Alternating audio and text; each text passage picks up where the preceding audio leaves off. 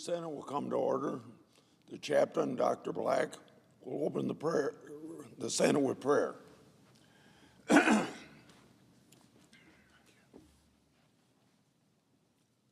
us pray.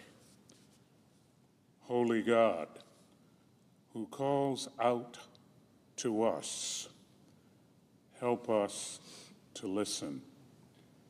May we hear your voice in the beauties of the earth and the glories of the skies. Whisper your messages in the glory of a sunrise and the splendor of a sunset. Remind us of your sovereignty in the orderly transition of the seasons. Speak, Lord, for we wait to hear your voice. Speak to our senators.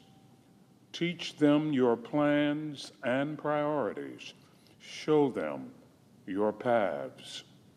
Remind them of the power of unfettered faith, hope, and love as you awaken their sympathy for those who live without joy. We pray in your holy name. Amen. Thank you, Chairman. Will you please join me in the recitation of the Pledge of Allegiance? I pledge allegiance to the flag of the United States of America and to the republic for which it stands, one nation under God, indivisible, with liberty and justice for all.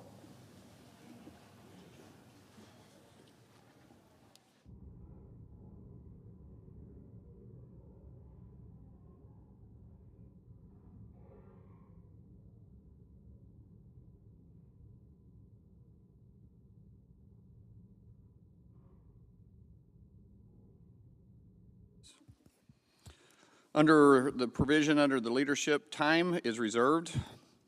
Under the provision ordered, morning business is closed. Under the provision order, the Senate will proceed to executive session to resume consideration of the following nominations with the clerk, which the clerk will report. Nomination, Department of Defense, Peter Hegseth of Tennessee to be Secretary. Mr. President, Senator from Iowa is recognized. today is the 52nd annual March for Life, right here in the nation's capital.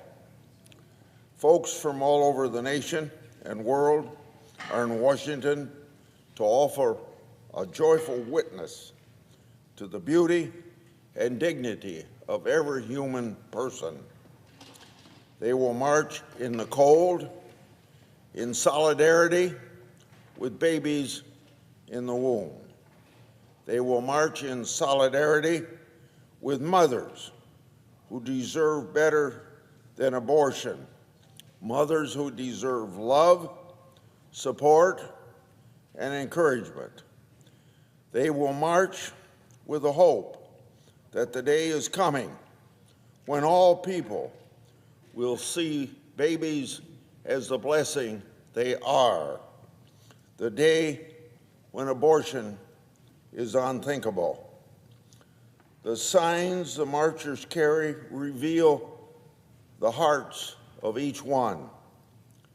A popular sign each year reads, quote, unquote, love them both. The pro-life movement's desires to affirm and restore the bond between mother and child. This sacred bond exists even before a baby is born. So I say thank you to the pro-life marchers. I say thank you for your faithful example of what it means to be pro-life. God bless you. Should I put it, yield quorum?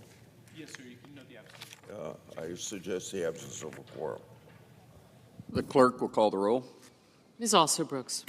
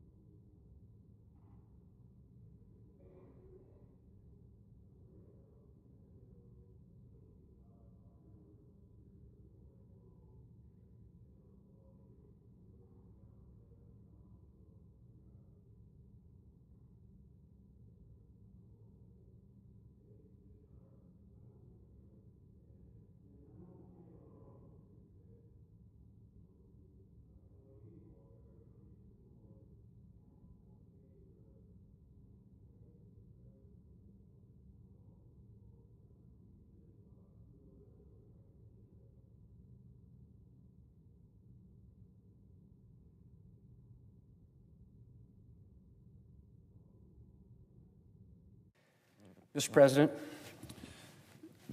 Majority Leader is recognized. Mr. President, I ask unanimous consent the quorum call be suspended. Without objection. Mr. President, over the next couple of days, the Senate will consider two more of the President's nominees, Kristi Noem to be Secretary of Homeland Security and Pete Hegseth to be Secretary of Defense. A former House member and current governor of the great state of South Dakota, Kristi brings both experience and commitment to her new role. Mr. President, one of the biggest challenges facing the Department of Homeland Security right now is securing our nation's border.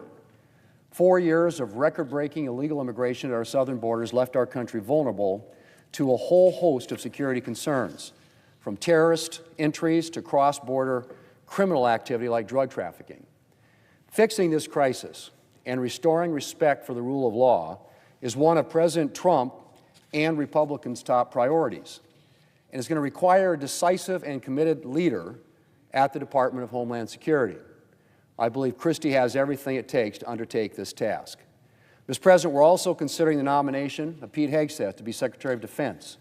A veteran of the Army National Guard who served tours in Iraq and Afghanistan, Mr. Hegseth will bring a warrior's perspective to the role of Defense Secretary and will provide much-needed fresh air at the Pentagon. Gone will be the days of woke distractions. The Pentagon's focus will be on war fighting. Mr. Hegseth will concentrate on restoring American strength and repairing the deficiencies in our readiness. As our first president said more than 200 years ago, and I quote, "To be prepared for war is one of the most effectual means of preserving peace," end quote. And in a world that has grown increasingly unstable over the past few years, our priority has to be ensuring that the United States military is prepared to meet and defeat any threat. I will continue to ensure that the Senate works as quickly as possible to get President Trump's team in place. Mr. President, before I close, I also want to mention the March for Life, which will be held today in Washington, D.C.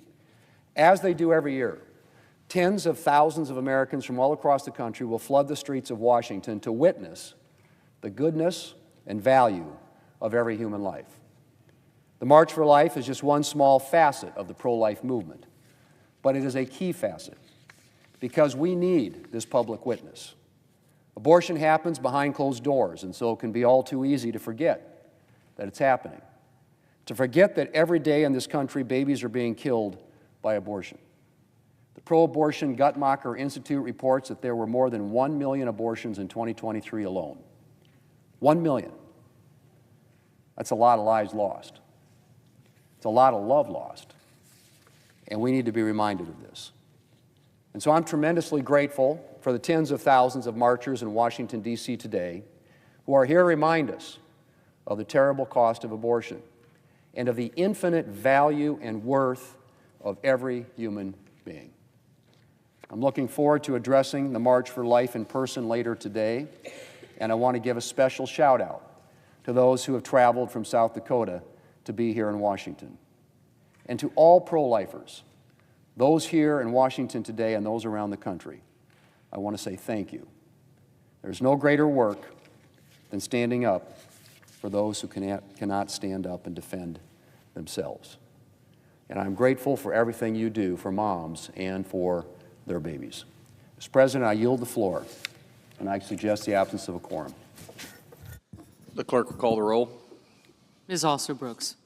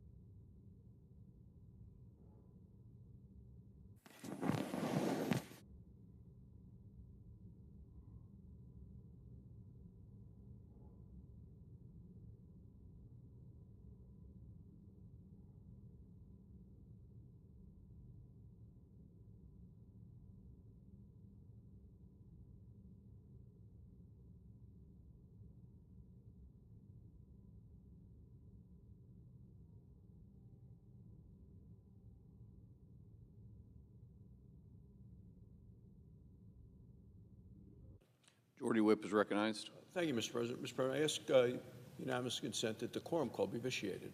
Without objection. Thank you, Mr. President. Mr. President, a few days ago, I think you were in the chair and I was here, we saw the minority leader stand at that podium and pledge to cooperate with Republicans on nominees that he said were highly qualified and bipartisan. It took less than 72 hours for the minority leader to violate that pledge.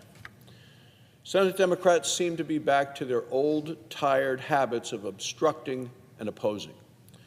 Look at the confirmation process that we finished yesterday for the Central Intelligence Agency Director, John Ratcliffe. Senator Mark Kelly of Arizona, a Democrat on the Senate Intelligence Committee, gave Director Ratcliffe a ringing endorsement. Director Ratcliffe, he said, is qualified for the job, a serious guy. He's got the background. He said, I get confidence he'll do a good job. Yet Senator Schumer held up the confirmation process for 2 solid days. Despite the delay, the Senate overwhelmingly confirmed this highly qualified director, Director Ratcliffe, by a vote of 74 to 25. 21 Democrats voted in favor of his confirmation, yet a 2-day delay. I want every American to know what's happening here in the Senate. The far-left members of the Democrat caucus are intentionally delaying the confirmation of President Trump's national security team. It's not advice and consent. It's the Democrats' playbook for trying to deny President Trump his cabinet. Senate's preparing to vote this weekend on more high-qualified nominees. One of them is South Dakota Governor Kristi Noem. Governor Noem's a nominee to be Secretary of Homeland Security. She will secure the border. In the first 3 days of the Trump administration, illegal encounters dropped nearly 35% compared to the final 3 days of the Biden administration. Nearly 4,000 illegal immigrants tried to cross in President Biden's final days in office. Under President Trump, the numbers plummeted, and they will continue to plummet. The impact of the Trump policies is real, and this is only the beginning. Working with Kristi Noem, the Senate's going to secure the border. Governor Noem understands what's needed to tackle the border crisis. As she said in her hearing, she will ensure our Border Patrol agents and our Immigration and Customs Enforcement groups have all the tools, the resources, and the support that they need to carry out their mission efficiently and effectively. As governor, she sent South Dakota National Guard troops to Texas to help secure the border. Governor, National Guard troops to help in Texas. Oh, she's going to be aggressive in her mission to stop this flood of illegal immigrants. I believe she is an excellent and well-qualified choice. After a thorough vetting process, Governor Noem received bipartisan support in the Homeland Security Committee. There are 15 members of the committee. 13 voted in favor of her, only 2 opposed.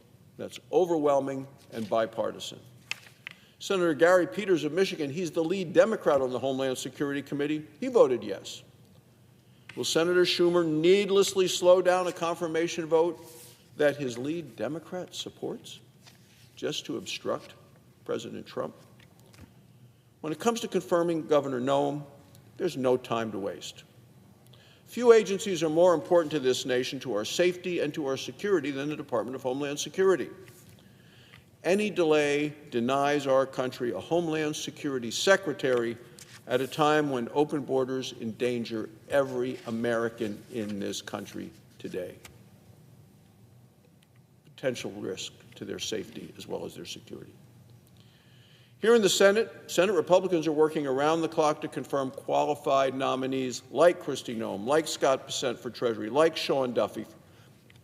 We will be in the Senate voting as long as it takes. How long it takes in the Senate is up to the Democrats to decide. Our committees are approving additional nominees on a bipartisan basis and at a rapid clip. We need to confirm them on the Senate floor without delay. That's what Republicans intend to do. Thank you, Mr. President. I yield the floor and suggest the absence of a quorum. The clerk will call the roll. Ms. Also Brooks.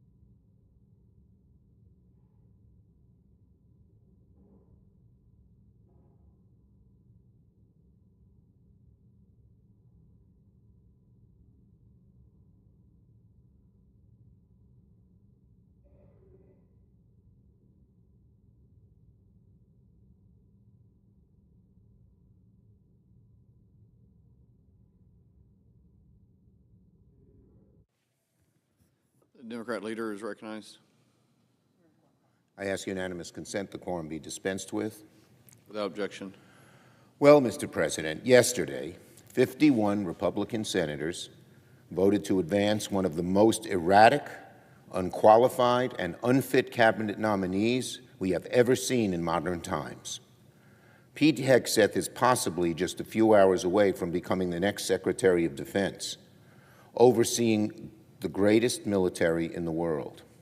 He has neither the character, the experience, or the judgment required by the job. If there is one word that should never describe a Secretary of Defense in this important position, it is erratic. But that is the one word that describes Mr. Hegseth best. Before we vote today, I hope my Republican colleagues think carefully, one last time, about the risks to the American people and particularly to the men and women in our armed forces of confirming somebody like Mr. Hegseth. I hope my Republican colleagues understand the danger of entrusting our military to someone whose background has not been fully vetted. We know much of his past remains uninvestigated. We know Mr. Hegseth refused to meet with Democrats on the Armed Services Committee, save for the ranking member. And how can that be? This is such an important job, and he's afraid to meet with Democrats on the committee. He's going to have much tougher adversaries than that in places like China and Russia and Iran and North Korea. How could he avoid that? We know that new allegations keep coming up, as recently as last night, compounding the word erratic when it describes his behavior. This is not the way to vet a nominee in such an important position as Secretary of Defense. When you're the one responsible for leading our armed forces, erratic behavior isn't just a character flaw. It could mean the difference between entering or avoiding a military conflict, between life and death for our troops. We all want what's best for our troops. We all know that voting for Secretary of Defense is one of the most important votes we're going to take all year. It mystifies me that of all the people President Trump could have nominated as Secretary of Defense, he picked someone as flawed, as deeply flawed, as Mr. Hegseth. Is Pete Hegseth really the best we have to lead the greatest military in the world? Is this man, with a history of excessive drinking, really the guy you want on the other end of the phone at 2 a.m. in a crisis, in control of the nuclear codes?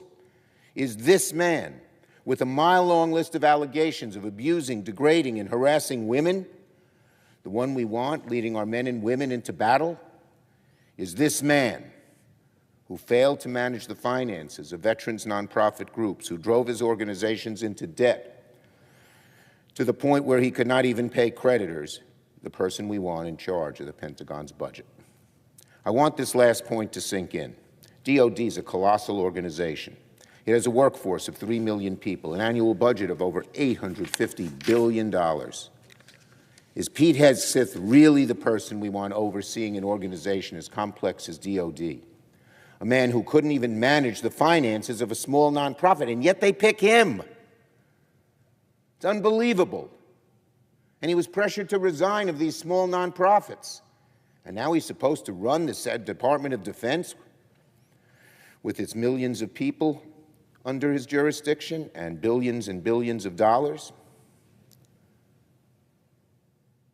The odds are not low that he'd mismanage the Pentagon's budget if he mismanaged small organizations. Worst of all, his erratic behavior could rear its ugly head. Because we know when people who have a history of erratic behavior go into high-pressure situations, it often makes them more, not less, erratic. I refuse to believe that Pete Hegseth is the best the Republicans came up with for Secretary of Defense. There are surely other individuals, plenty of others, the President could nominate. They would be conservative voices. We would disagree with their views, but at least we'd have to admit they're qualified. I can think of some Republican senators who would certainly make a much stronger candidate than Mr. Hegseth. I hope my Republican colleagues think carefully today, about the consequences of this vote. I hope they do the right thing and recognize there are much, much, much better choices than Secretary of Defense than Hegseth. The credibility of the Senate. I think the credibility of the Republican majority is on the line with today's vote. The well-being of our troops stationed around the world is on the line with today's vote. The very security of the American people, of our kids and families and neighbors and friends, is on the line with today's vote. In short, we should not, cannot, must not elevate someone as erratic as Pete Hegseth to Secretary of Defense. We can and must do better. I urge my colleagues to vote no. Finally, I want to turn briefly to the subject of Mr. Vote. No nominee is more threatening, more antithetical to the needs of working people than this godfather of the ultra-right. Russell Vote is the godfather of the ultra-right, chief cook and bottle washer of Project 2025. When Americans voted for Donald Trump, they were very clear they wanted inflation to go down. They want more affordable prescription drugs. They do not want Project 2025 running the show. But that's precisely what will happen if Vote becomes director of OMB. If you're one of the tens of millions who benefits from Social Security, Medicare, Medicaid, Russell Vote is a nightmare scenario. If you want lower drug prices, you can forget about it if Russell Vote is running the show at OMB. If you want lower energy costs, if you want the U.S. to stand up to China, if you want America to create better, clean jobs, Russell Vote is very, very bad news. But if you're part of the ultra-rich in this country, if you're an oil executive or own a drug company, Russell Vote is your golden ticket. If there's any golden age coming under Donald Trump, Russell Vote proves it's only a golden age for those at the very, very top. As for everyone else, Donald Trump and Russell Vote say you're on your own. Yield the floor. Note the absence of a quorum. The clerk will call the roll. Ms. Alsobrooks.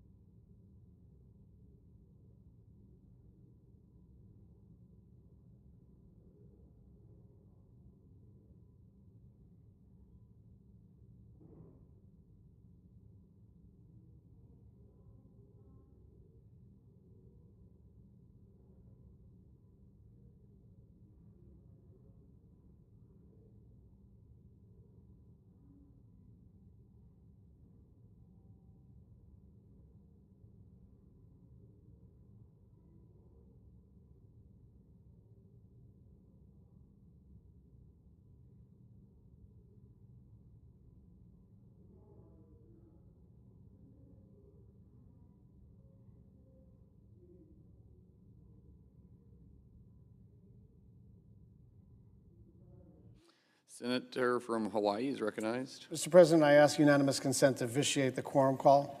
Without objection.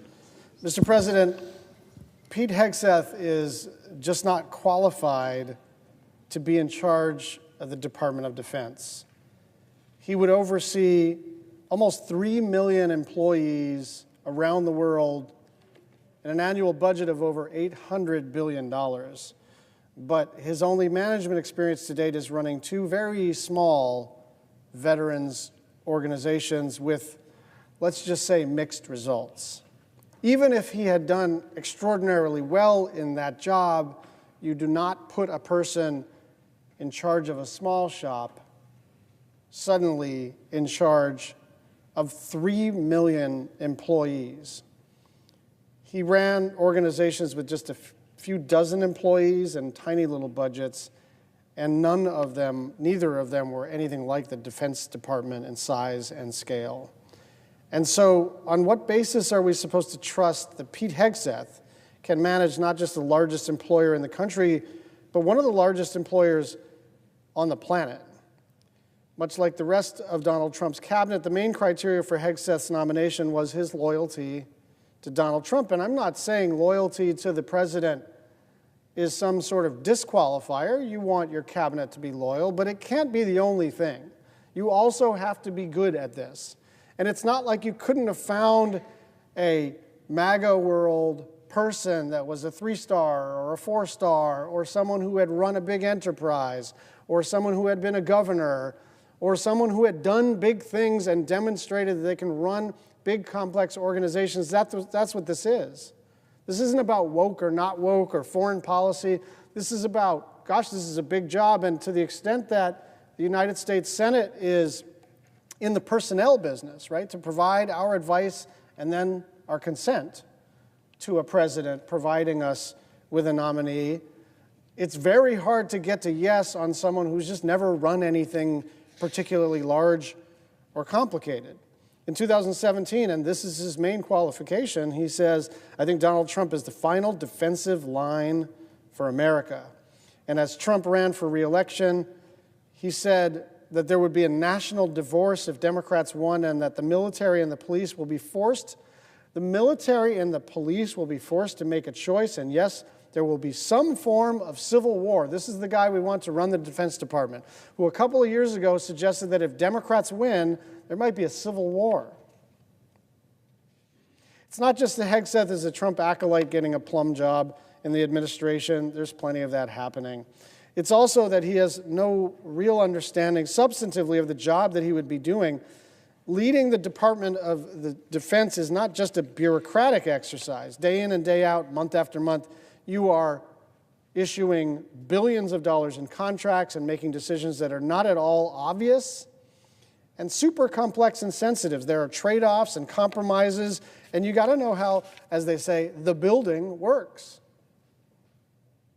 And so your knowledge and your experience really matter here, which is why it was so alarming that he wasn't able to name a single member of ASEAN when asked by my colleague, Senator Tammy Duckworth, at his confirmation hearing. It wasn't a gotcha question. That is pretty basic stuff. ASEAN, which stands for the Association of Southeast Asian Nations, is an essential part of the United States strategy in the Indo-Pacific. These are key partners the Defense Secretary directly engages with. But Hegseth didn't even know the first thing about him and named a bunch of countries that don't even belong to the organization. Later, when he was asked by Senator Slotkin whether he would carry out an illegal order from Donald Trump, like using the military against civilians, he refused to give a straight answer. There are a lot of close calls when you're defense secretary, but whether or not to turn the military on the public, even if they are Democrats, is not a close call. That's a simple, no, I wouldn't do that. I will not carry out an illegal order. No, the United States military is not in existence for the purpose of carrying out orders against United States citizens exercising their constitutional rights. Leading our armed forces is not a part-time gig. The Pentagon is not a cable news set where you can roll up on a Saturday and say clever things. You can't improv your way out of global conflicts. The people who lace up and go into battle deserve better than that. They deserve someone who understands the world in all of its complexities and recognizes the weight of their decisions, especially when the chips are down. And Pete Hegseth is not that person. I urge my colleagues to do the right thing and vote no on his confirmation. I yield the floor and suggest the absence of a quorum. The clerk will call the roll. Ms. Alston-Brooks.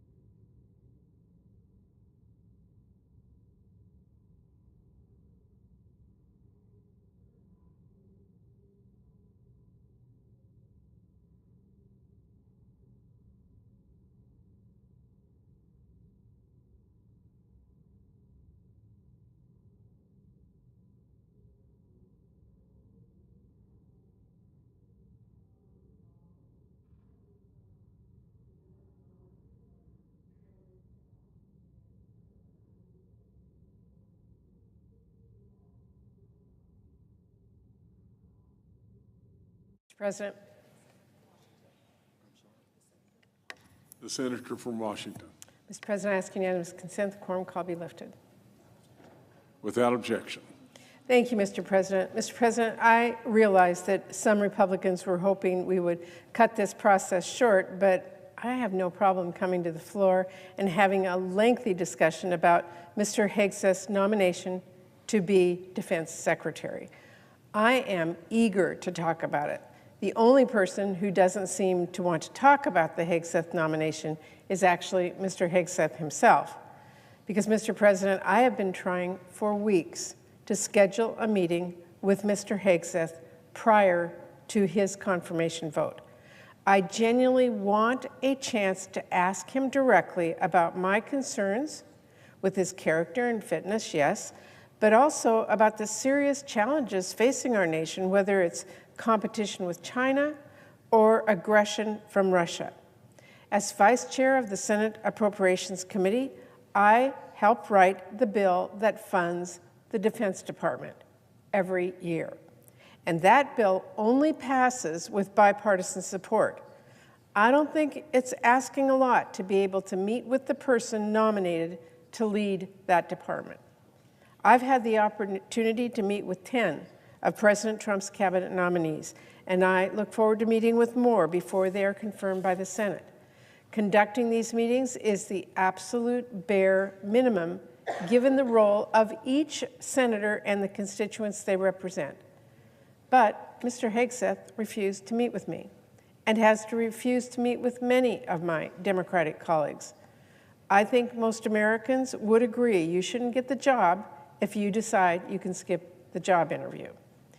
Every nominee should be willing to meet with senators regardless of their party to answer basic questions about how they would approach their role if confirmed. It's honestly beneath the dignity of the role he aspires to for Mr. Hegseth to refuse to meet one-on-one with most Democrats. What is he afraid of? Are the questions we have to ask really that hard?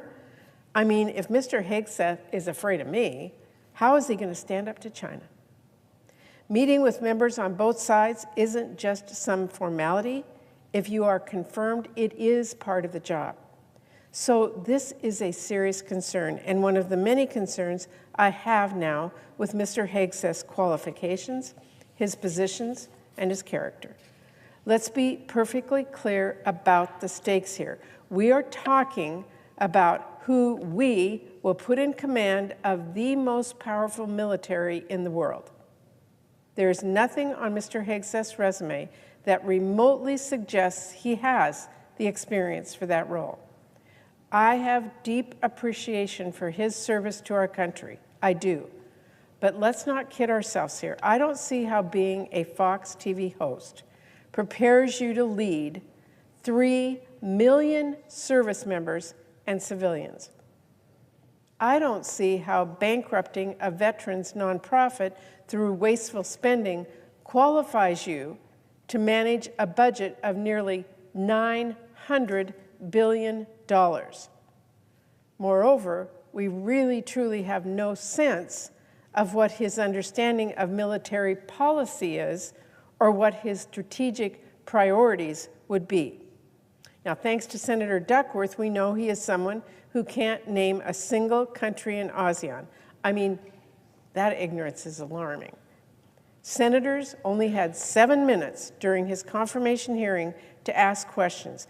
Many asked the questions we knew our Republican colleagues would not, regarding Hegseth's questionable character and fitness. Important questions, absolutely. But because we had to spend so much time understanding if he even could do this job at the most basic level, we had precious little time to ask him about how he would do his job. How would Pete Hegseth ensure that our service members and their families have the resources they need at home and abroad? How does he plan to reduce costs and development times for key military capabilities that are critical to our national security? How would he invest in our defense industrial base and public shipyard like the one in my home state of Washington? How does he view the pacing threat in the Indo-Pacific? And how would he work with our partners and our allies to prepare for a potential conflict? Does he have any thoughts on that at all? This is just not a serious candidate who has thoughtful positions on the challenges that we face. You know what position he is serious about? What he has stated over and over again? And I quote, "I'm straight up just saying we should not have women in combat roles." He said that last November. Or quote, "We need moms, but not in the military, especially in combat units." Now, that is infuriating and disqualifying, and I don't have to try very hard to imagine how that kind of condescending attitude will go over with our women in uniform.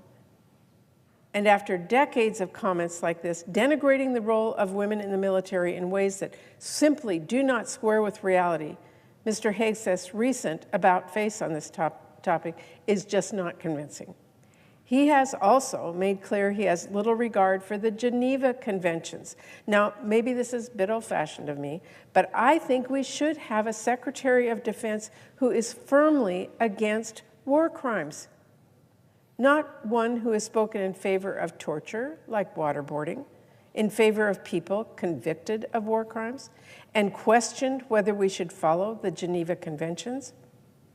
And let's not forget, in addition to having no real qualifications and many alarming positions, Mr. Hegseth also has many red flags that raise serious concerns about his character and his conduct. There's the report that he and his management team pursued women on his staff. There is the report that he took his employees to a strip club and got drunk. There is the report that he got drunk in uniform and had to be carried out of a strip club. There is the report that he chanted, "Kill all Muslims," while he was drunk. And beyond reporting, there are the police records backing up the account of a woman who told a nurse she may have been drugged and then raped by Pete Hegseth. Now, we couldn't hear from that woman because Mr. Hegseth reached a financial settlement, and he has now threatened to sue her for speaking out. And we almost didn't hear about that incident at all, since he didn't even disclose it when he was vetted. But there are other people we have now heard from. We know his mother once wrote to her son directly criticizing him as an abuser of women. We know his former sister-in-law, in a signed affidavit, has shared she saw Mr. Hegseth drink to excess and understood his ex-wife feared for her safety with him. And we know that same ex-wife told the FBI, quote, "He drinks more than he doesn't." That is an awful lot of smoke for us to be ignoring the fire. There is absolutely no world where someone who has a history of running up debts at nonprofits should be responsible for overseeing half of our discretionary spending. There is no world where someone with a history of failing to address his irresponsible alcohol use should be given one of the most stressful jobs imaginable and should be making life and death decisions on a daily and an hourly basis. There is no world where we should have a predator running the Department of Defense that is responsible for the well-being of millions of women and men in uniform. I don't get how that is complicated. Mr. President, let me just end on this. There is no world where the person in charge of our military should see his fellow Americans as the enemy. But Mr. Hegseth has made clear that is his view.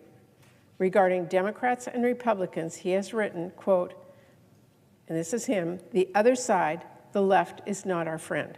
We are not esteemed colleagues nor mere political opponents. We are foes. Either we win or they win. We agree on nothing else." That is an especially dark view of our country. Our military uniforms do not say Democrat, they do not say Republican. They just don't. Mr. President, you cannot be an effective commander if your people don't trust you. But how are troops supposed to trust you to keep them safe in combat if you think half the nation is an enemy? How are Muslim service members supposed to trust you if you think their religion is a threat to our country?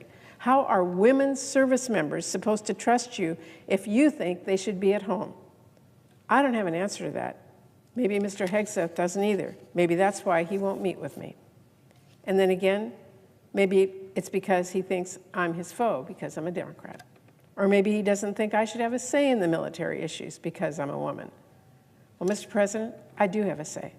And I say someone like Mr. Hegseth is grossly unqualified to take on one of the most important jobs in the world, and I will be voting against him. And I urge my Republican colleagues to seriously consider the message it will send to confirm someone for Secretary of Defense who has failed time and again to meet the most basic standards of conduct our women and men in uniform are required to live up to. Thank you, Mr. President. I yield the floor. I suggest the absence of a quorum. The clerk will call the roll. Ms. Also Brooks.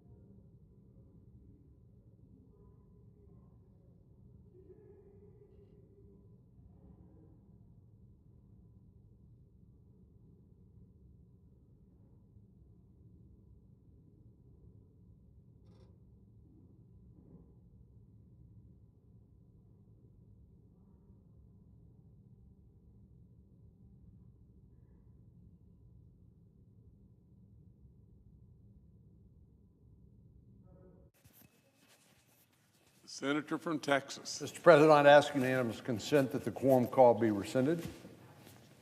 Without objection. Mr. President, it's been 4 days.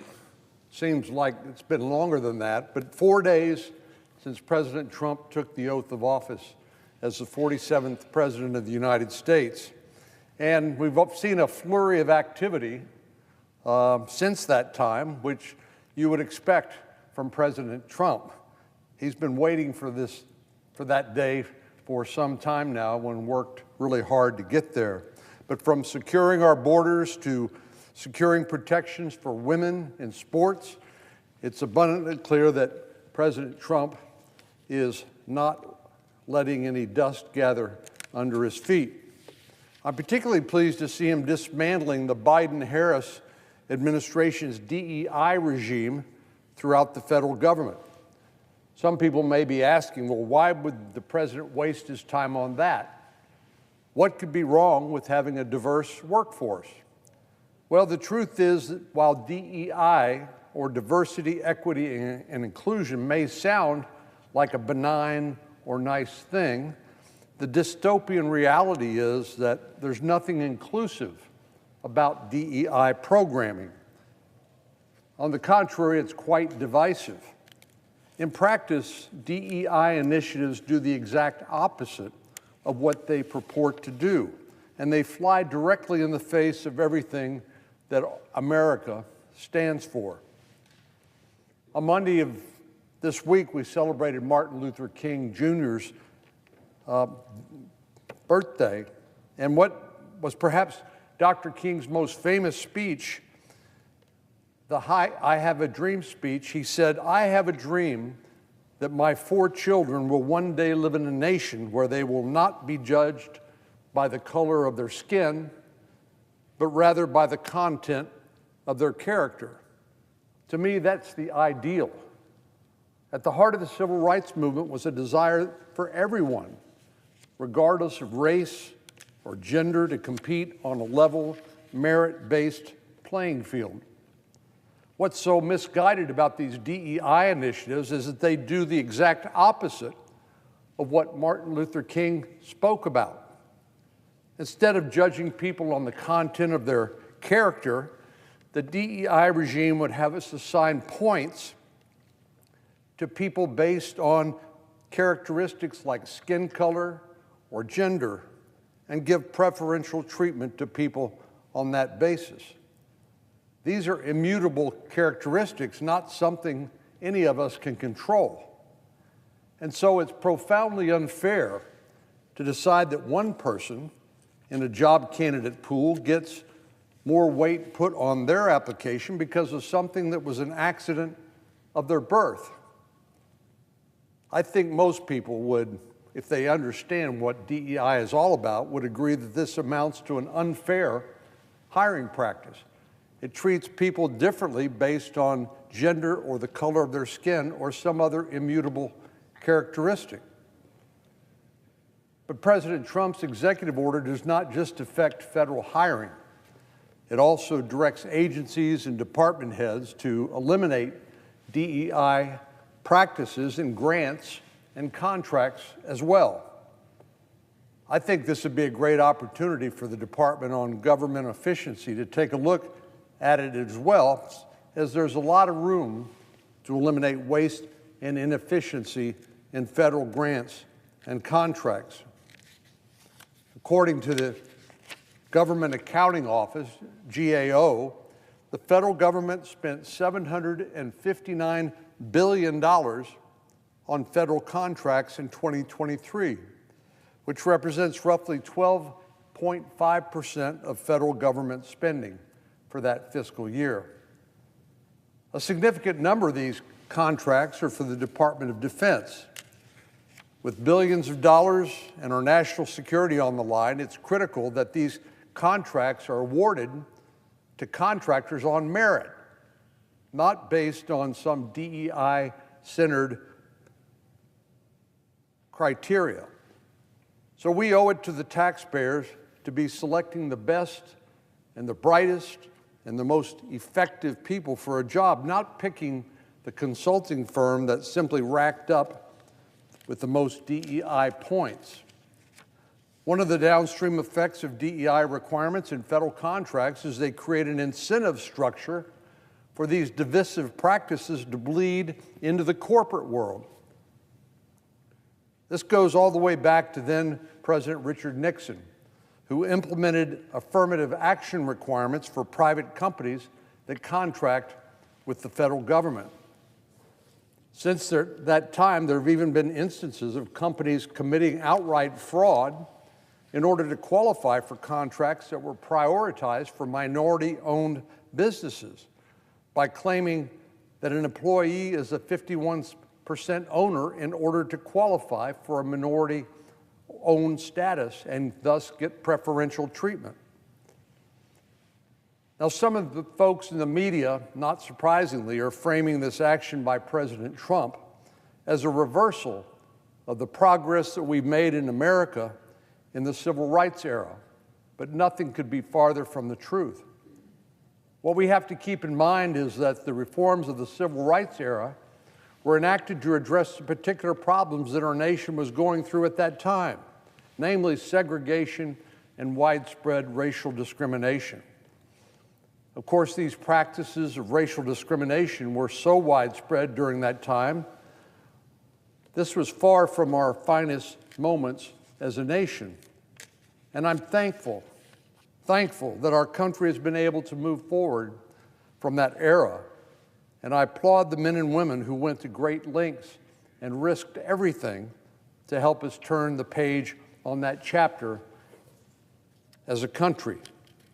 But today, with rights granted to everybody, regardless of race, color, or creed, by law, we have a different situation where the law and the policies that were intended to end racial discrimination have evolved into the modern DEI apparatus, creating a new kind of discrimination, something we sought to avoid, but which has now crept back in to our country.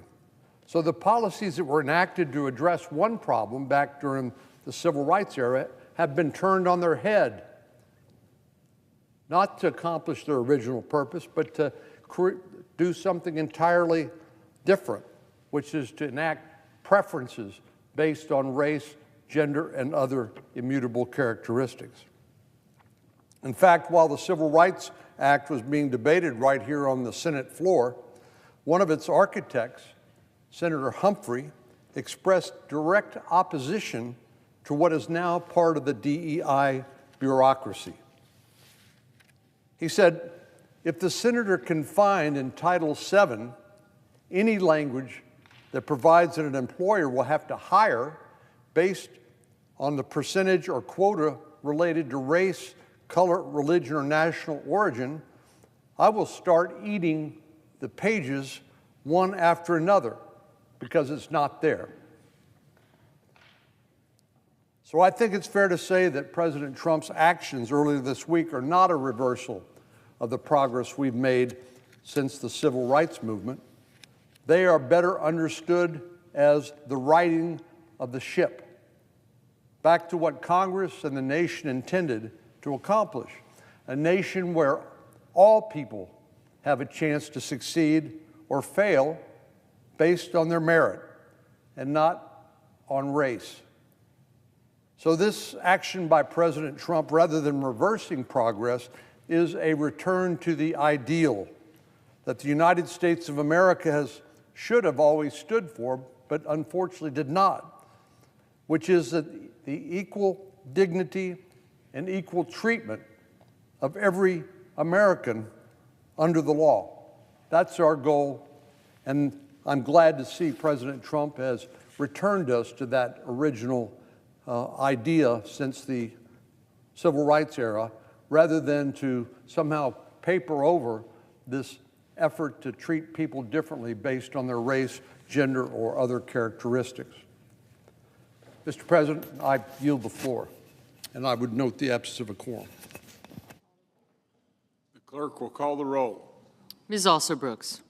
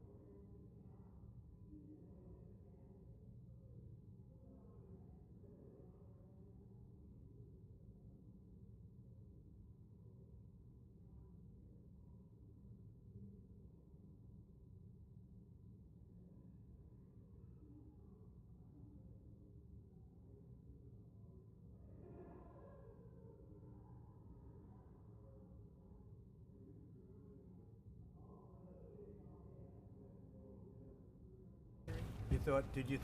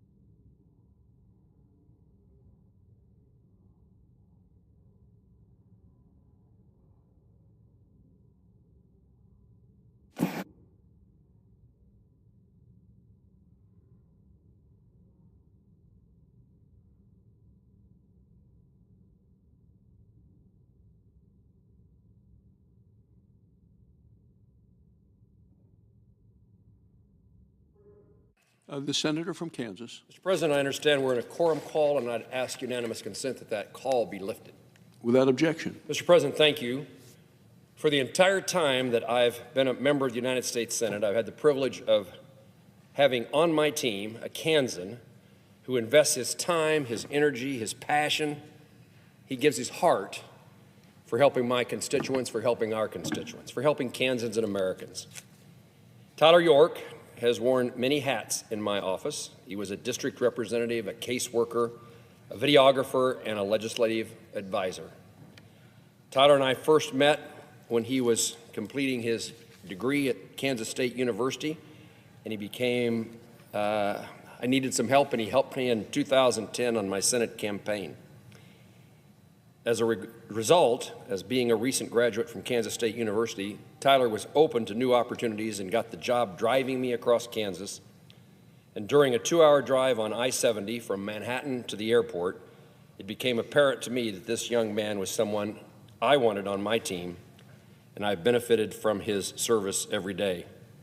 At least in this instance, I was right about him. Tyler York joined my newly formed Senate team in Washington, D.C., doing both constituent services and legislative work. A Kansan through and through, and after a few years in Washington, D.C., like many, Tyler decided to continue his work as a district representative to get back home to Kansas. Tyler quickly became integrated, became a part, became familiar with the communities in South Central Kansas, and whether he was meeting with local leaders, making community visits, or assisting Kansans with problems they were having with the federal government, you could always count on Tyler to be diligently working with a smile on his face to solve a problem, to help people, to get things done. Through his time assisting folks with federal issues, doing what we all here call casework, Tyler became our go-to guy for issues related to many things, including the United States Post Office. And as many of my colleagues know, we've had lots of casework involving the challenges of the United States Post Office getting the mail delivered. Ready, willing, and able, he stepped up to every task.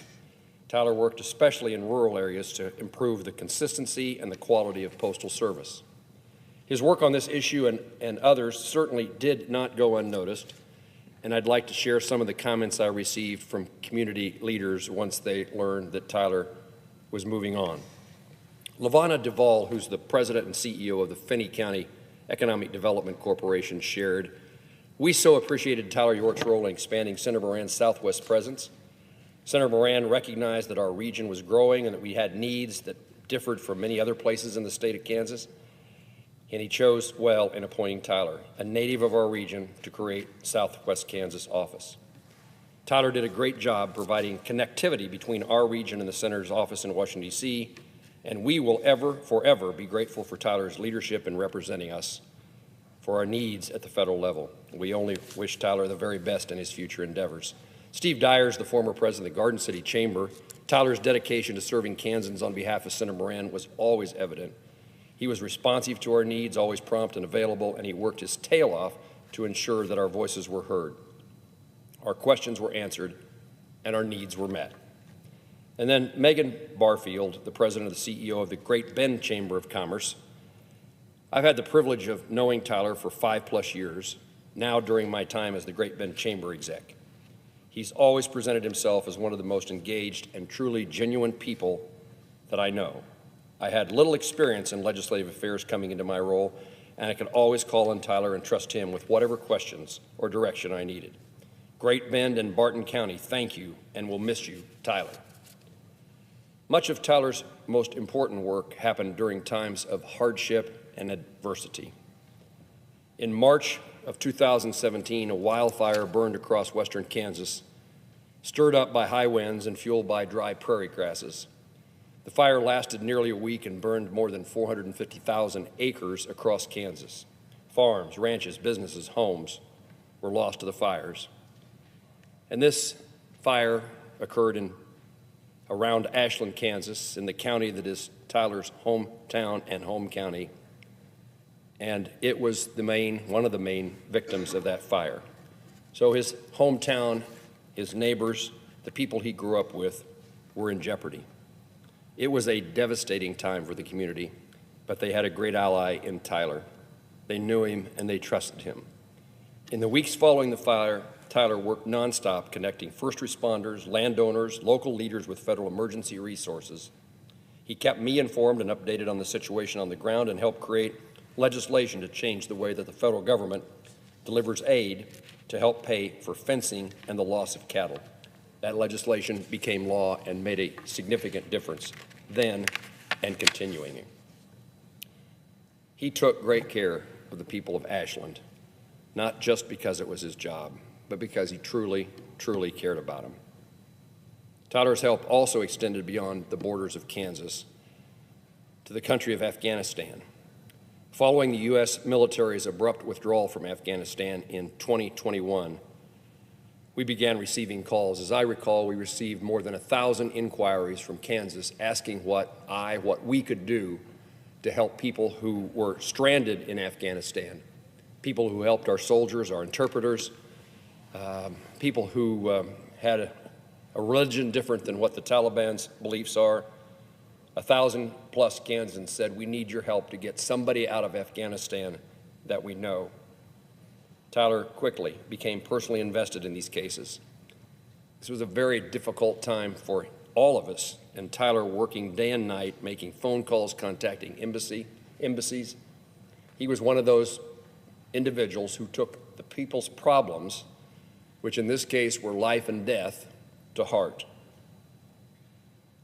It was a difficult time for Tyler and for our office, as he wanted to have success in getting every individual that he learned about out of Afghanistan. He helped rescue 23 people, including children, from Kabul, Afghanistan in 2021. One set of Kansans Tyler's helped was the family of U.S. Army veteran Fatima Jakhori. She had this to share about Tyler. Tyler York truly embodies the American spirit, helping others see the vision of the American dream by building ties with community members, listening to Kansans, and working tirelessly for Americans. It was one of the most uncertain times in history. Tyler acted to ensure all Kansans were heard, welcomed, and supported. Words cannot express my gratitude for Tyler. Tyler is the compass pointing at the direction to be a great American and a greater man. Tyler became friends of those people he helped escape from Afghanistan. He became a part of their families. I know that this job often took Tyler on the road driving around Kansas and missing valuable time with his family, his wife, Alicia. I want to express my gratitude to Tyler's family for supporting him in his work and for being gracious when he had to miss dinner or an important event because he was pulled away to work.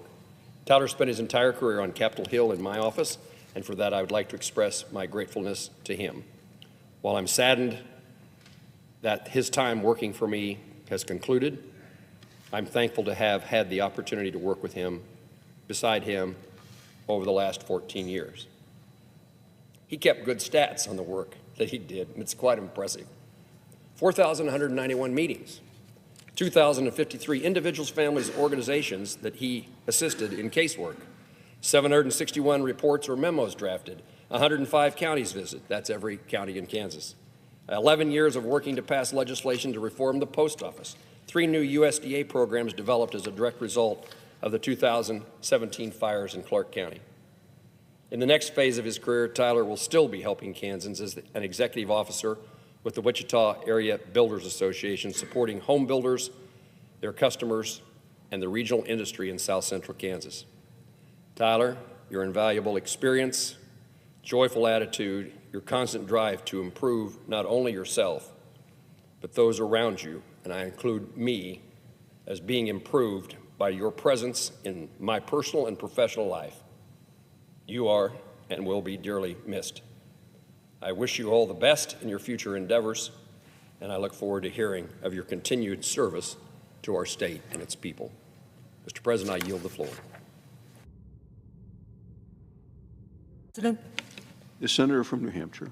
Thank you, Mr. President, and I want to extend my thanks to my colleague from Kansas for sharing that wonderful reflection on Tyler's exceptional work for the people of Kansas and for the people of the United States. We are blessed to have wonderful people to work with in this job.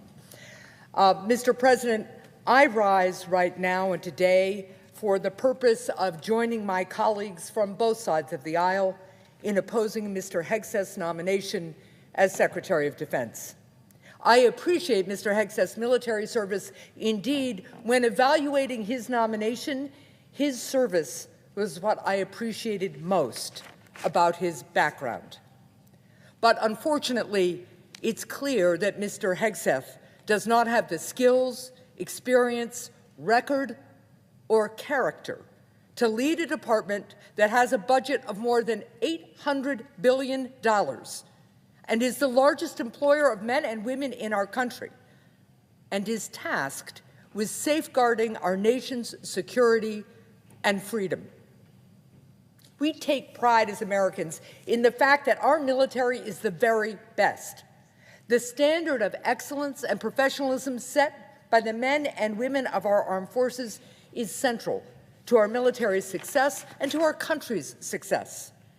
This high standard of competency and character, of both unmatched ability and uncommon virtue, is why America's armed forces command the respect of our friends, the fear of our foes, and the abiding faith of freedom-loving people everywhere. America boasts the greatest fighting force in the history of the world. The heroes who serve in our armed forces deserve a leader who is worthy of that greatness. And Mr. Hegseth is plainly not up to that task.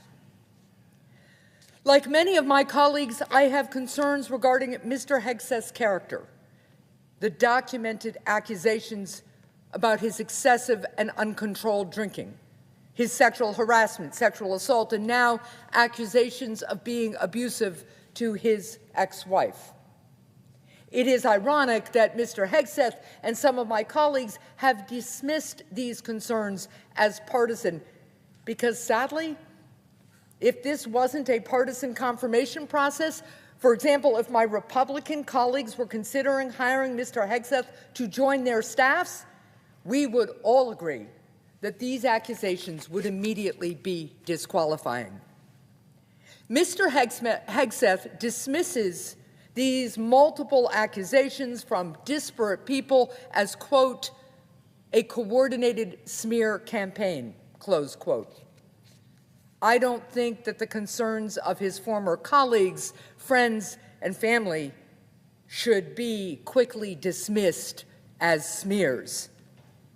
And many other of the nominees who are being considered by this body aren't facing similar accusations, even though there are people who vehemently oppose their confirmation, which begs the question of why Mr. Hegseth continues to face multiple similar accusations from different sources. But for a moment, let's do as Mr. Hegseth asks and put aside these accusations. Let us say for a moment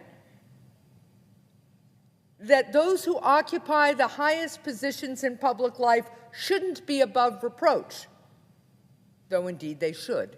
Let us say that our service members do not deserve a leader whose strength of character matches their own, though I believe they do. And let us say for a moment that character does not count, though indeed it surely always does. Let us, in short, ignore everything that Mr. Hegseth demanded that we ignore in his hearing. Even if we did that, I would submit that based on experience alone, Mr. Hegseth is plainly unqualified for the job as Secretary of Defense. The Secretary of Defense is responsible for a budget of more than $800 billion and responsible for 3.4 million employees who serve on every continent across the globe.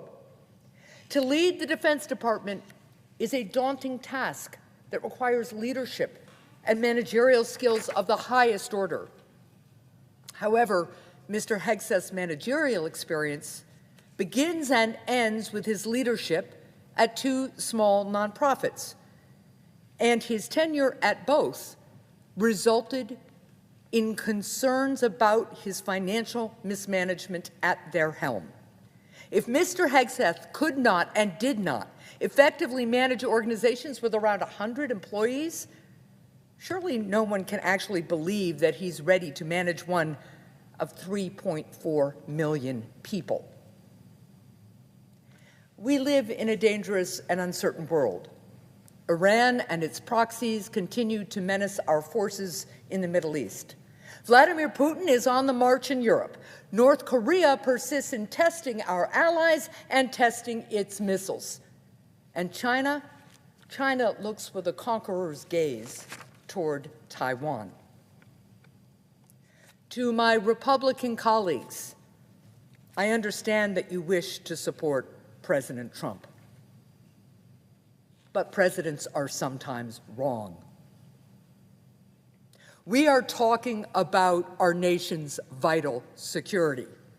We are considering the confirmation of the person who will be entrusted to marshal our resources as the enemy approaches, attacks our cyber defenses, or invades an ally.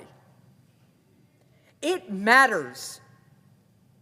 It matters that we have the right person in this job. It matters that we get this one right.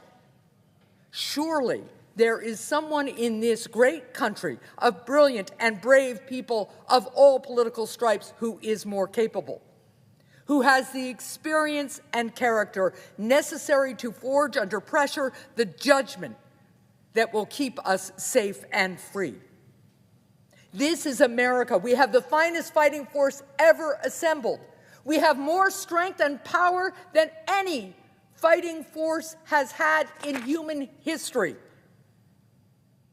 And in the past, when we have looked for leaders of our armed forces, we have searched for our country's best and brightest, the most gifted minds of America's boardrooms, the brightest stars to come out of West Point, the most revered public servants to serve in these halls. We did not need then, nor do we need now, to turn to the green rooms of cable TV networks for the Secretary of Defense.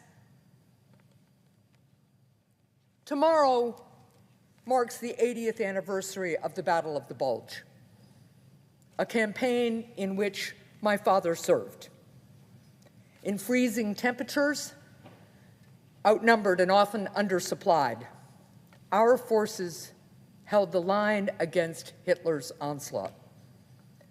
Our soldiers won because they were brave, they won because they were skilled, and they won because they were well led.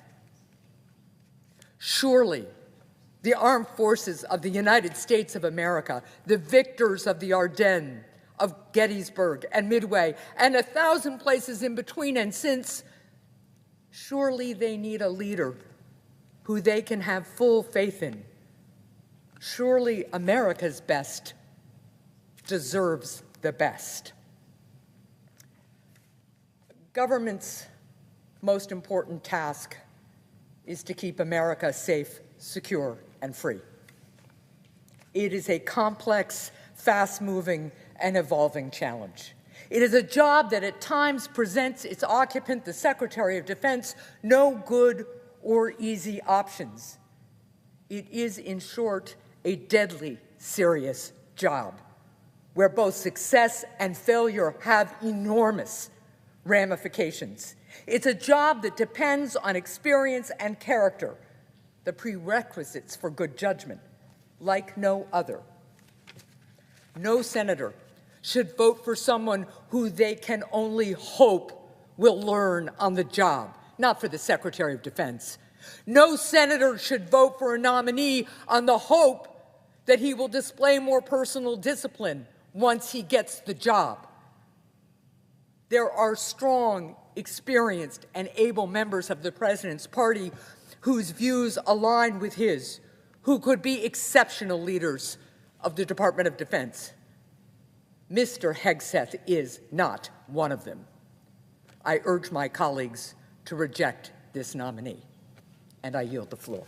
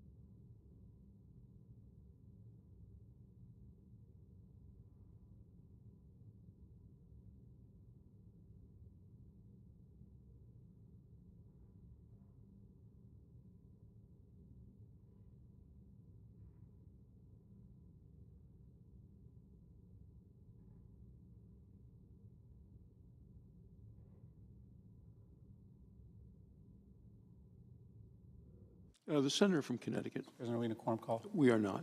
Thank you, Mr. President. Mr. President, I come to the floor to join many of my colleagues in expressing grave alarm over the choice of Pete Hegseth to run the Department of Defense. It is not hyperbole to say that we have never seen a candidate, at least in modern times, to lead our soldiers and our troops who is as dangerously and woefully unqualified as Pete Hegseth. I think everybody understands his primary qualification. He was on TV during the weekends when Donald Trump would watch Fox News. Period. Stop. Because as we have learned more about Pete Hegseth, his history of sexual misconduct, his history of public drunkenness, his history of financial mismanagement, it appears as if there must be thousands of other people who were easily more qualified. But I want to talk today about his qualifications, his views that he's made known on television, that he has expressed to the committee about how he would do the job. I think his history of personal misconduct in and of itself is disqualifying. It's just an embarrassment to the country at a moment when we want to win more friends and allies. It's just the wrong match for a department that oversees the moral and professional development of young men and women. To have somebody like that, with that kind of history, leading the agency.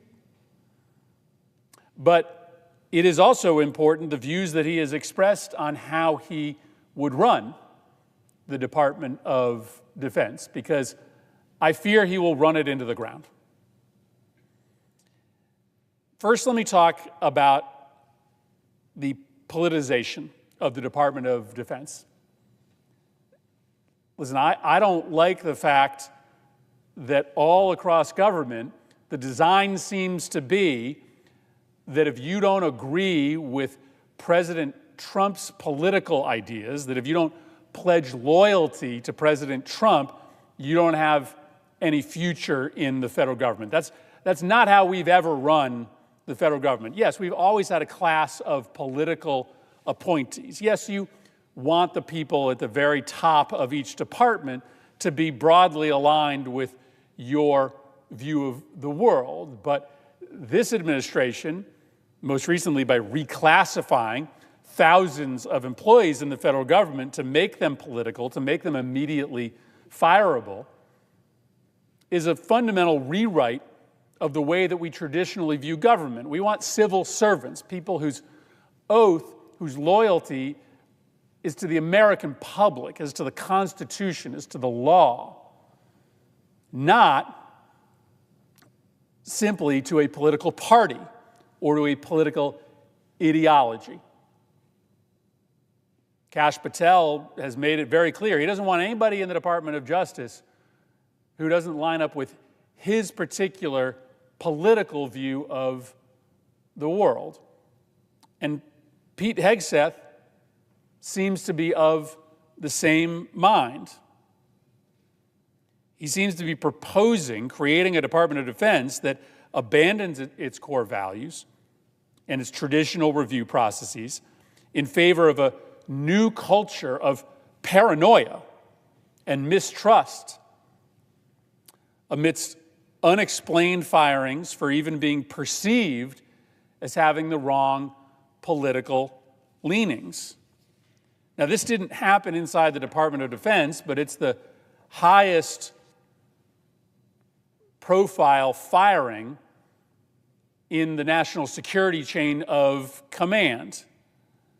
On Monday, on Trump's first day in office, he fired the head of the Coast Guard, Commandant Linda Fagan, without explanation, beyond anonymous statements to the press about vague concerns about Fagan's approach to programs aimed at improving diversity or opportunity within the Coast Guard. Many of us have had the opportunity to work with Admiral Fagan.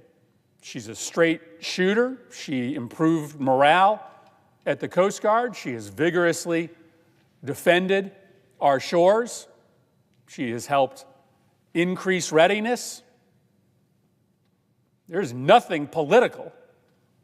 There was nothing political about Linda Fagan and her career of service to this country to become the first woman to lead the Coast Guard. And yet she was fired on Monday without explanation, except for these anonymously sourced vague concerns about her focus on trying to bring more women into the Coast Guard and more cadets of color. And it seems to serve a very clear end to make everybody wonder what that line is. Nobody knows the line that Linda Fagan crossed, but now that it's blurred, everybody is going to hunker down, buckle down, do nothing at all that may arise the suspicions of the White House. And it seems to me that that's exactly what's going to happen at the Department of Defense. He has promised to fire top-end military leaders who are engaged in his nebulous war on woke. So if you care about making sure that you've got troops from different backgrounds and different parts of the country, maybe that's a war on woke. If you promote a woman, maybe that's a war on woke. If you care about making sure that your troops don't engage in unethical conduct, maybe that's a war on woke. If you contract with a local business that may not be aligned with Donald Trump, maybe that's part of the war on woke. We have no idea. And so what will happen inside the Department of Defense is just a constant sense of paranoia, a constant looking over your shoulder, a grinding to a halt of business as normal because nobody knows what is a fireable offense and what isn't. How do I stay on the good side of Pete Hegseth? What gets me on the bad side? Second, I want to talk about his views on women in combat. He wrote in his book this: "Dads push us to take risks. Moms put the training wheels on our bikes. We need moms, but not in the military, especially in combat units." What an insulting thing to say. What a disgusting thing to believe. Dads push us to take risks.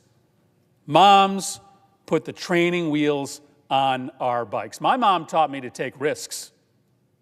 My dad told me to take risks too.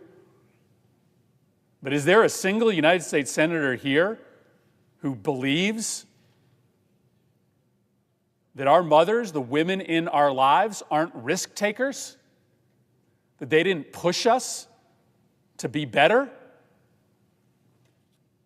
Pete Hegseth believes, he just believes this, that women hold us back, that women hold men back, that women hold their sons back. And it just doesn't matter that he has walked back these statements. Magically, he had a conversion on the issue of women in the military. Magically, he started saying less offensive things about women right after he was nominated to be Secretary of Defense. Nobody believes this conversion. This is a conversion for political reasons only. It does not mask the fact that this is what Pete Hegseth believes, that he believes that women are inferior to men. And again, not just that they shouldn't engage in combat. He believes they are morally inferior, that they have qualities that men don't have.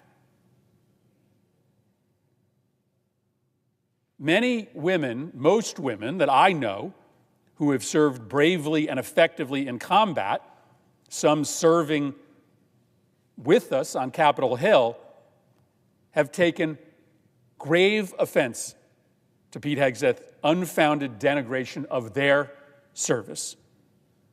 And many have pointed out the real impacts his ideas will have surrounding women in combat and what those comments could mean for our more general readiness. Why? Because there are 360,000 women serving in the U.S. military today in a variety of capacities. They are essential to keeping this nation safe. And now every single one of them knows that the man taking over the Department of Defense doesn't think they are worthy to serve, and that their prospects for advancement upon his elevation to the Department of Defense are compromised. Their ability to get fair treatment inside the Department of Defense has been compromised. And it won't shock anybody if we see many of those women leave the service, and if we see many fewer women sign up to protect this country. That would come at an enormous cost. An enormous cost to the security of this nation. Third, I want to talk about a topic that I hope this body finds a way to have a non-political, nonpartisan discussion on. And that is the growing problem of extremism in our military.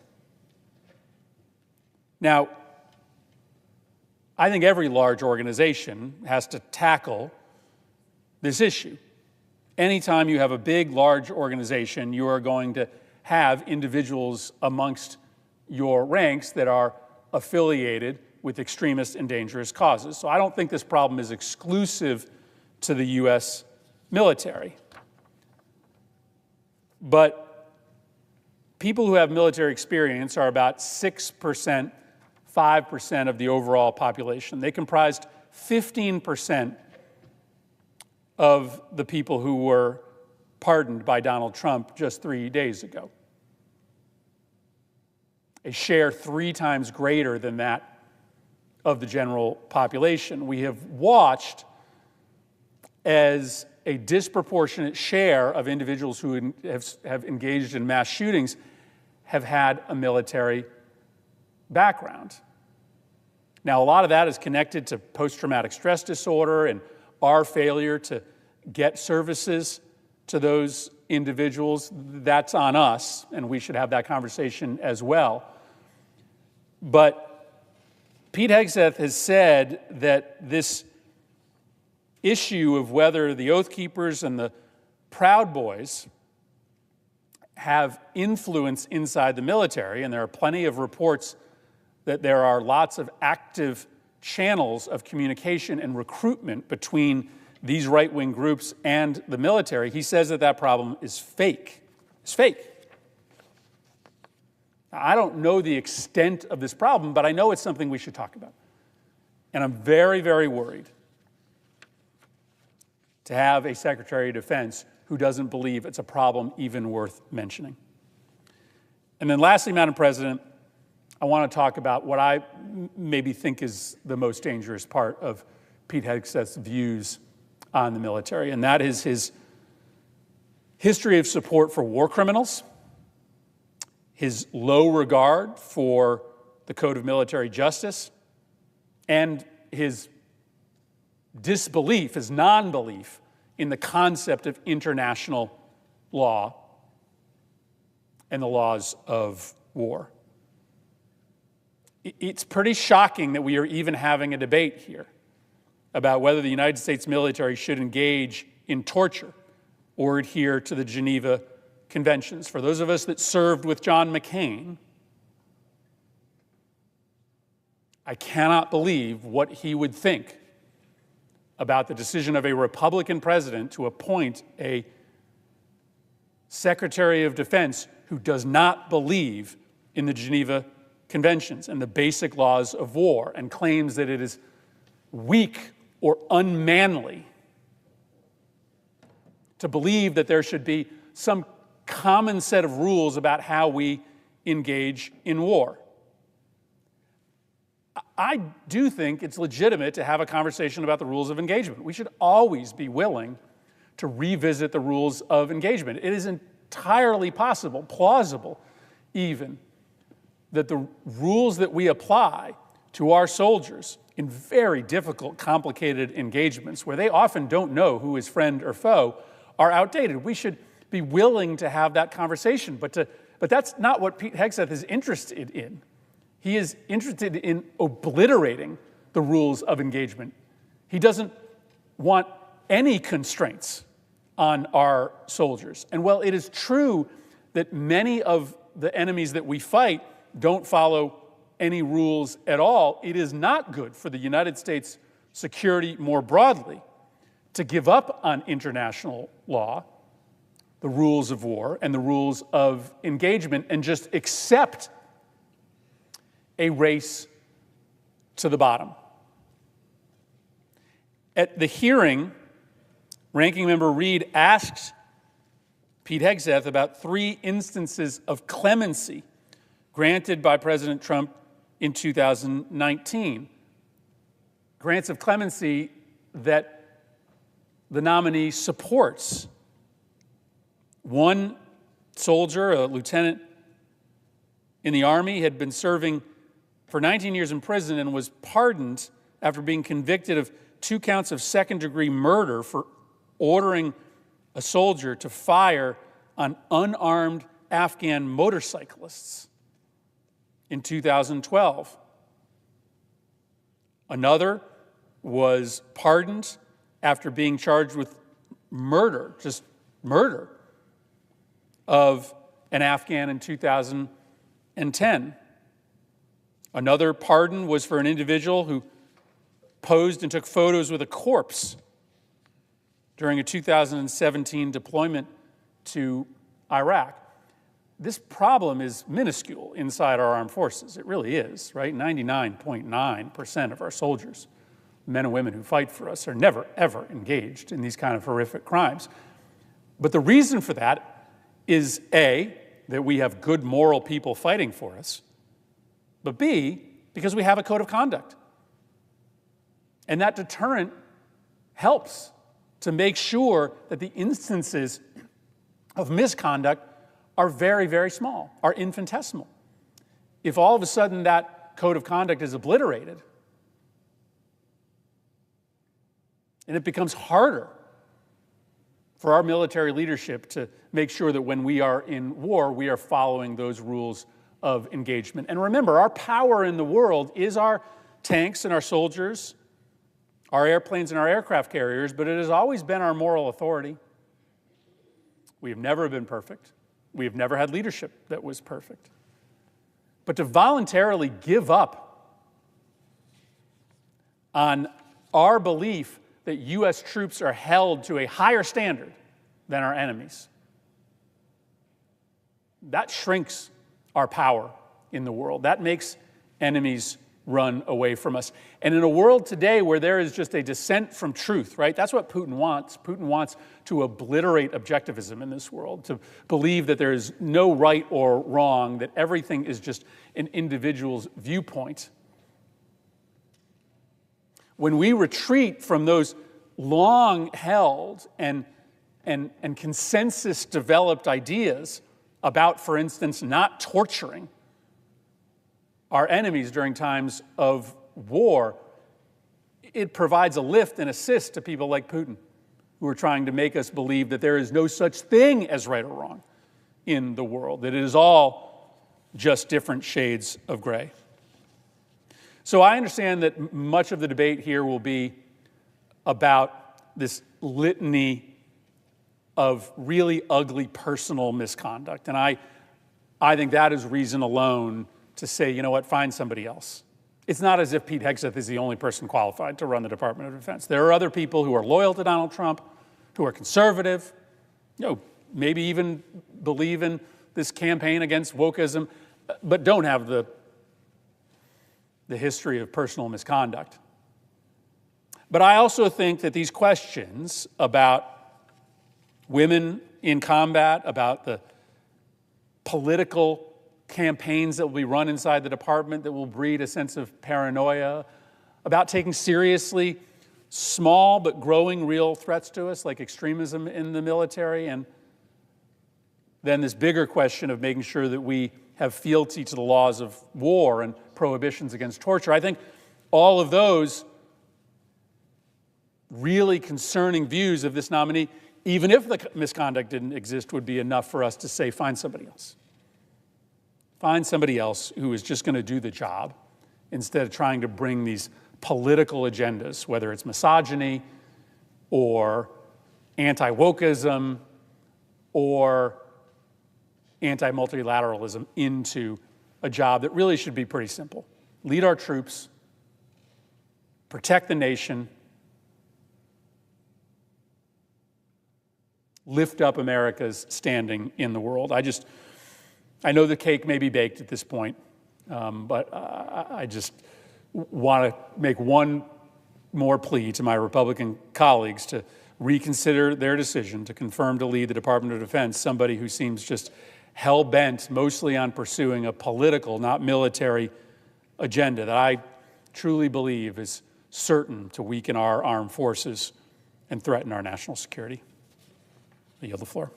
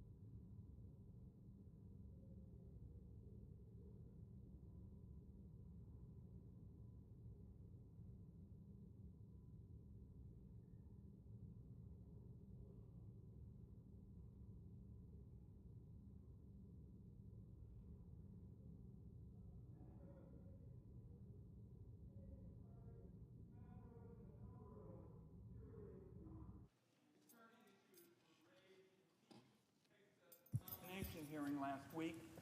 And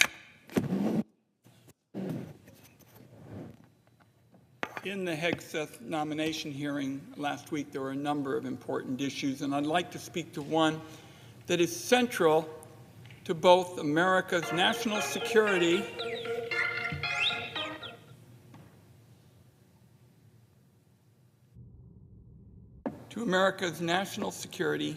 and American values. The principle that every American has the right to know when their government believes that it is allowed to kill them. Now, I don't believe this ought to be a controversial matter. My constituents don't believe it should be a controversial matter. The Bill of Rights says no one shall be deprived of life without due process of law. Government officials have, in my view, a basic obligation to explain any rules that allow them to ever kill an American citizen. And on this, the nominee to serve as Defense Secretary has simply flunked the test. His refusal to answer basic questions before the Senate Committee on Armed Services ought to trouble every single American. Now, I want to focus on that fundamental question concerning the government's power to kill Americans and why Americans have to keep fighting, and senators, for transparency. Over a decade ago, the Obama administration took the position that their analysis of the president's legal authority to deliberately kill Americans was secret, and they refused to share that. As I said at the time, I believe that position was just unacceptable.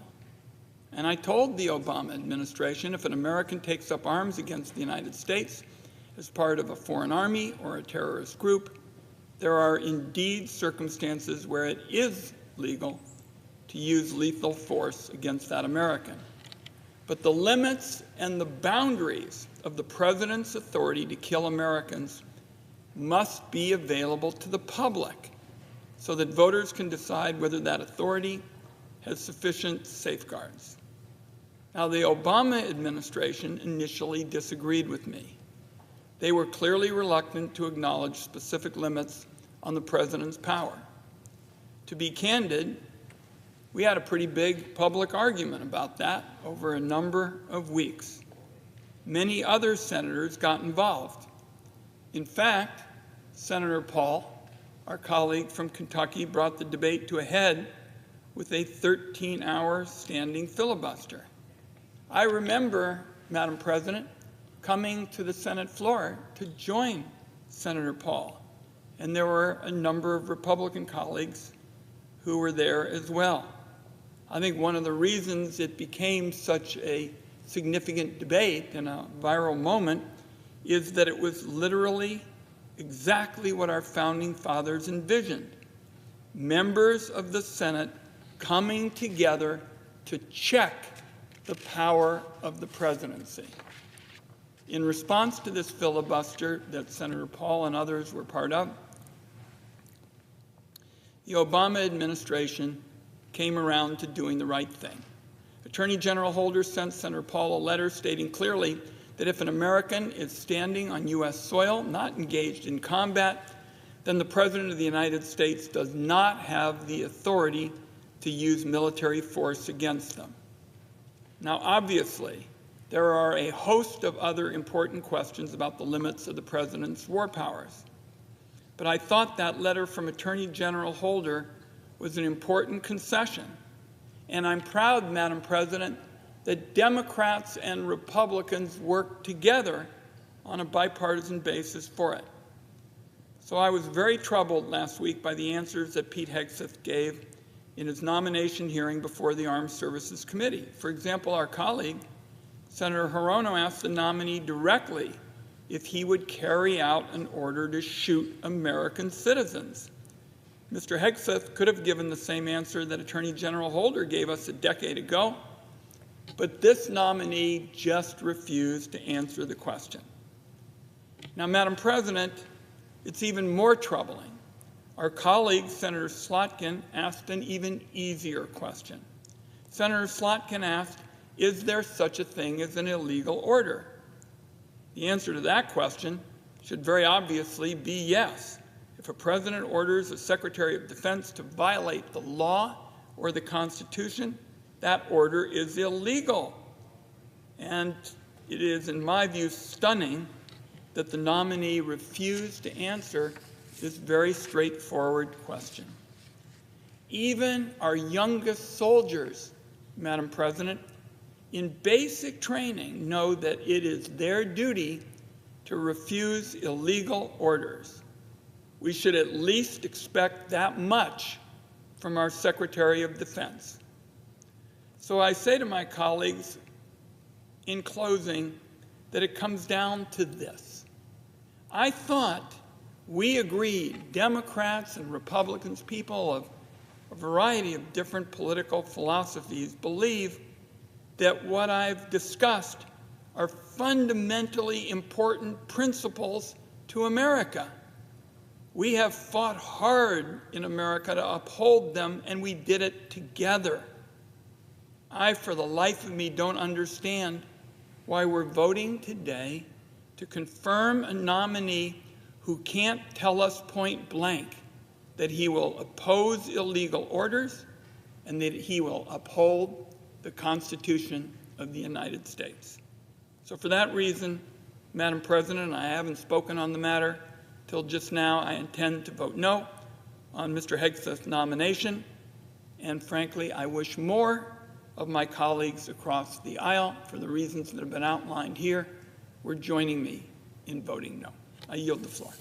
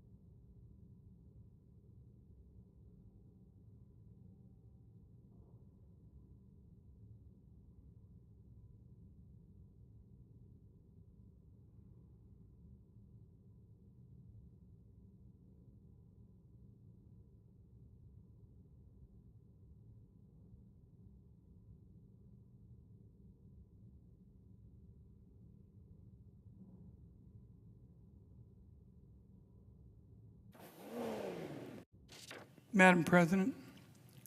Senator from Oregon. Madam President, I ask unanimous consent that the following members of my team be granted floor privileges for the remainder of the Congress.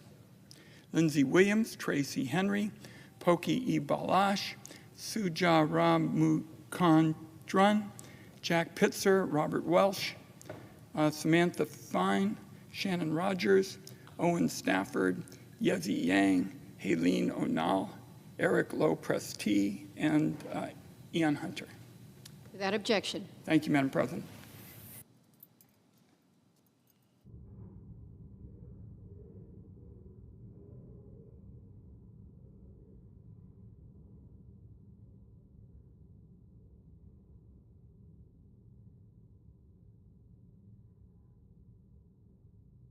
Madam President.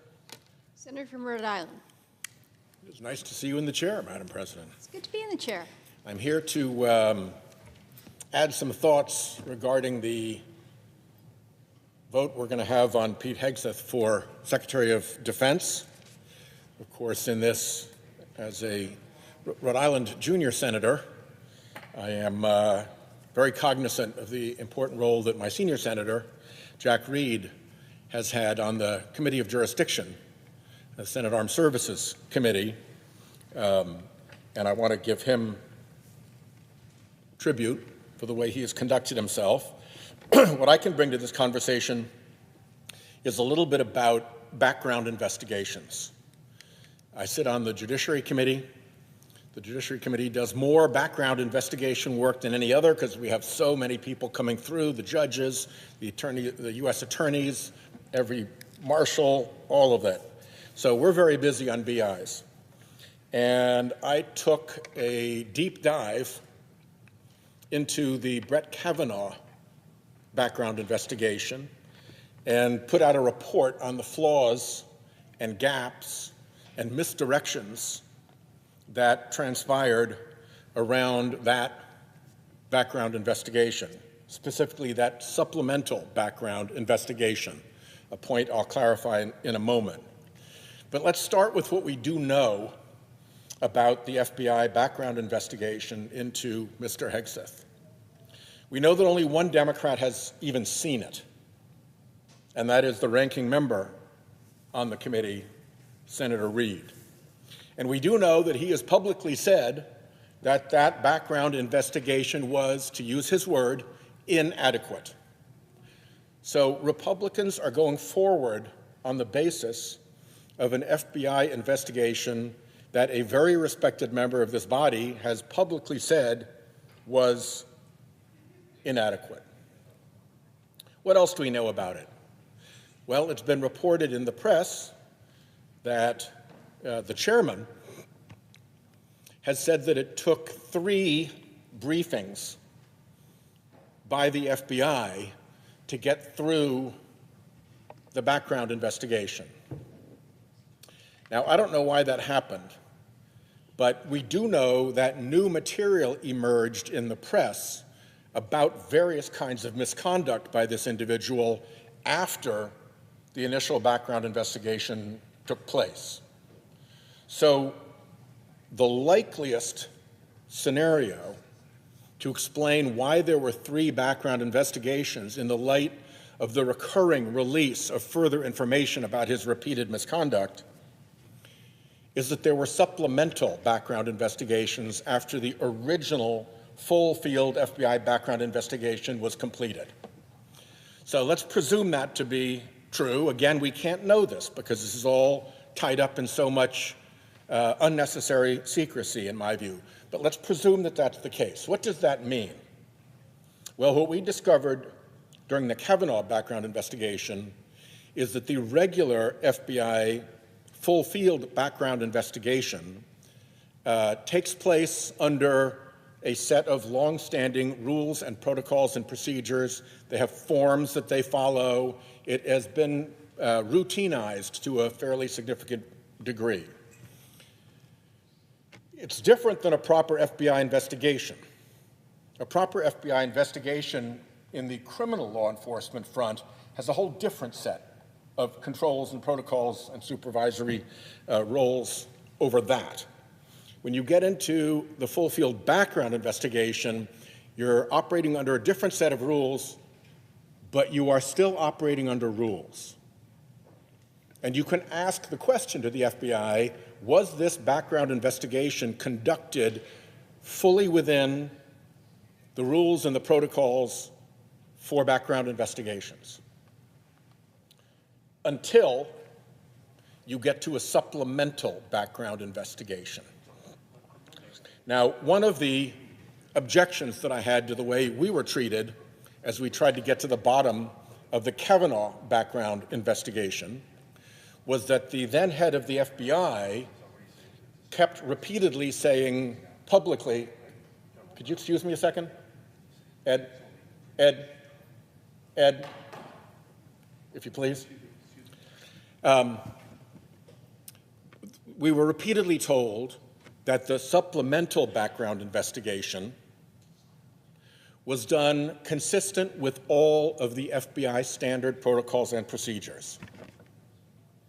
What was misleading about that, as we later discovered, is that for a supplemental background investigation, there are no operating procedures and protocols. Wray said that they comported with all of their procedures, didn't disclose that, in fact, there are no procedures to comport with. What is the FBI doing in a supplemental background investigation? They are doing only and exactly what the White House has instructed them to do, period. No more, no less, no procedure, no protocol. Which raises a huge question about the adequacy of this background investigation to the extent that in its later stages, it was a supplemental background investigation. We know that when the Kavanaugh investigation was going on, Republican senators were told that there was no corroboration being kind of an important legal term here, no corroboration of the charges that have been brought by Dr. Blasey Ford of his attack on her those many years ago. No corroboration. What we found out later on is that the instructions from the White House to the FBI for that supplemental background investigation related to her charges were don't look for, don't find, and don't report to us any corroborating information.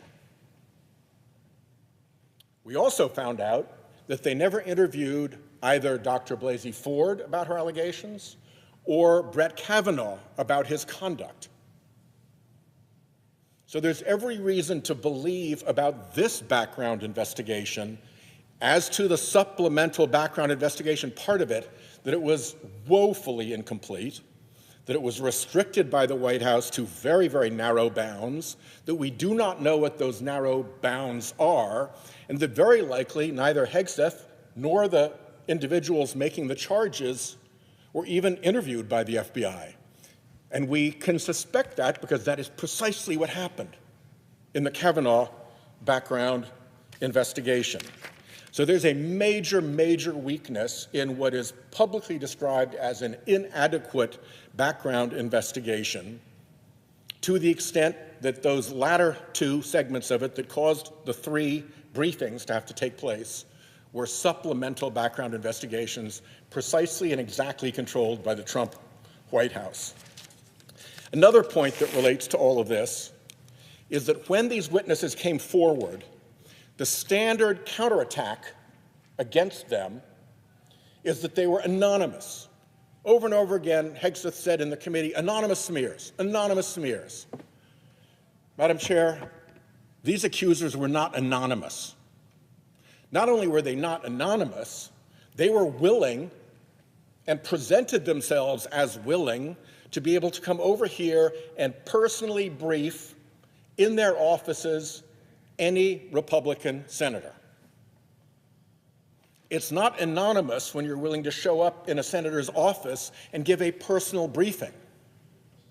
What they weren't willing to do was to put their names out there publicly.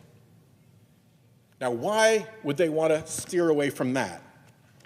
Ask Christine Blasey Ford, what her life was turned into by far-right and MAGA attacks on her after she came forward with her charges against Brett Kavanaugh.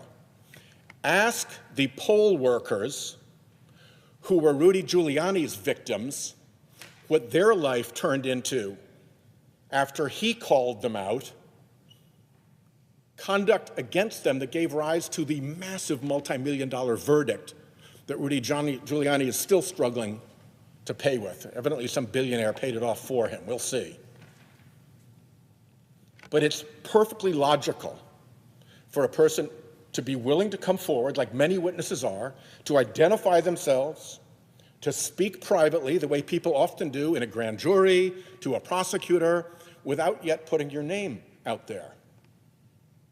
And actually, some are not anonymous, but we should reject the notion that these witnesses were anonymous. They were not anonymous. They're real people with real faces who are willing to come in and tell their real stories, and Republican senators simply refuse to hear them. That's a different thing than anonymity. They couldn't get through the door of the offices. So either Republican colleagues either already know who these people are, so they're not anonymous, or they're perfectly able to find out by getting their names and inviting them in and hearing them out. Seems like a pretty simple ask. Now, in some cases, for instance, Mr. Hegseth's sister-in-law, ex-sister-in-law, I guess you'd say, has actually put her name on her affidavit describing his abusive and drunken misconduct. So she's not anonymous by any stretch of the imagination. And because the far-right counterattack team likes to attack people who are willing to come forward, they actually outed one of the other witnesses in a story. I won't mention her name because I do not want to make things even worse for her, but they did out her in a right-wing publication. So you have at least two names that are out there that are clearly not anonymous and indeed are public. What happens with them?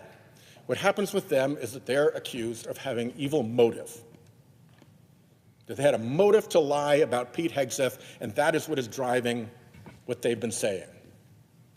Well, guess who is really good at interviewing witnesses and looking at the surrounding circumstances and evaluating a motive? The FBI. The FBI is.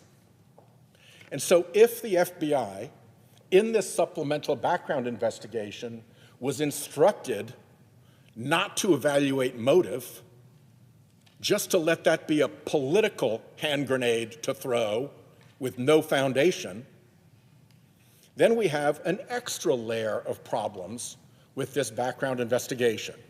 So there's every reason to believe that the background investigation was inadequate and specifically directed by the White House away from relevant evidence, the way the Kavanaugh investigation was directed away from corroborating evidence.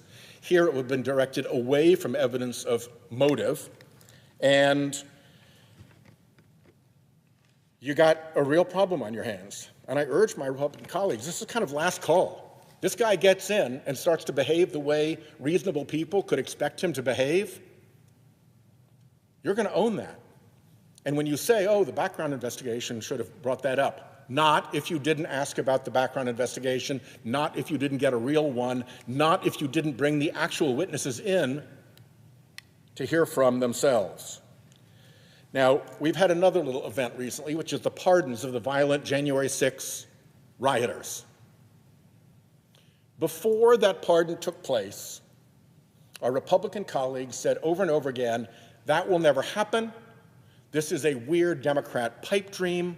The very notion of pardoning these violent rioters who hurt police officers, who attacked and harmed police officers, is absurd, said one colleague. The vice president said it wasn't going to happen, it would be wrong. And after all that talk, all that reassurance, what happened? Donald Trump went right out and did it. So if you think there are guardrails around this individual, you've already been proven that they're not there. The thing you thought was absurd, the thing you thought would never happen, the thing you said was wrong, was done. And if that's not a lesson as we go forward into these other defective nominees, I can't help you. I can't make you vote any other way, but it ought to be clear that future misconduct by this guy, whether he's being drunk on duty or erratic or abusive or inappropriate with female staff and officers, or even abusing the power of our military to accomplish political purposes for President Trump, there's really no sign of guardrails to prevent that. And an inadequate FBI report is something that should be cleared up before Republicans are forced to vote on this. And it's in your power to look into these things and get it done. It's not in our power in the minority. We're doing the best we can. So I urge you to consider those dangers as we move forward towards this vote. And I thank the presiding officer, and I yield the floor.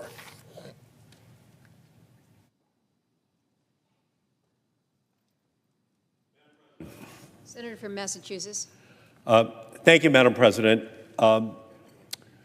We're about to have a monumental vote out here on the floor of the United States Senate on who will become the next Secretary of Defense for the United States of America. The defense budget in the United States is $900 billion. The person who is given that responsibility has to be exceptionally well qualified in order to deal with all of the responsibilities that are tied to those military and personnel decisions which have to be made, because there are 3.5 million service members, and there are hundreds of thousands of aircraft, of ships, of submarines, of combat vehicles, satellites, and the nuclear arsenal. And a variety of sources, including his own writings, implicate him with disregarding the laws of war, financial mismanagement, racist and sexist remarks about Americans in uniform, sexual assault, sexual harassment, and other very troubling issues. These are perilous times, and the position of Secretary of Defense demands a leader of unparalleled experience, wisdom, and above all else, character. The Secretary of Defense carries an immense responsibility, not only to the American people, but to the service members who they lead. If confirmed, Mr. Hegseth will have a responsibility to serve our service members in a manner that is fair and nonpartisan and responsible. And yet, Mr. Hegseth has demonstrated that he is incapable of doing so. He has said, this is a quote, "I'm straight up just saying we should not have women in combat roles," and he's opposed to transgender people serving in the military despite their willingness to serve and sacrifice for our country right now. He called reproductive justice absolutely and utterly meaningless in the military. He opposed Pentagon policies to help service members get reproductive care, including IVF, to start a family. These are American service members. I find Hegseth's record extremely alarming. He is nominated to lead an agency charged with defending American freedom abroad, yet he does not stand for freedom and dignity and respect for the service members of the United States of America in the military. Indeed, Mr. Hegseth's own writings and alleged conduct should disqualify him from holding any leadership position in the military, much less being confirmed as the Secretary of Defense for our nation. Donald Trump dared to impugn the legacy of the late Honorable Congressman John Lewis by saying, quote, "John Lewis was all talk and no action." But then Trump nominates a Secretary of Defense, Pete Hegseth, who perpetuates the lie, the racism, that black military officers are only promoted because of their race. Tell that to Colin Powell. Tell that to Lloyd Austin, that they were only promoted because of their color. This is not just a failure of leadership. It is a moral crisis that strikes at the heart of who we are as a people. It is not enough to just oppose Trump's vision. And there are hundreds of thousands of women in the military right now. 19% of our military is African American. These are Hegseth's own words about this very high percentage of the members of our military right now. So the criticism of Hegseth is bipartisan. Senators from both sides of the aisle are opposed to this nomination. And if you didn't know anything else about him, if we didn't have any more hearings, if we didn't have any more documents, if we didn't have any other people coming forward, we already have enough evidence. Eye-watering detail sufficient to cast a no vote on the floor of the United States Senate on this nomination. And that's because the position of Secretary of Defense is a serious job. And we need someone who will bring their A game 24/7, 365 days a year, and Pete Hegseth is not that person. His lack of experience aside, he has not shown the necessary morality, sense, or judgment to be Secretary of Defense. Take the issue of nuclear weapons. Is this the person we want advising the president on whether or not he should launch a nuclear weapon against another country and possibly begin the end of life on Earth as we know it?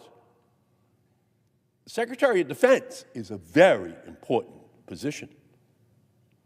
It puts him right at the heart of these nuclear decisions. This nomination is a joke. Are you kidding me? Pete Hegseth will be there helping to decide whether or not we launch nuclear weapons? And let's be clear, President Trump, as commander-in-chief, has the sole authority to order the launch of the U.S. nuclear arsenal. This is crazy on its face that one person can determine whether or not we start a nuclear war with no consultation with anyone else. That is just absolutely absurd on its face, because no one person, particularly not President Trump, should have that unilateral power to start nuclear war. I have just reintroduced my legislation with Congressman Ted Lieu in the House of Representatives to make it the policy of the United States that no president can use nuclear weapons first without the express approval of Congress if we have not been attacked with nuclear weapons. You've got to come to Congress. But that's not the law right now. It's just the president. And under the Constitution, Congress gets to declare war, not the president. But for now, President Trump has that power exclusively.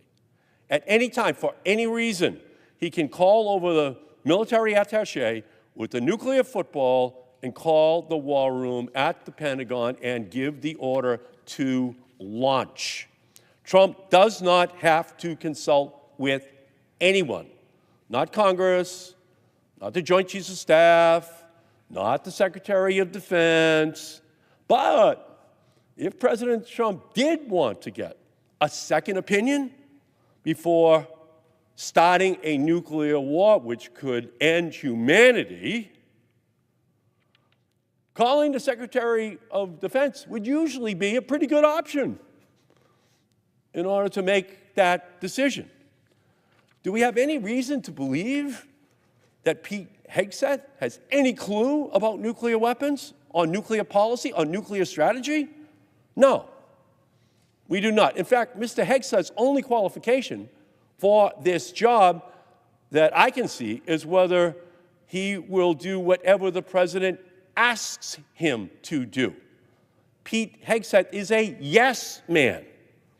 If President Trump calls Pete Hegseth at 2 a.m. in the morning and says, Pete, I'm about to start a nuclear war, even though we haven't been attacked with nuclear weapons, what will Pete Hegseth say? He will say, yes, sir. And so from this perspective, Mr. Hegseth is the worst possible choice to lead the Department of Defense. We need someone who can challenge the president's thinking, slow him down, curb his worst impulses, and give him sober, reasoned advice. And with Hegseth, that's not going to happen. There are other monumental decisions on nuclear policy that President Trump will need reasoned advice on that he is not likely to get from Pete Hegseth. During the campaign, Trump had just one clear proposal related to nuclear policy: to build an Iron Dome missile defense system to ensure that no enemy can strike our homeland. Now, this is a throwback to former President Ronald Reagan's 1983 proposal called the Strategic Defense Initiative, also called Star Wars, to build a system of space and ground-based interceptors to make nuclear weapons impotent and obsolete. It made for great slogans, but after 40 years and some $400 billion, the technology is still not up to the challenge.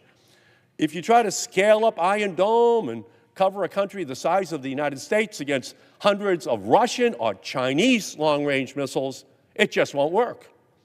Trump could provoke a new arms race even without his Iron Dome on steroids.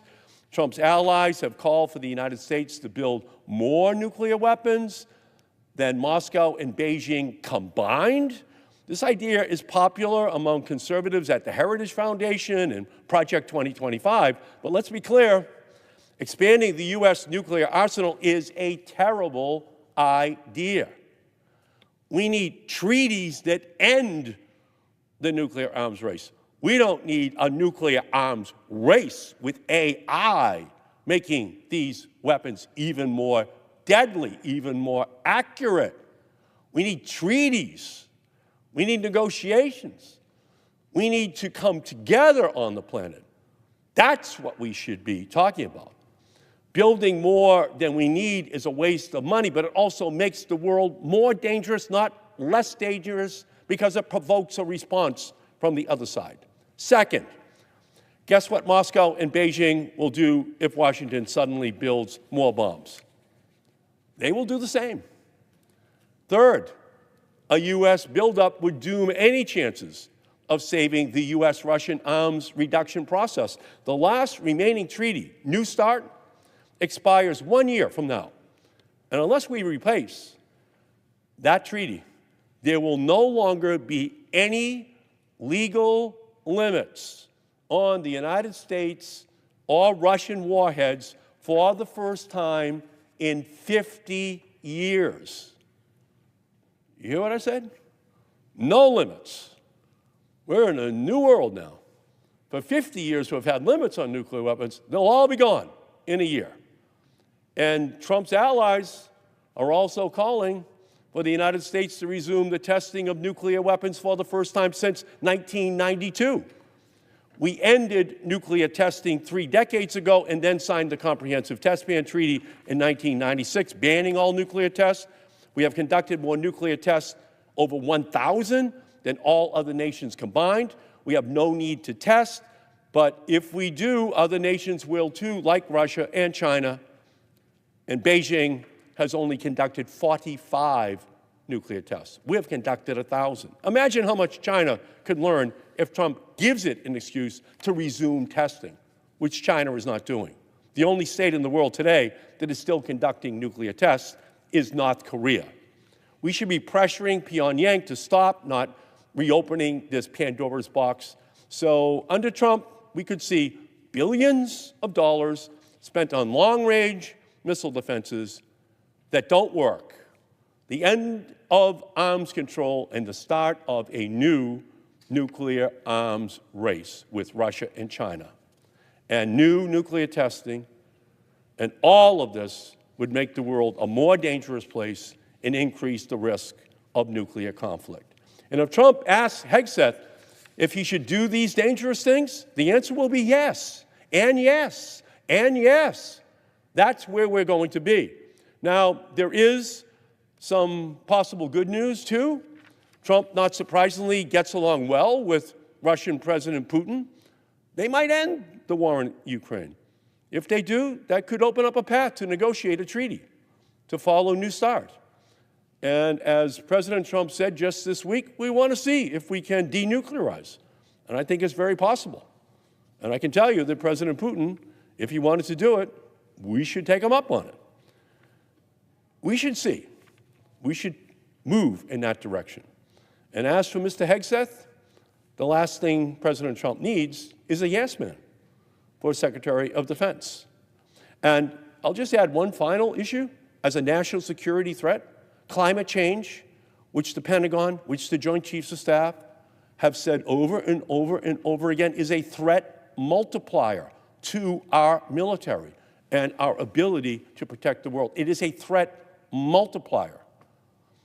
Having a president who's a climate denier, coupled with a Secretary of Defense who is a climate denier, just ignores the reality of the world as it is unfolding in this climate era. The whole defense budget, $900 billion.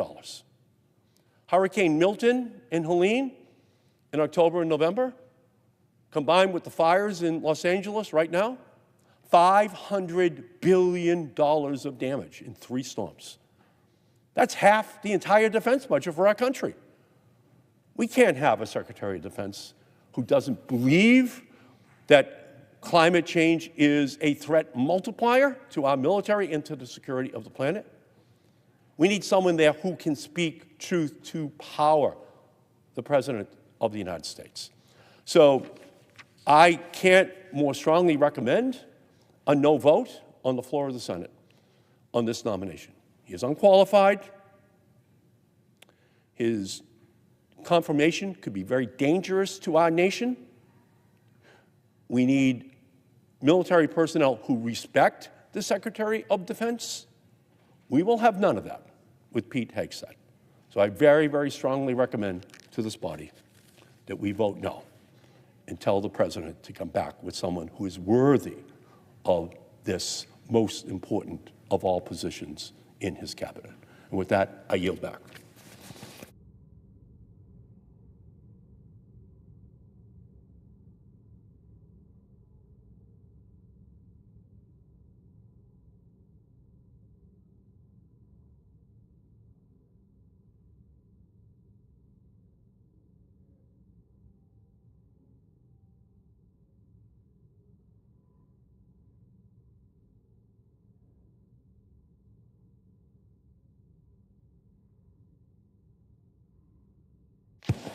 Mr. President? Senator from Massachusetts. Mr. President, I doubt the presence of a quorum. The clerk will call the roll. Ms. Also Brooks.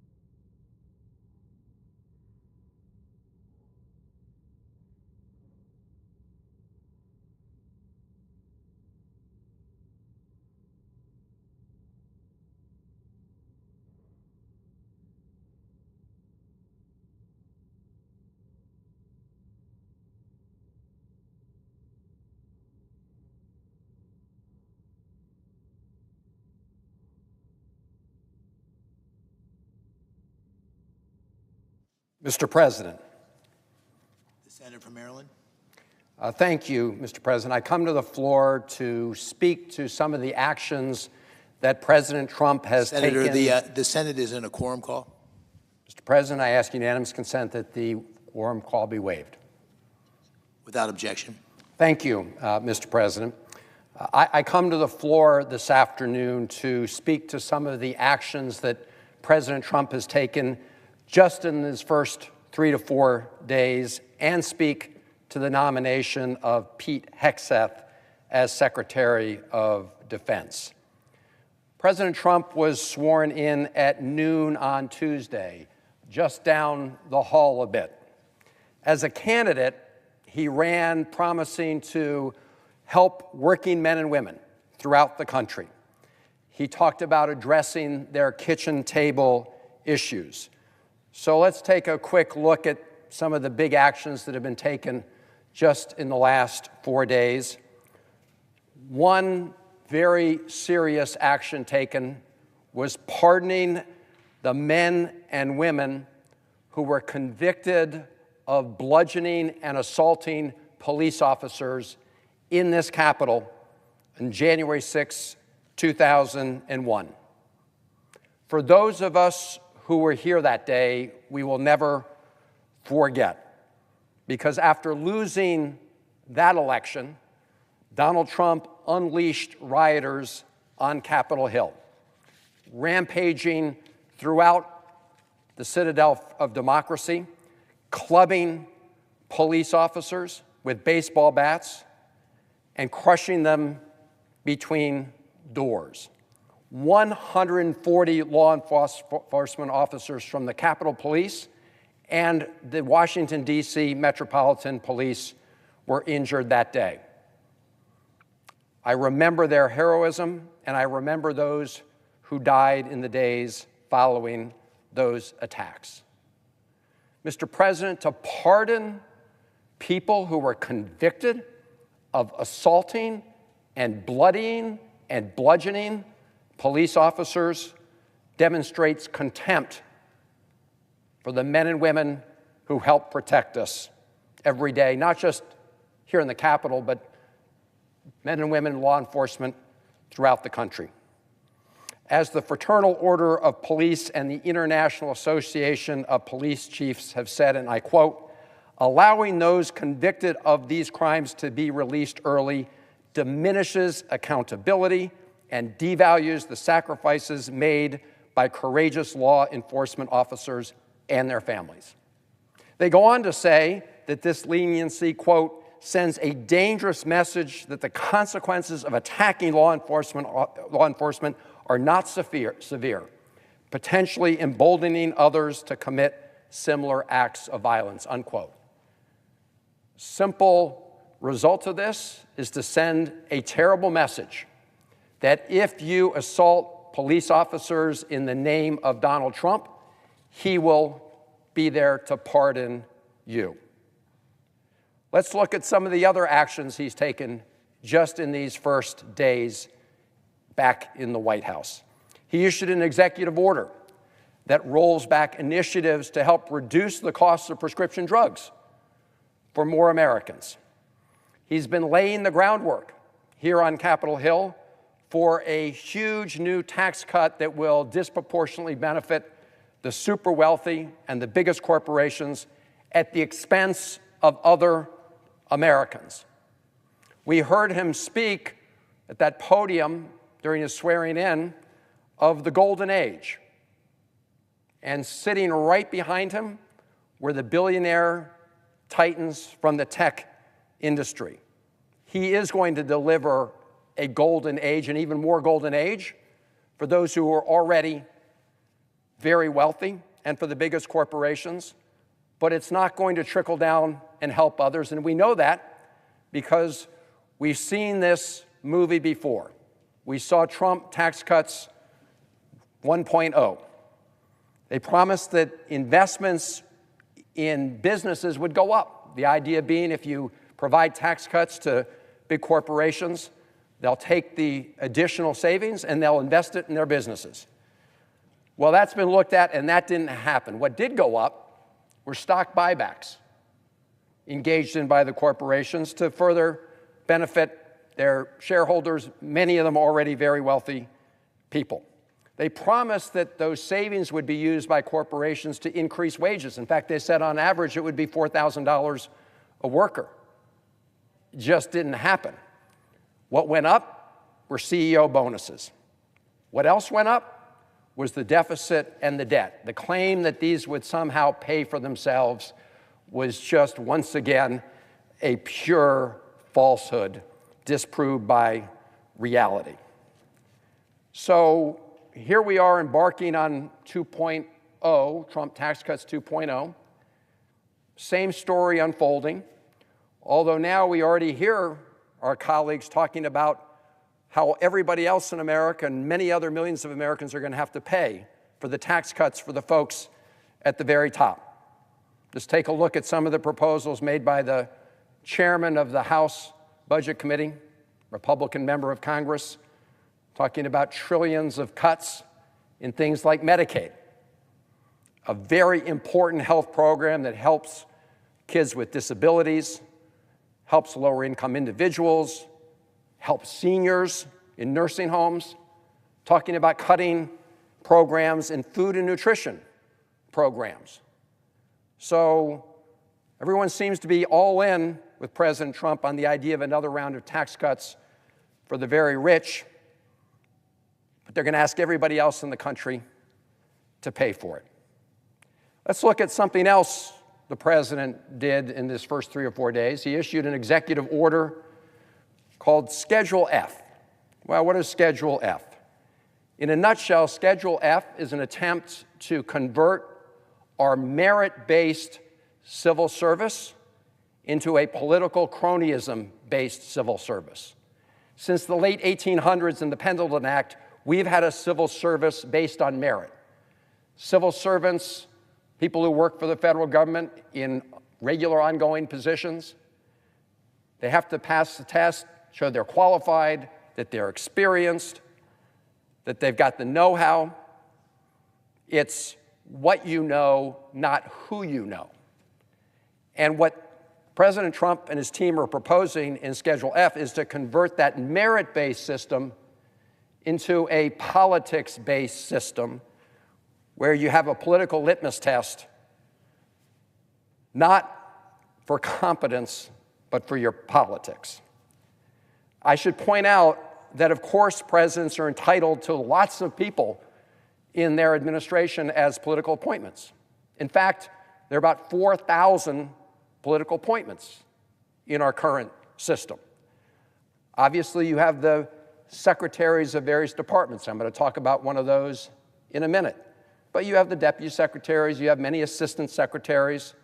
So you have 4,000 political appointments already available to be made by President Trump. But that's not enough, apparently.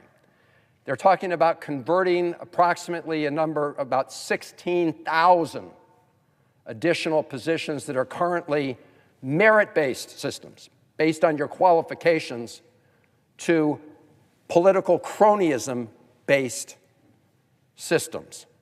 That is a recipe for corruption. It's a recipe for reducing the quality of services to the American people from coast to coast.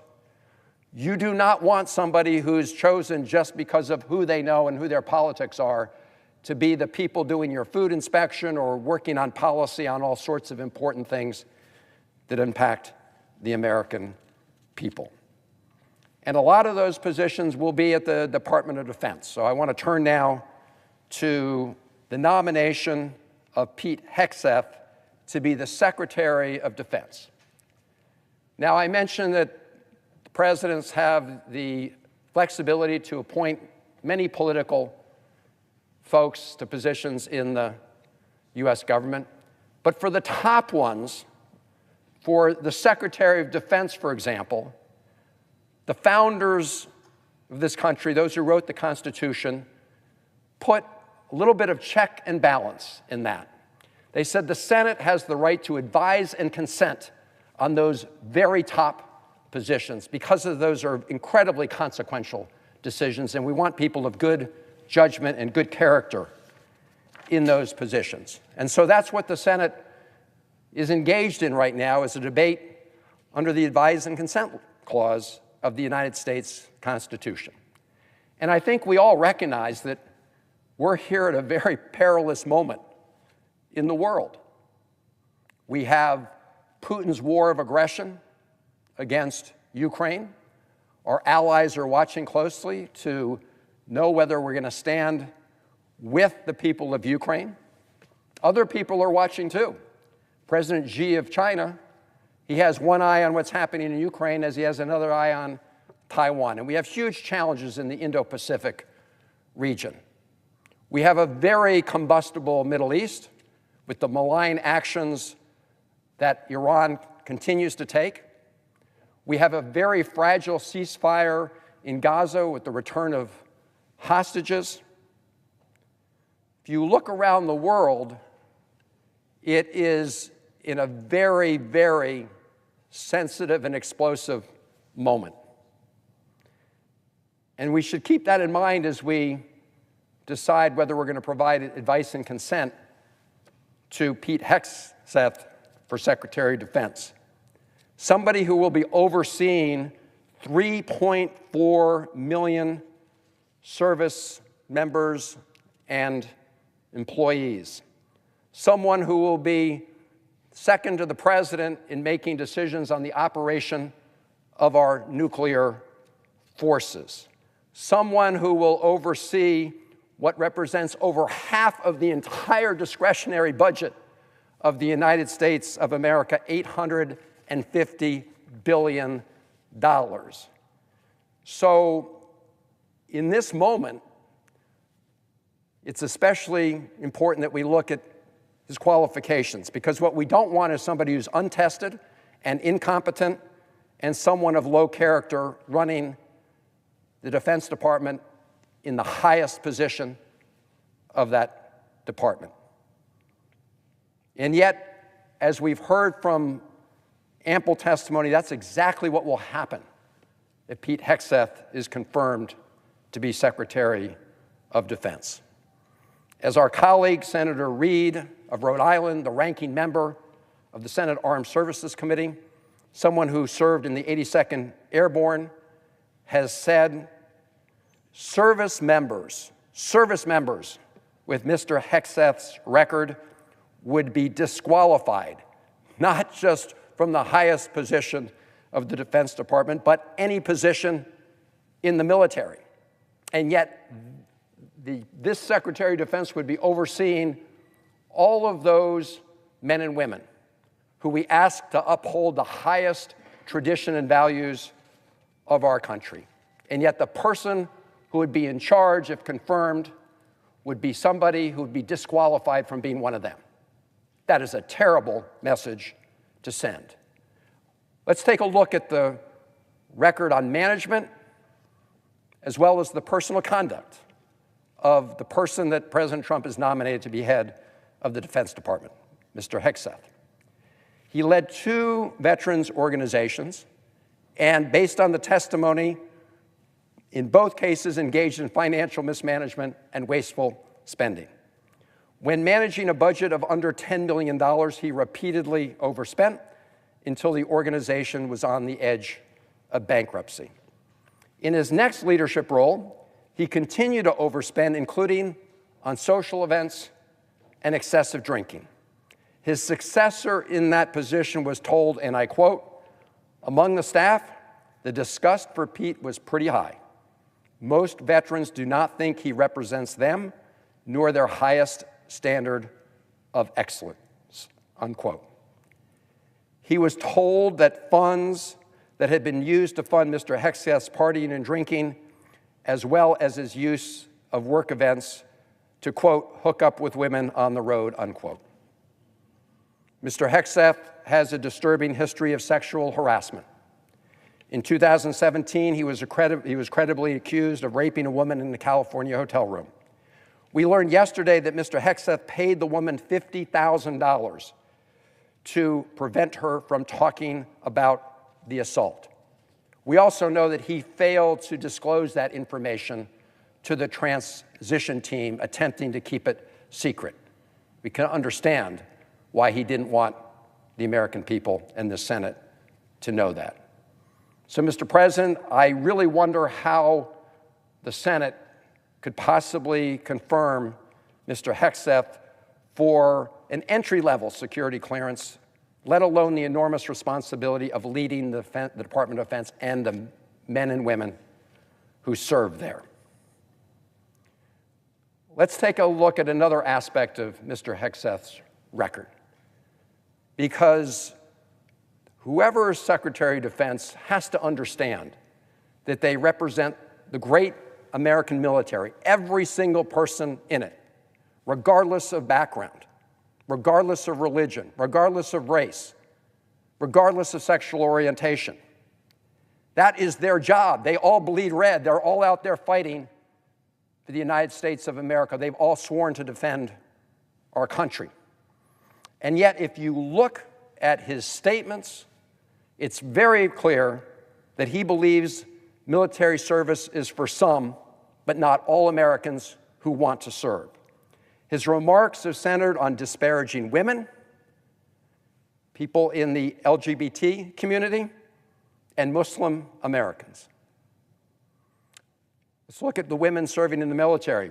He has said, and I quote, "I'm straight up just saying we should not have women in combat roles," unquote. Now, I watched some of the hearing. I saw him try to wiggle out of statements that he had made very clearly, like this one I just read. And frankly, nobody should be fooled by this 11th hour conversion as he seeks to be confirmed by the United States Senate. He said what he said, and it was actually part of a pattern when it came to women serving in the military. In his 2024 book called The War on Warriors, Mr. Hegseth criticized both the Don't Ask, Don't Tell, as well as its repeal, writing that these policies are just part of a social justice agenda. I would say to those men and women who are serving in our military, who have been condemned and criticized by Mr. Hegseth, we all thank you for your service. Most of us thank you for your service. In his 2020 book, American Crusade, Mr. Hegseth portrays contemporary cultural and political conflicts in the United States. He portrays them as part of the Crusades, and frames, quote, Islamism and Muslim immigration as existential threats to American society. Again, we have a military comprised of people of all different faiths. They've all sworn an oath to defend this country. And we should not have a Secretary of Defense that maligns a big group based on their faith and engages in that kind of bigotry. And yet, in 2015, a former employee reported that Hegseth chanted, quote, "Kill all Muslims," unquote, and then said, in a drunk and violent manner, he said that. So, Mr. President, these are just some examples of the words and conduct of the person that we are considering to be Secretary of Defense for all the men and women who serve in our armed forces and in the Pentagon. And we should not want any member of our military to be fearful of the person who's leading them. And yet, if you're fall into one of these groups, or even if you're not, you should be very scared about what he has said, maligning certain Americans and trying to pit people against each other based on faith, based on gender, based on sexual orientation. Mr. President, I want to turn to one other category of important issues that we would think, I hope we would think, should be upheld by a Secretary of Defense. Mr. Hegseth has lacked moral clarity and expertise about lots of elements of the military and war, including the laws of armed conflict. And his comments suggest that he does not believe that the United States Armed Forces should follow the laws of war. One of the very important principles we instill in our professional U.S. military is the importance of following the laws of war. And yet Mr. Hegseth has lobbied for pardons of military members who were turned in based on testimony of their peers for illegal behavior and convicted by military courts. He defended military contractors convicted of war crimes, including killing 14 unarmed Iraqi citizens without cause, just for fun, just because they thought they could get away with it. He has repeatedly mocked the laws of armed conflict and expressed unequivocal support for service members who have been convicted of war crimes. In his book, so-called The War on Warriors, he writes, and I quote, "Should we follow the Geneva Conventions? Aren't we just better off in winning our wars according to our own rules?" Mr. President, former colleague of ours, and a great American hero, Senator McCain, would be turning in his grave to hear these kind of comments. I want to read what Senator McCain said about the importance of the laws of war. Quote, "War is wretched beyond description, and only a fool or a fraud could sentimentalize its cruel reality. The Geneva Conventions and the Red Cross were created in response to the stark recognition of the true horrors of unbounded war, and I thank God for that. I am thankful for those whose dignity, health, and lives have been protected by the conventions." Senator John McCain in 1999. Hegseth, 2025.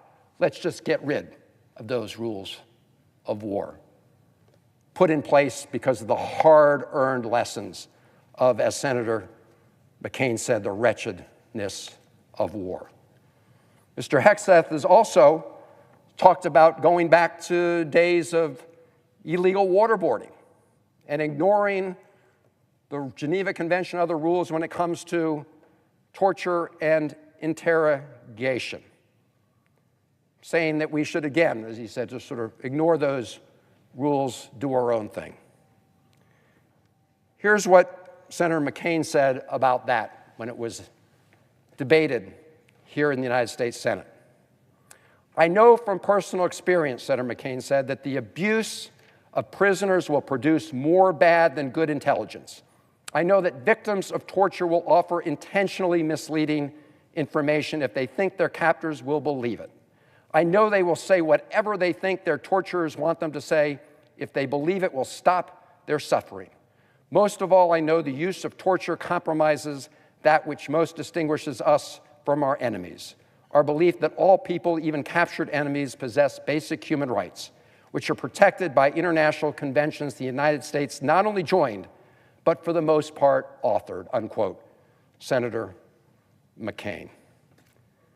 Now, I know that President Trump disdains that great American hero, Senator McCain. In fact, here's what candidate Trump said back in 2015, quote, "He's not a war hero.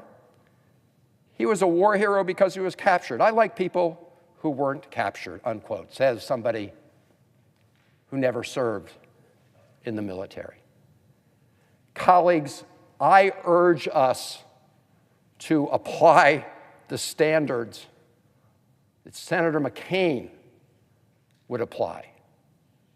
I urge us to listen to our colleague Jack Reed, who served in the 82nd Airborne and has with great diligence, serves as the ranking member of the Senate Armed Services Committee. I would ask our colleagues, based on this record of personal misconduct, financial mismanagement, Pete Hegseth's disregard for many men and women who serve in the military based on his own statements, and his contempt for the rules of war that John McCain so eloquently upheld. So when it comes to this senator, I hope other senators, when it comes to providing advice and consent as part of our constitutional duty under the Constitution and balance of powers, I will withhold my consent, and I urge my colleagues to vote no on the nomination of Pete Hegseth to serve as the Secretary of Defense. And I yield the floor.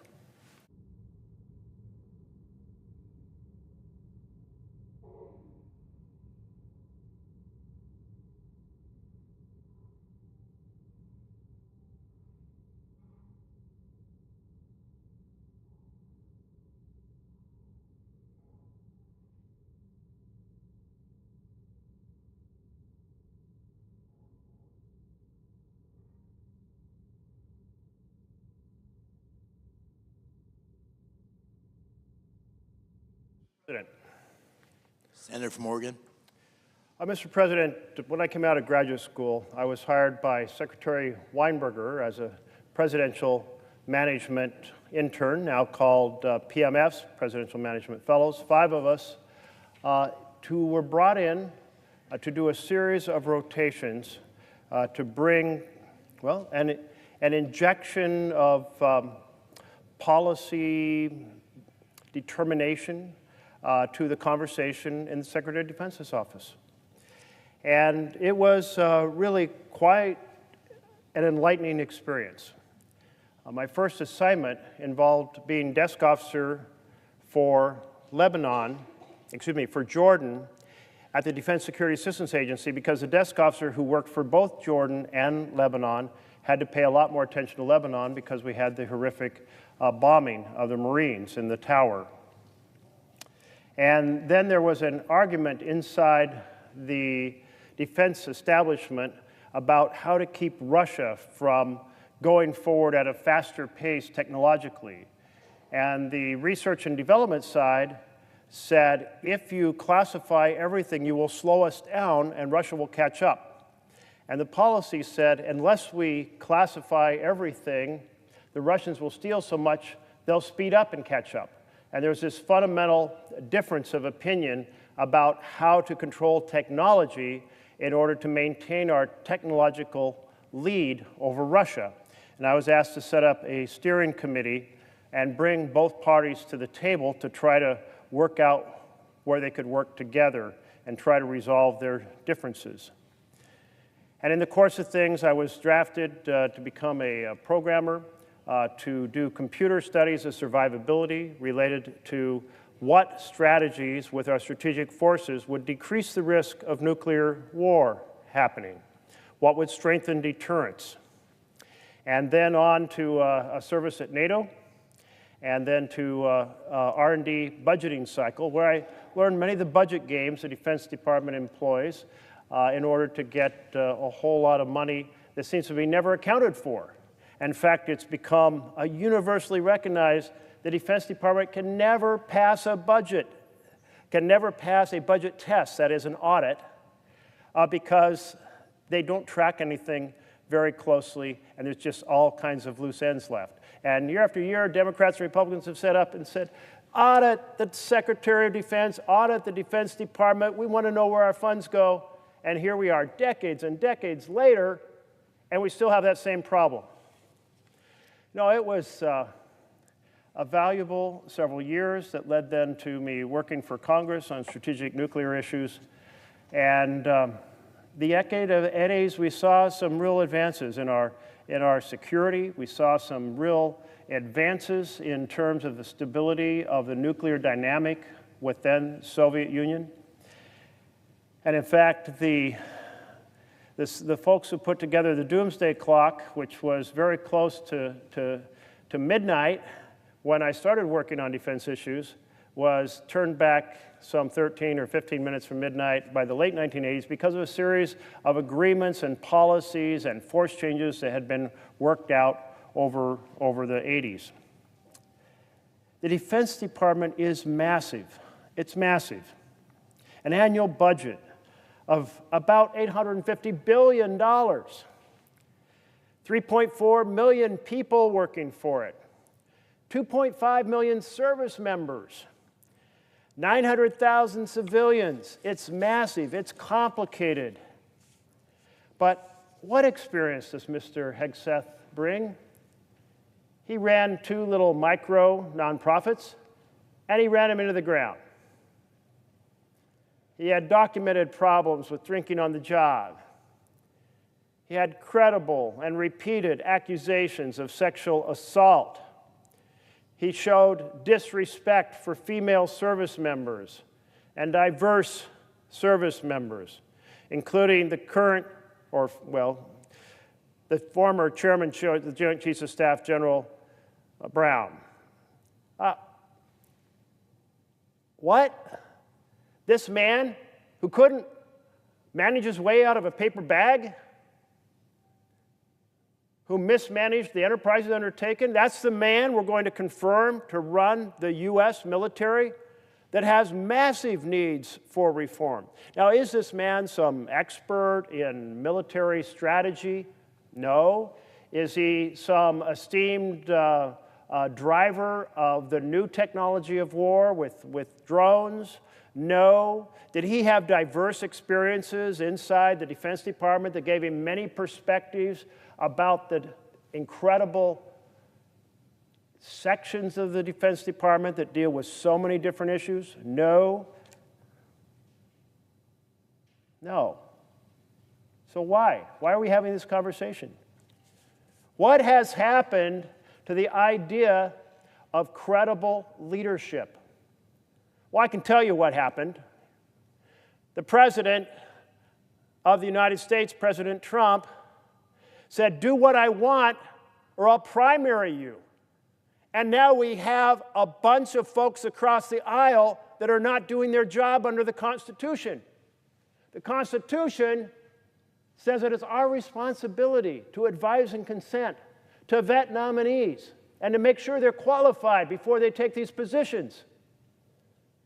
So I say to my colleagues, stop shaking and shivering under the aura of an authoritarian president and do your job. And your job is to say no, because this man is not qualified. He did not even tell President-elect Trump about all the accusations made against him. If he could not tell President Trump the truth before he's serving and before President Trump is President Trump, how will he be able to stand up for the truth and say what needs to be said after President Trump is in office and he's Secretary of Defense? The Department of Defense has failed 7 audits in a row. The Secretary of Defense must be able to get the department on track to pass an audit. It's mandated by Congress. It's been mandated before. They still fail year after year. But both sides say it should happen. We should put some teeth into that. But I'll tell you, putting a man who can't manage a tiny nonprofit isn't going to get the job done. They ran up enormous debt. And by 2008, the financial records show they were unable to pay their creditors. Irresponsible in the max. Now, I know running a small nonprofit is hard. I was the director of an affiliate of Habitat for Humanity. Then I ran the housing division of another nonprofit that developed affordable housing. And then I was president of the World Affairs Council and had the managerial responsibilities. And it was tough, making sure we hit payroll each month, making sure we raised more money for the aspirations we had for those organizations. It was hard work. I worried about it all the time, but we always met payroll. We always advanced in our mission.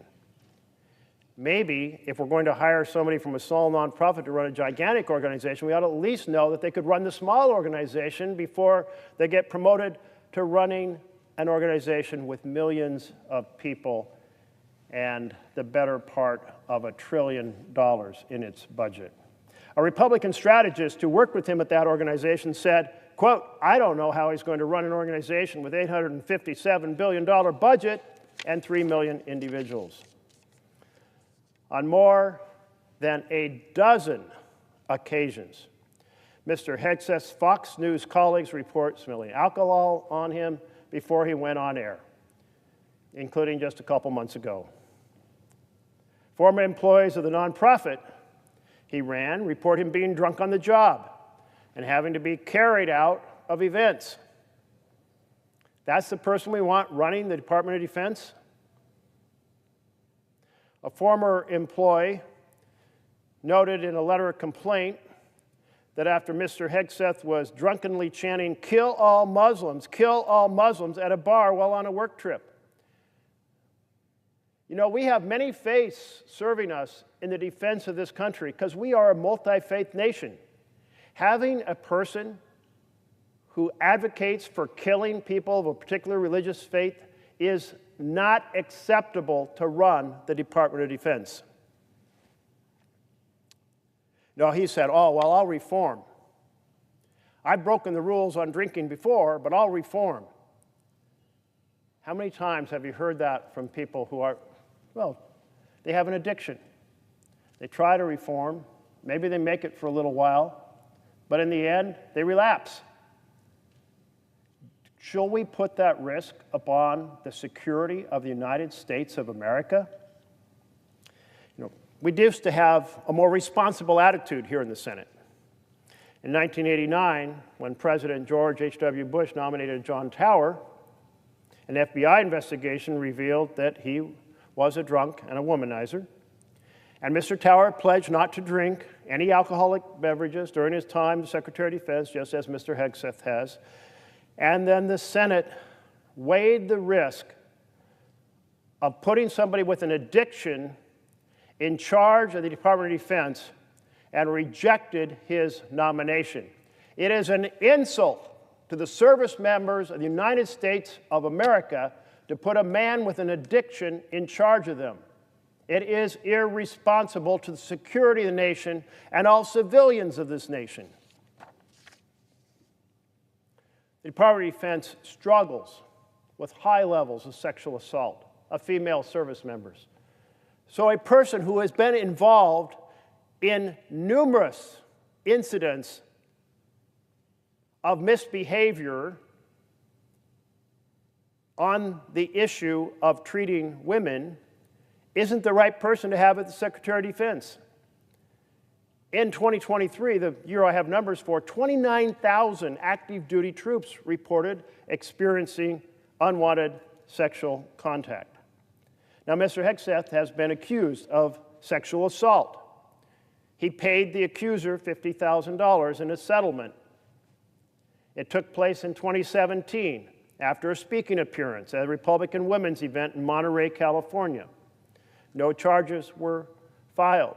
But this, in combination with multiple other reports of his treatment, accusations of mistreatment of women, means he's the wrong person to have at an organization in which women provide enormously valuable contributions. During his time at the head of a veterans organization, the employees report that Mr. Hegseth sexually, I quote, sexually pursued the organization's female staffers. It's not like this was one misunderstood event somewhere in his way past life. Women are 18% of our active duty service members, but Mr. Hegseth dismisses them. We need moms, but not in the military, especially not in combat units. And went on to say, I'm straight up just saying we should not have women in combat roles. It hasn't made us more effective, hasn't made us more lethal, it has made fighting more complicated. And he's wrong on every point. Women in combat roles have helped fill out ranks. We do have a volunteer army. We do recruit to get the staff we need in the military in order to be able to operate the weapons systems and the communication systems and the supply systems and the repair systems, all of it. They work in every role, valuable, valuable contributors. We should not put a person at the head of our Department of Defense who somehow thinks half the jobs in the world can only be done by men, because it's wrong and because it undermines the effectiveness of the military providing security. He also doesn't like minorities.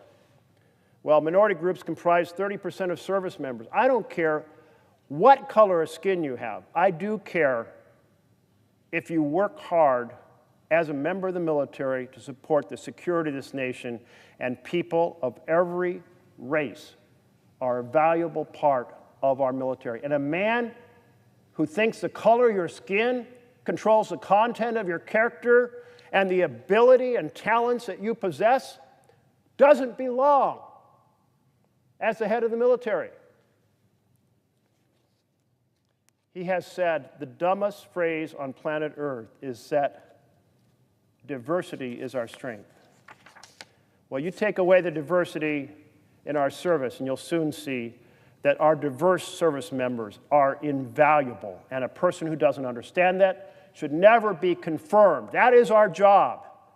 Our job under the Constitution is to say, Mr. President, sometimes presidents get it wrong. Maybe it's for political reasons. Maybe you woke up and didn't know all the background of the person.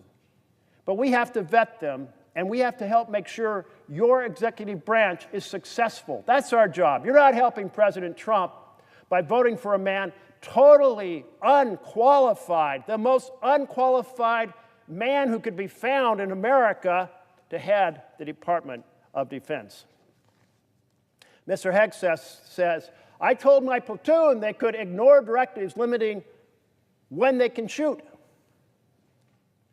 A person who violates the directives in the military doesn't belong running the military. There is a strong command structure in the military, and it includes how you behave in certain situations that are crucial to the security of this nation. But he did not understand that.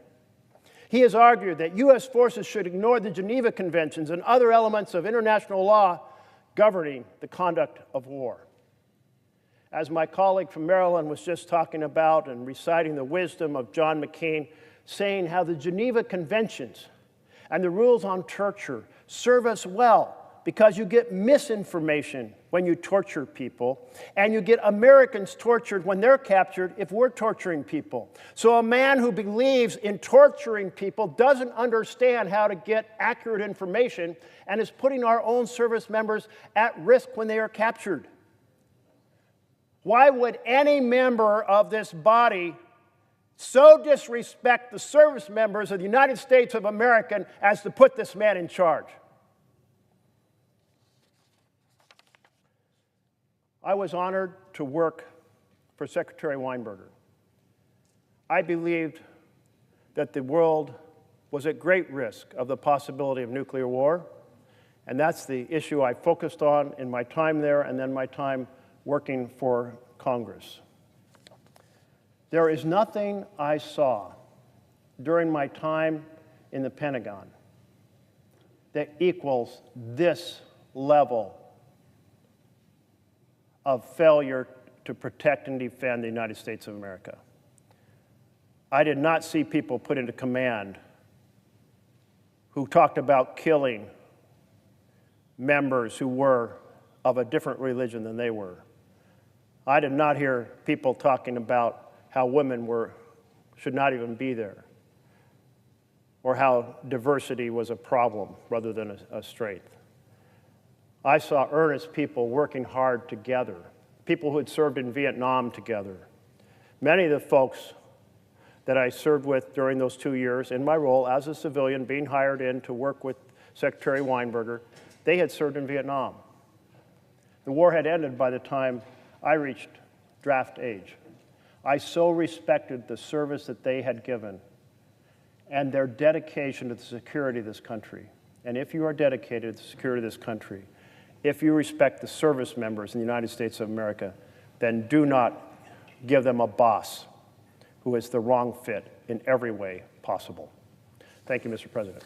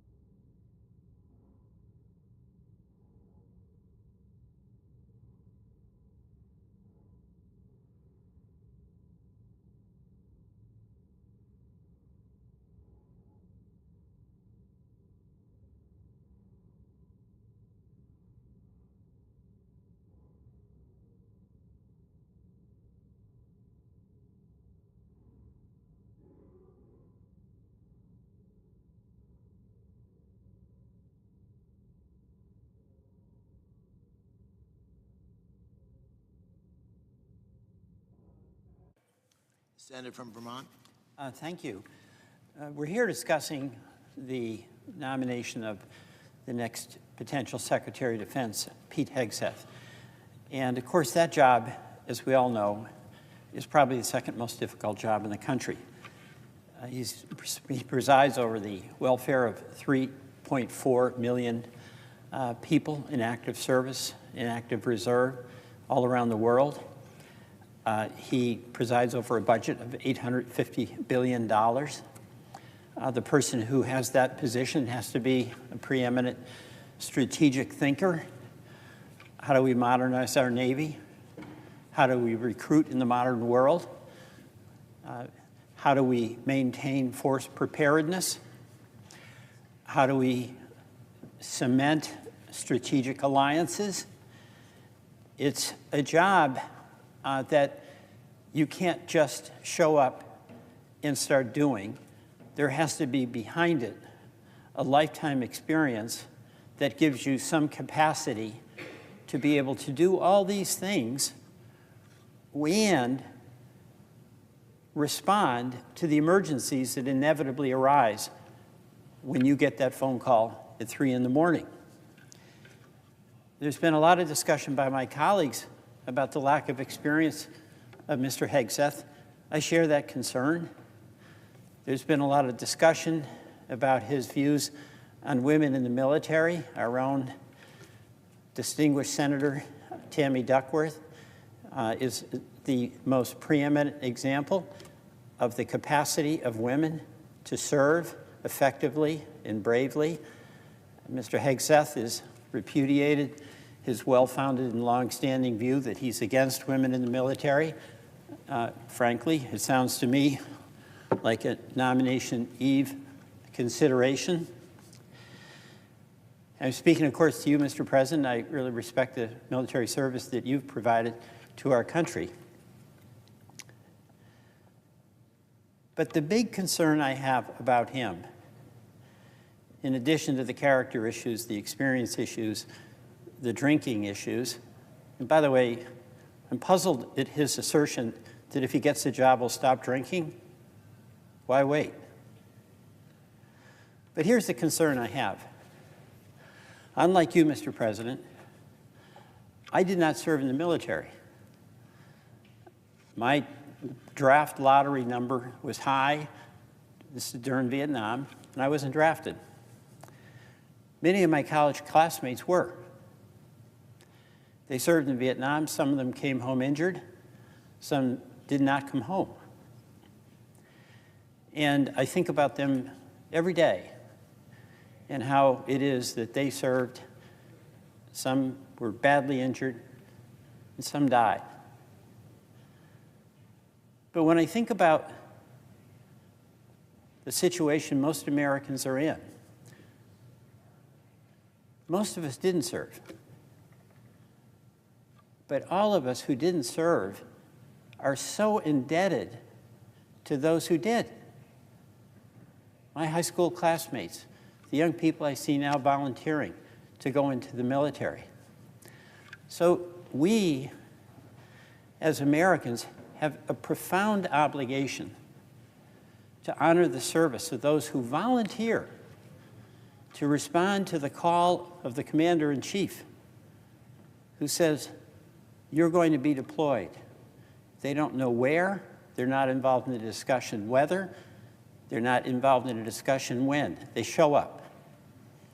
And our democracy so profoundly depends on the idealism of young people who are willing to subject themselves to the decisions of the commander-in-chief.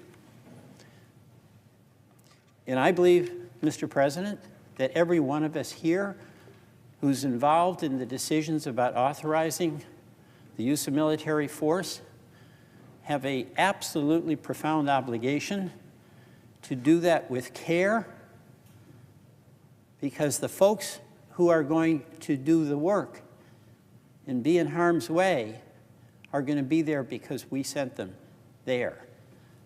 So it's why I've been so insistent, as many of us here, that we have to have a good VA. We have to have medical care for our soldiers and sailors and airmen and Marines. But what we need, too, is a Secretary of Defense who honors that idealism of these young Americans who decide to enlist.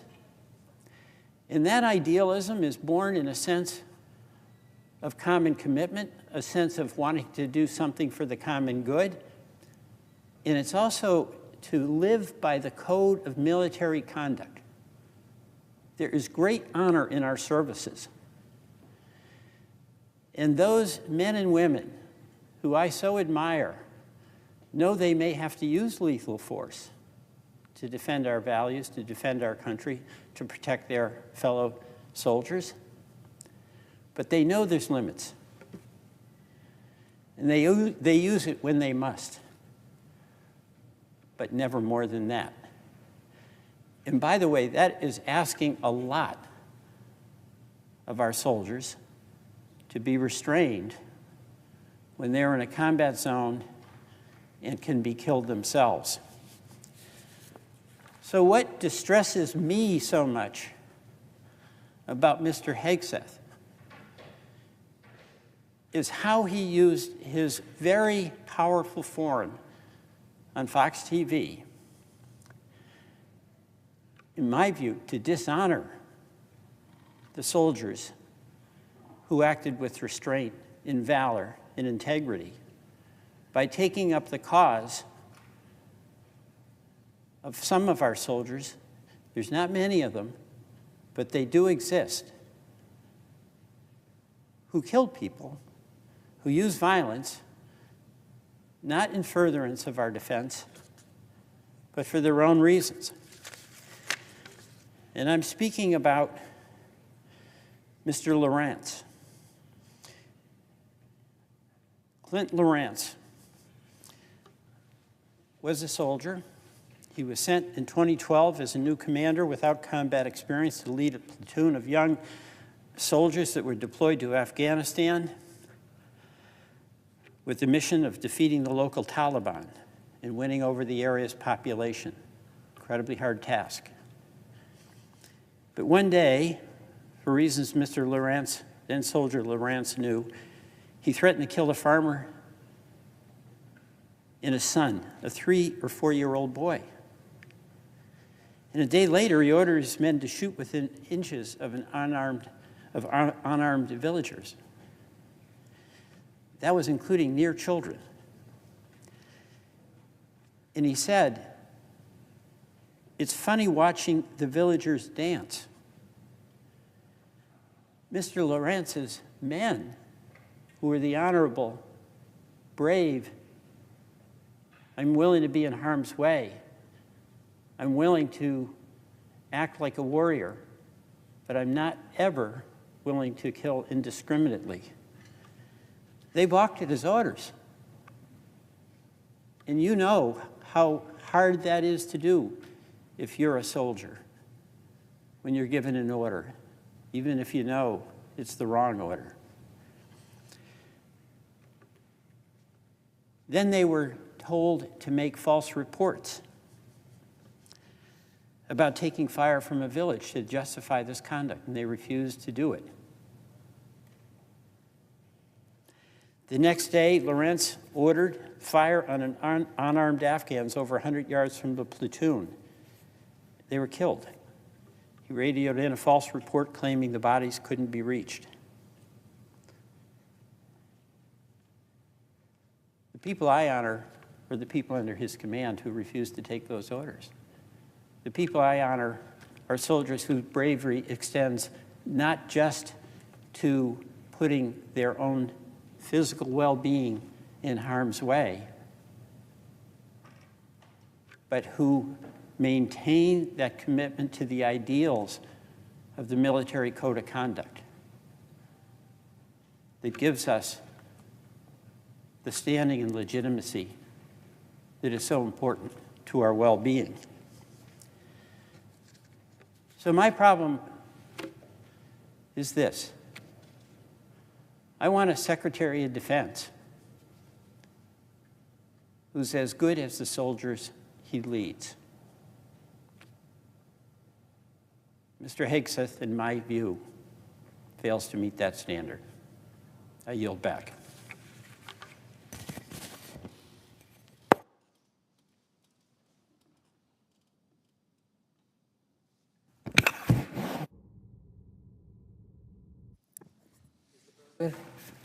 Senator from New Jersey. Mr. President, I rise today because it's inevitable that at some point in the near future, President Trump will have to convene his national security team in the Situation Room at the White House in response to a global crisis, whether in Ukraine or the Taiwan Strait or some other hotspot. The Situation Room is a room that I've had the privilege of working in as a staff on the White House National Security Council. It's a room where the most consequential decisions are made, where the safety and security of our country is decided, where the lives of people are determined. But who will be in the room with the president, advising the president during these difficult and stressful times? As the president sits at the end of the table, flanking him are some of the most senior advisors. One of them closest to him will be the Secretary of Defense. Mr. President, I rise today because I know the importance of that role in that room. I've seen what it means for the president to turn to the Secretary of Defense for counsel. In fact, I even worked at the Pentagon in the office of the Secretary of Defense. I've seen the massive operation that the Secretary needs to lead every day and what it takes. And I've seen the readiness necessary for the Secretary of Defense to turn to the president and provide the right recommendations for America's national security. Now, I have seen Mr. Pete Hegseth make his case. I've seen his answers in front of the Senate Armed Services Committee. I've seen the reports. I can say from my experience in the Secretary of Defense's office, as well as in the Situation Room, that Mr. Hegseth's appointment is an unnecessary risk in a dangerous global moment. Now, I get it. President Trump wants to be a disruptor. He wants to bring in people who are going to shake up the system. He wants people who represent a change from the status quo. I'm sure a number of us here in the Senate would like to see some changes at the Pentagon, changes on how things have done, understanding that the status quo is not something we can lean on. We certainly have disagreements on how best to add certainty and stability to the world that seems to be off the rails in this moment. But there is talking about change, and there is actually having the skills and the capacity to implement change. The Department of Defense is our largest employer in our government and one that requires critical leadership. Let's look at the world that Mr. Hegseth would inherit as Secretary of Defense. the world that President Trump will ask him about in the Situation Room. On Ukraine, it's clear that Mr. Hegseth simply doesn't know his history. During his nomination hearing, he called Russia's 2014 invasion of Crimea a, quote, minor incursion. He has also downplayed the threat that Putin's Russia poses to our NATO allies. On China, Mr. Hegseth demonstrated a lack of depth of knowledge when asked by Senator Duckworth to name the importance of at least one of the ASEAN countries and the type of agreement we have with them. He could not name one. These countries include multiple treaty allies, are on the front lines of our competition with China. Multiple ASEAN members are locked in territorial disputes with China. This is a critical partner, so much that the Department of Defense 2 months ago released a strategic document called, quote, U.S. Department of Defense Vision Statement for a Prosperous and Secure Southeast Asia that was centered on ASEAN and even mentioned that, quote, the United States has worked closely with ASEAN on defense and security in the Indo-Pacific region since former Defense Secretary Robert Gates attended the inaugural ASEAN Defense Ministers meeting in 2010. And it goes on to say that the U.S. Secretary of Defense has attended and supported ASEAN at every single one of those gatherings ever since.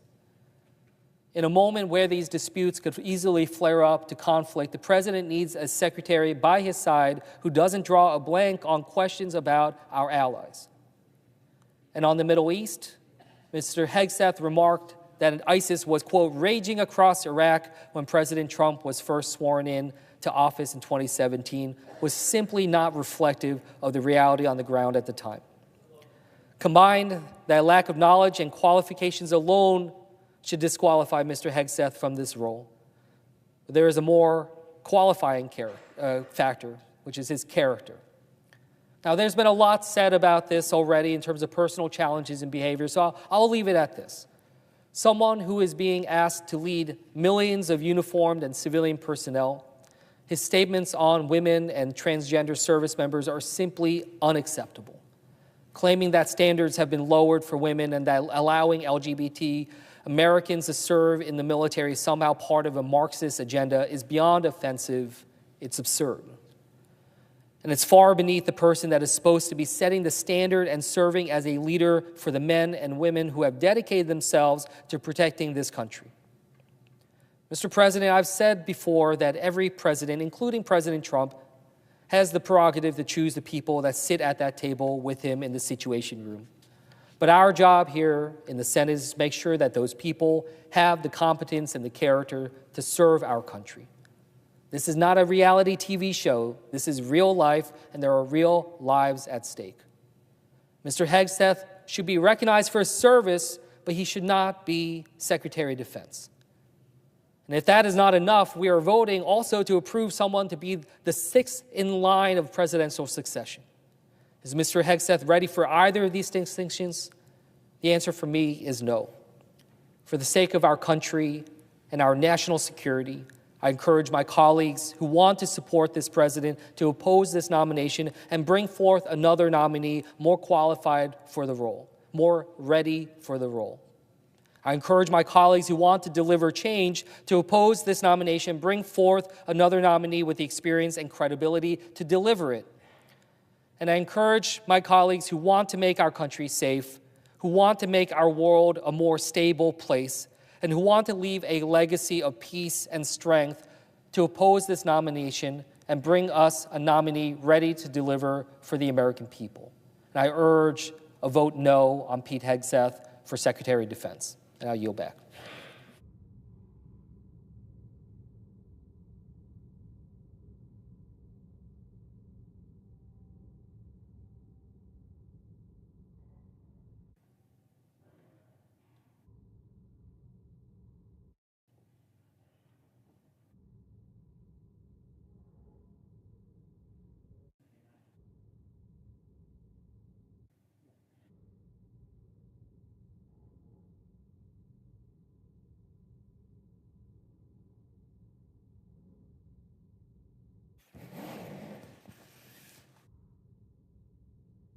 Mr. President?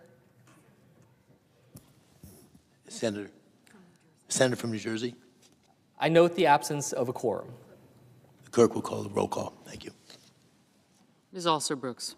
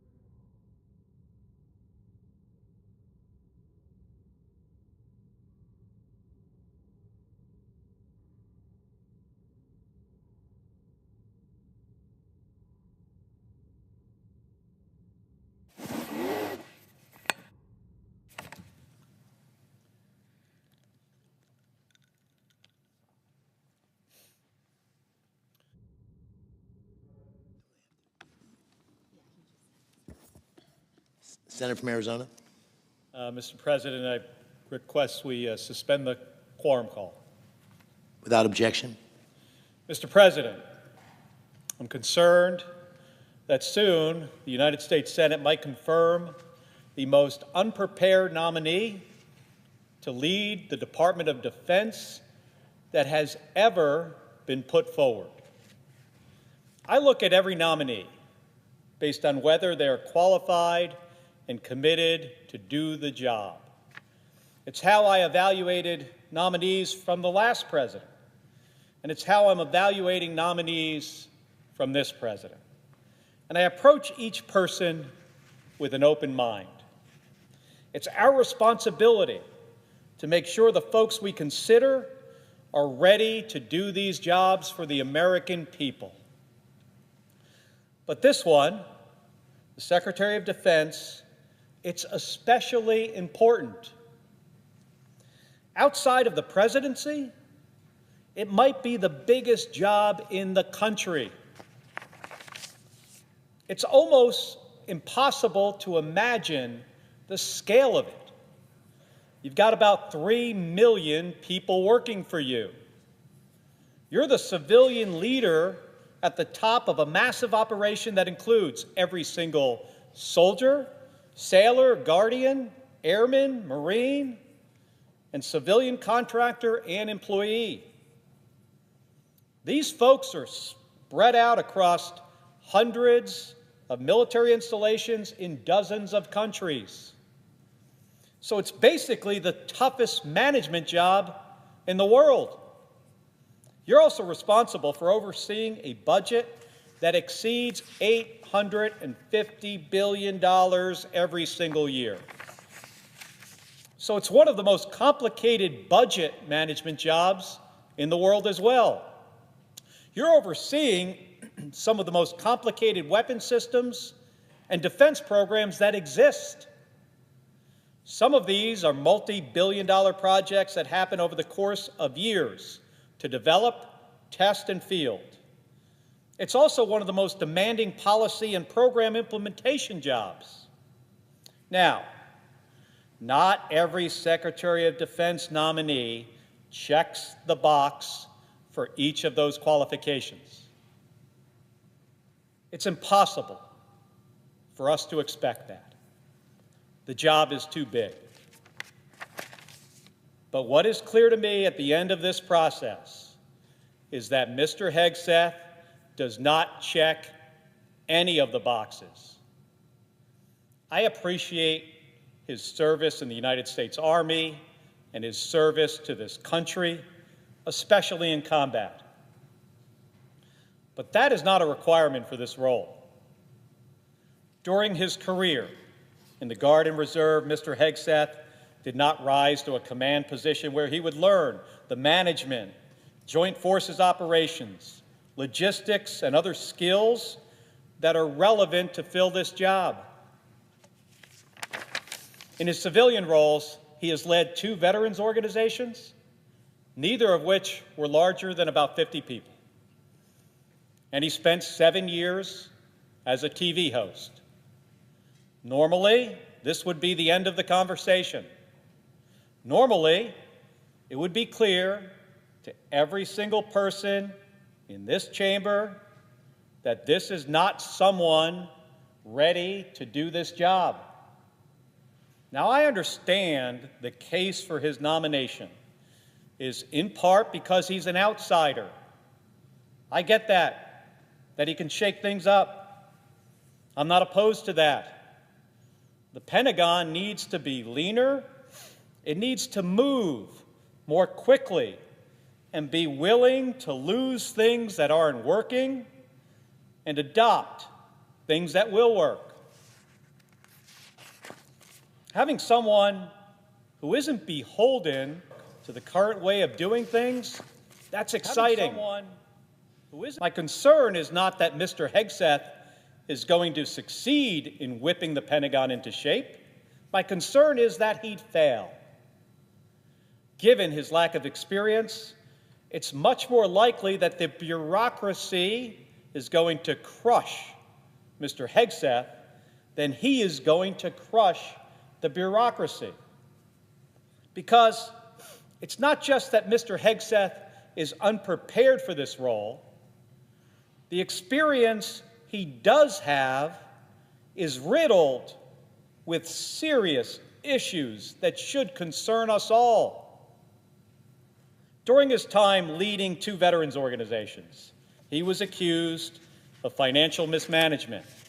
In 2009, after just about 2 years leading a group called Vets for Freedom, it's been reported that forensic accountants found the organization had about $1,000 in the bank, more than $400,000 in unpaid bills, and $75,000 in credit card debt.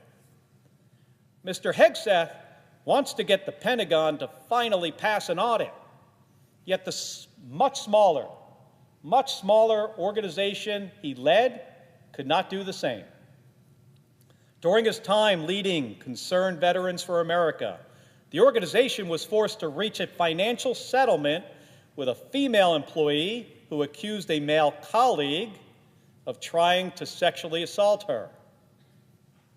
The woman was reportedly ostracized and faced reprisals in the workplace after that settlement. For a department that is working to address sexual assault and harassment, what would it say to confirm someone who has already fostered environments where these are an issue?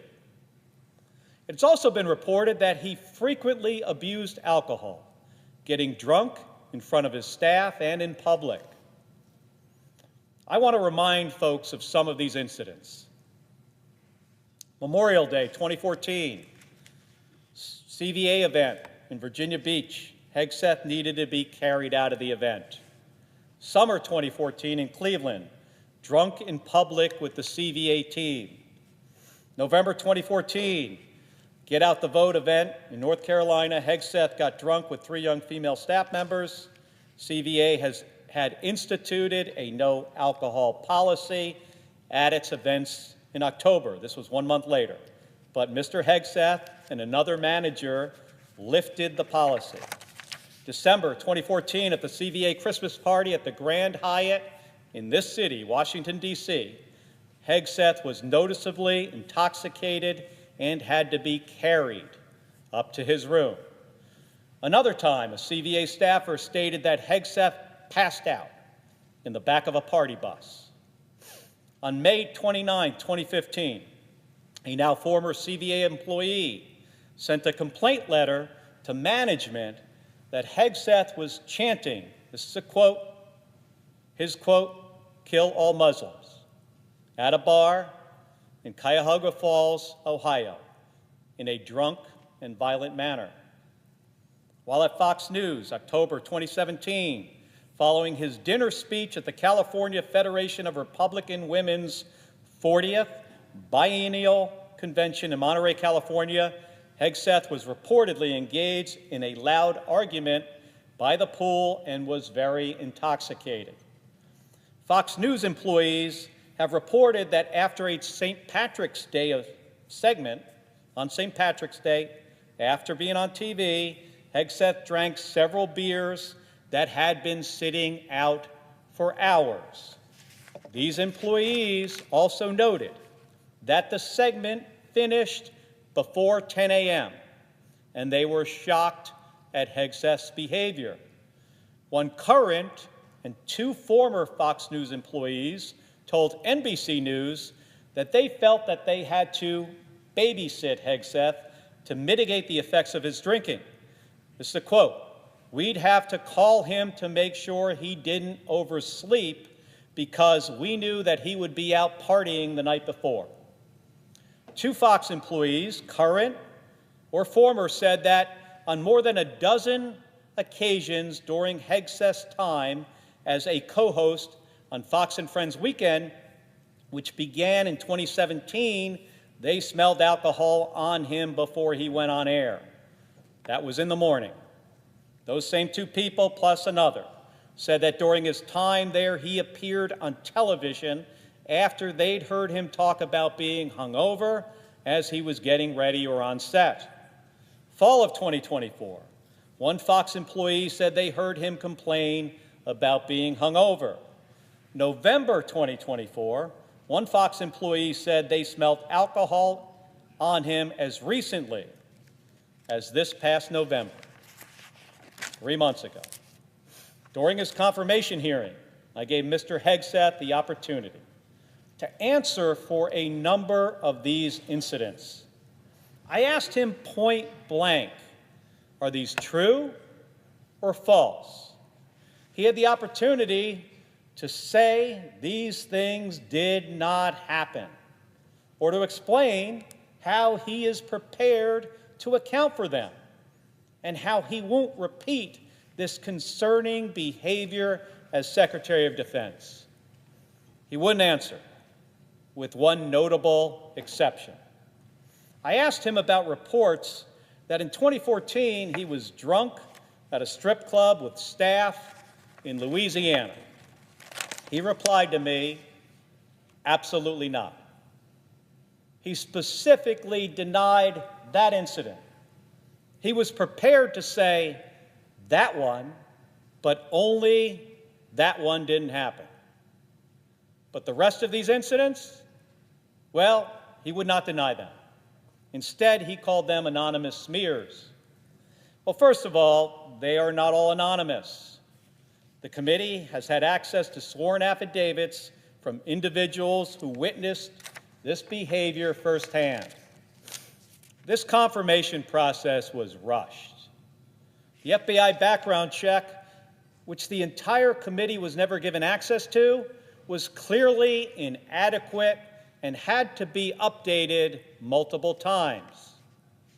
And despite repeated efforts, Mr. Hegseth has refused to meet with me and many others on the committee in private to discuss these concerns further.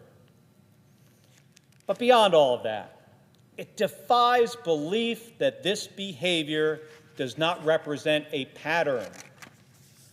The incidents listed earlier, they stretch out across a decade. These are individuals who worked with him across 3 different organizations. And in each place, these people witnessed him abuse alcohol. It is obvious to anyone willing to see it that this is a pattern. And let us be clear, these are not smears. If Mr. Hegseth were a private citizen, these issues with alcohol would only be a concern for those around him.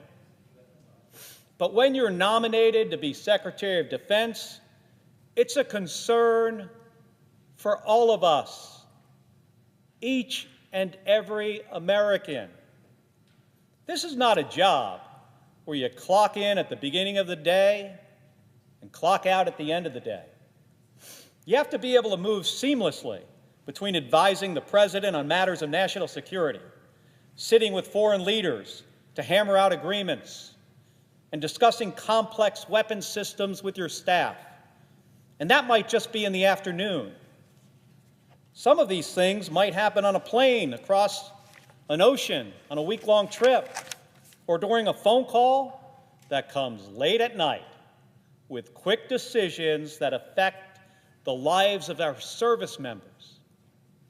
During the Cuban Missile Crisis, Robert McNamara was briefed at midnight about the first photographs from U-2 spy planes showing the likelihood of Soviet ballistic missile sites in Cuba. The same has likely happened when North Korea has tested ballistic missiles that could threaten Guam or our allies. This is a demanding job for anyone. It is a concerning job for someone with Mr. Hegseth's track record. So as the Senate moves towards a final confirmation vote on this nominee, Mr. Hegseth, here is what I want to ask my colleagues. Are you sure? Are you sure that you trust him with this job? Are you sure there isn't another individual the president could choose who could pursue the same goals, but is better prepared to do this job. Are you sure it's worth the risk to our service members, to our national security, and to your families? I know I'm not. I yield the floor.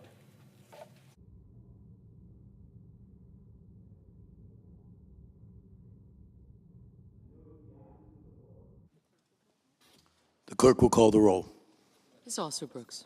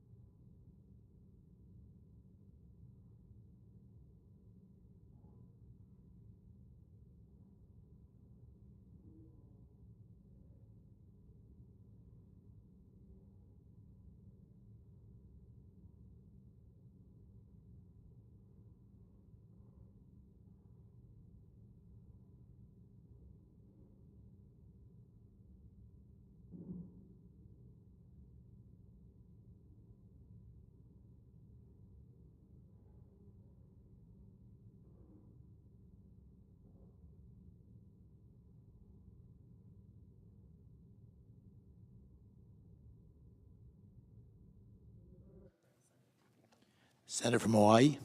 Thank you, Mr. President. I ask unanimous consent to vitiate the quorum call. Without objection. Mr. President, anyone who's tried to buy a carton of eggs at the grocery store lately has probably seen a sign on the empty shelves saying there's a national shortage of eggs because of the bird flu. And the reason that notices like this exist is because the Department of Health and Human Services tracks disease outbreaks around the clock and notifies the public in real time.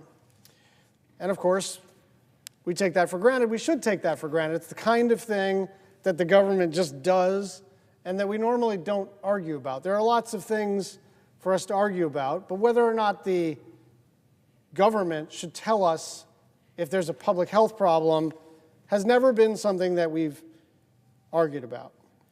We take it for granted, but it's an invaluable service that keeps the public safe and healthy, which is why it was so bizarre that in one of his first acts as president, Donald Trump suspended all communications from HHS, health advisories, scientific reports, updates on the website, all of it.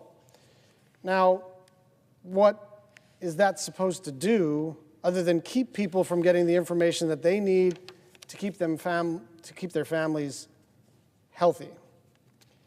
This is about being able to know if a certain kind of meat or vegetable has been contaminated and staying away from it. For instance, when there was an E. coli outbreak at McDonald's last year, the FDA immediately sent out an alert, which the press picked up on and warned the public about. Those communications are paused. Cucumbers at Costco was another example. E. coli at McDonald's, and I don't mean to pick on these particular companies. Lots of retail operations have their various public health problems. And I understand elections have consequences, right? And it is within the scope of a new administration. It is reasonable for them to kind of take a look at all public policy and implement their own public policy. But look, this is a little nuts. And I'm assuming that there was a person in the White House, or in the transition team, writing up a bunch of executive orders and thinking through an ideological lens or even like an electoral lens. Fair enough. And they wanted to have a bunch of executive orders ready to roll. And so day one, boom, nothing coming out of HHS. But the problem is that this isn't partisan. This isn't what people thought they were voting for. And this really could jeopardize the public health. And so the resolution I'm introducing and asking for unanimous consent on is very simple.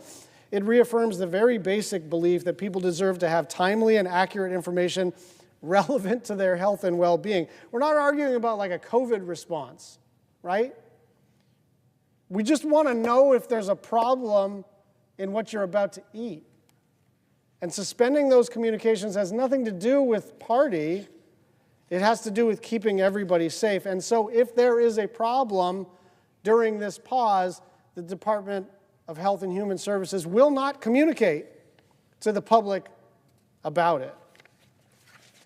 And so, as if in legislative session and notwithstanding Rule 22, I ask unanimous consent that the Senate proceed to the consideration of my resolution at the desk. Further, that the resolution be agreed to, the preamble be agreed to, and that the motions to reconsider be considered made and laid upon the table with no intervening action or debate.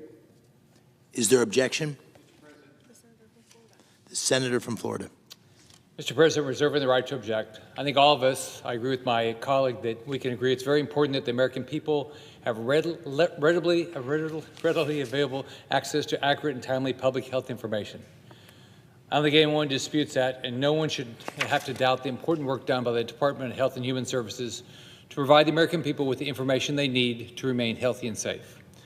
But this resolution is unnecessary. The new administration just took office and issued a temporary pause until February 1 on all communications coming from its agencies without approval. They have every right to do this. To be frank, they have a lot of problems to solve from the prior administration. I hope we can focus on confirming nominees quickly. The sooner his team gets in place, the sooner he can deliver on his promises to the American people. Therefore, I object. And I ask that the following remarks appear in a different part of the journal. Without objection. Thank you, Mr. President. A new story was published today about the extent of Mr. Robert F. Kennedy's involvement in the 2019 measles outbreak in Samoa, and it shot a chill down my spine. And I am not, that's not a rhetorical flourish. I read it and I felt hot. I felt angry. I felt worried. We already know that he flew halfway across the world to Samoa to spread lies about the measles vaccine and discourage people from taking it. We already know that as a result, there was a measles outbreak. 5,000 people got measles. 83 people died. 79 of them were children. But I think there is a new fact here that is worth lingering on. He saw it as a great research opportunity. He saw it as a great research opportunity. He literally took an informatics expert, someone who studies how people receive information, and he took him with him to Samoa to run a, quote, natural experiment, studying what would happen to kids if they weren't vaccinated. And let me tell you why this is personal to me. My dad is my hero. May his memory be a blessing. And he's my hero for a number of reasons, but among them, he was a young doctor and he was reading the New England Journal of Medicine. He was right out of medical school. And he read about something called the Tuskegee experiments. And what happened in the Tuskegee experiments is that the United States Public Health Service withheld life-saving medication from African American men to, quote, observe the disease process. They considered these men expendable. They provided half of the cohort with penicillin, which they knew would cure syphilis, and half of the men with a placebo without telling them to, again, observe the disease process. And so my dad went on the record, and Congress actually intervened many years later with Tom Harkin and on a bipartisan basis, making it explicit that the United States Public Health Service has to observe the Hippocratic Oath, do no harm. Do no harm. And it's a dark history for America, but a proud moment as I think of my father and his legacy. But the one thing I never thought would ever occur is that more than 50 years later, we would be at the precipice of confirming a person to run the Department of Health and Human Services who, in this era, 50 years after the Tuskegee experiments, flew to Samoa, encouraged people not to take the measles vaccine, watched 5,000 people get sick, watched 83 people die, watched 79 kids die, and said, this is a real opportunity for data collection so we can see how this plays out. I'm still a little shocked that this person isn't going to be rejected 100-0. I understand partisanship. I understand loyalty. I'm not immune to partisan pressures on my own side.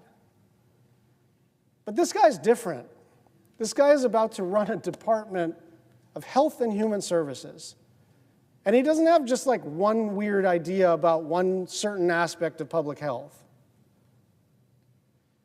He's a person who has flown across the planet to cause outbreaks of diseases that are generations in our past.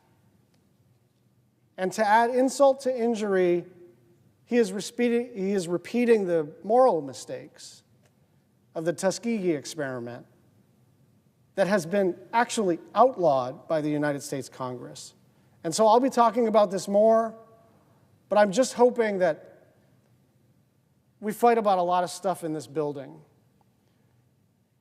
But I know that there are a lot of people on both sides of the aisle that take their obligation seriously to provide advice and consent to the President of the United States, whether you voted for him or not, whether your state voted for him or not, that this is an opportunity to say we're a separate and co-equal branch of government, and if you're a Republican, say, listen, I support this president, but I don't support this nominee because I don't want measles or mumps or rubella or polio to make a comeback.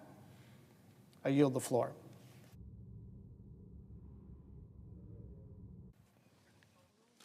The clerk will call the roll.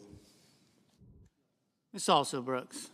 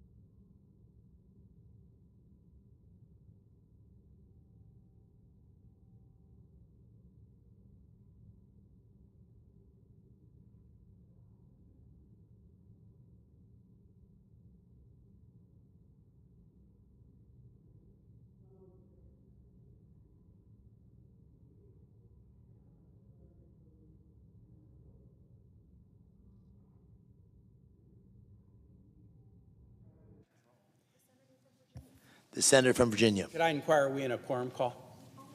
We are. Could I ask that it be suspended?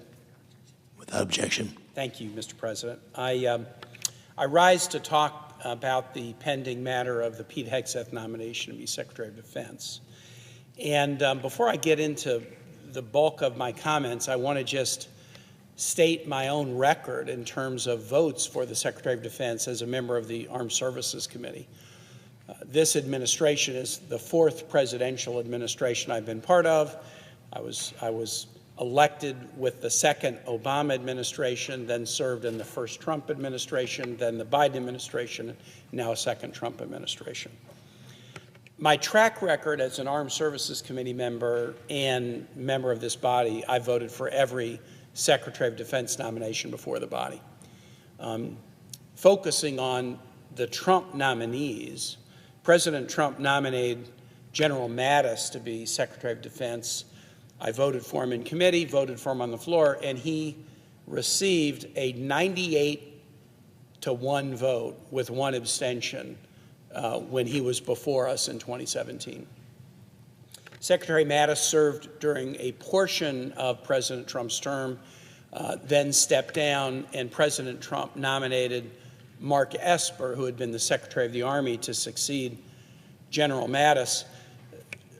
Trump administration nominee paid me the honor of asking if I would introduce him before the Armed Services Committee, and I did.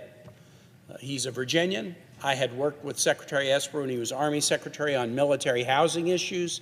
He had been responsive and professional, and so I said, sure, you're President Trump's nominee, but I'm going to introduce you before the committee.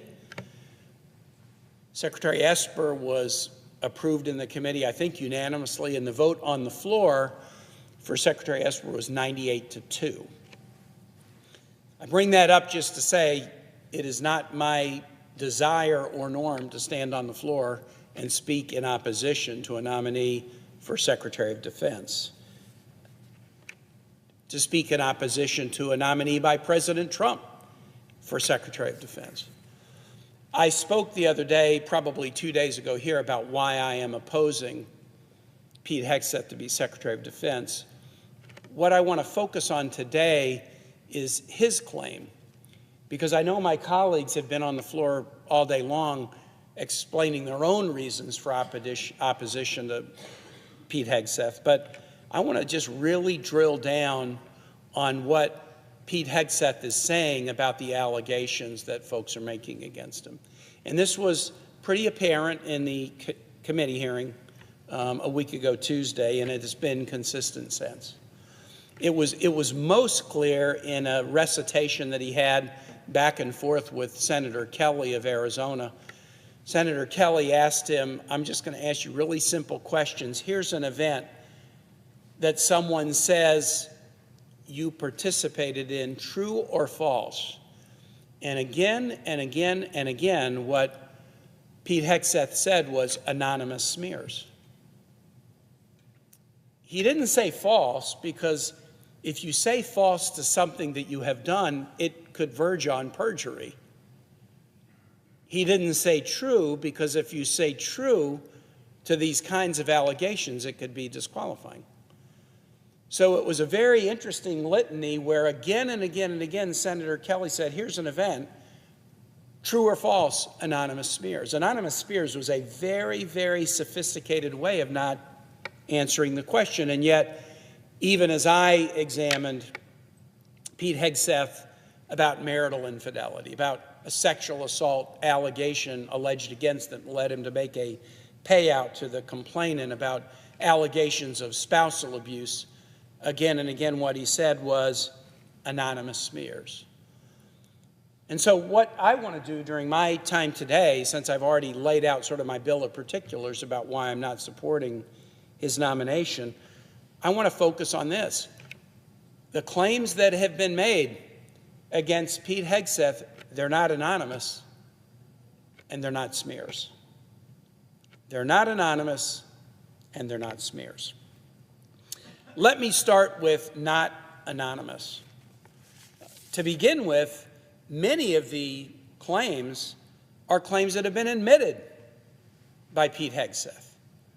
So let's start with the man himself. He has admitted serial infidelity in both of his first two marriages. He told me at the committee hearing he took an oath of fidelity to his wife, but he admitted to serial infidelity. That's not an irrelevant factor when we're analyzing whether someone who takes an oath to become Secretary of Defense is able to carry out that oath.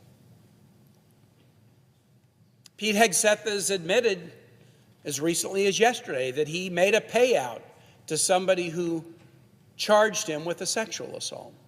There was an incident in Monterey in September of 2017 that led to a criminal sexual assault complaint and a criminal investigation. It did not lead to criminal charges, but it did lead to a civil charge and a settlement and a payout and a non-disclosure agreement. He's admitted to all of that. He claims it was a consensual event. The victim claims it was a sexual assault, but the fact of the interaction and the fact that it was both cheating on an existing wife and also on the mother of a newborn child, he's admitted all of that. It is not an anonymous claim when Pete Hegseth has admitted to this. Second, it's not anonymous what Pete Hegseth's mother wrote to him. Pete Hegseth was in the middle of a very contentious divorce from his second wife, Samantha, in 2018, and he received a most extraordinary email from his mother. This is not anonymous, and I want to read the email. It is an extraordinary bit of tough love from a mom to a son. Son, I have tried to keep quiet about your character and behavior, but after listening to the way you made Samantha feel today, I cannot stay silent. And as a woman and your mother, I feel I must speak out. You are an abuser of women. That is the ugly truth, and I have no respect for any man that belittles, lies, cheats, sleeps around, and uses women for his own power and ego. You are that man, and have been for years. And as your mother, it pains me and embarrasses me to say that, but it is the sad, sad truth. I am not a saint, far from it, so don't throw that in my face. But your abuse over the years to women, dishonesty, sleeping around, betrayal, debasing, belittling, needs to be called out. Sam is a good mother and a good person under the circumstances that you have created, and I know deep down you know that. For you to try to label her as unstable for your own advantage is despicable and abusive. Is there any sense of decency left in you? She did not ask for or deserve any of that, which has come to her by your hand. Neither did Meredith. Meredith is the first wife. I know you think this is a big competition and that we have taken her side. Bunk. We are on the side of good, and that is not you. Go ahead and call me self-righteous. I don't care. Don't you dare run to her and cry foul that we shared this. That's what babies do. It's time for someone. I wish it was a strong man to stand up to your abusive behavior and call it out, especially against women. We still love you, but we are broken by your behavior and lack of character. I don't want to write emails like this and never thought I would. If it damages our relationship further, then so be it, but at least I have said my piece. And yes, we are praying for you. And you don't deserve to know how we are praying, so skip the snarky reply. I don't want an answer to this. I don't want to debate with you. You twist and abuse everything I say anyway. But on behalf of all women, and I know it's many, you have abused in some way, I say get some help and take an honest look at yourself Mom,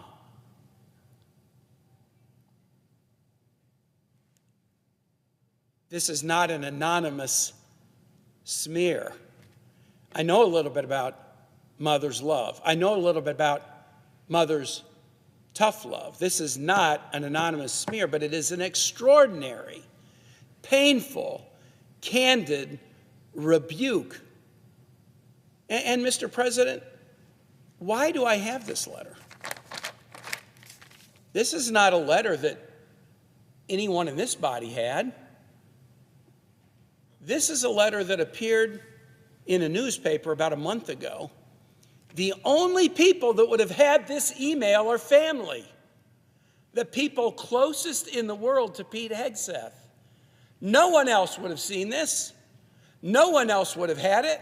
No one else could have read it on the floor of the Senate unless someone very close to Pete Hegseth, a member of his immediate family, decided years after it was written that a man nominated to be Secretary of Defense, whose character had led his own mother to write this letter, this is a fact that should be put before the public in analyzing the character and qualifications of this individual.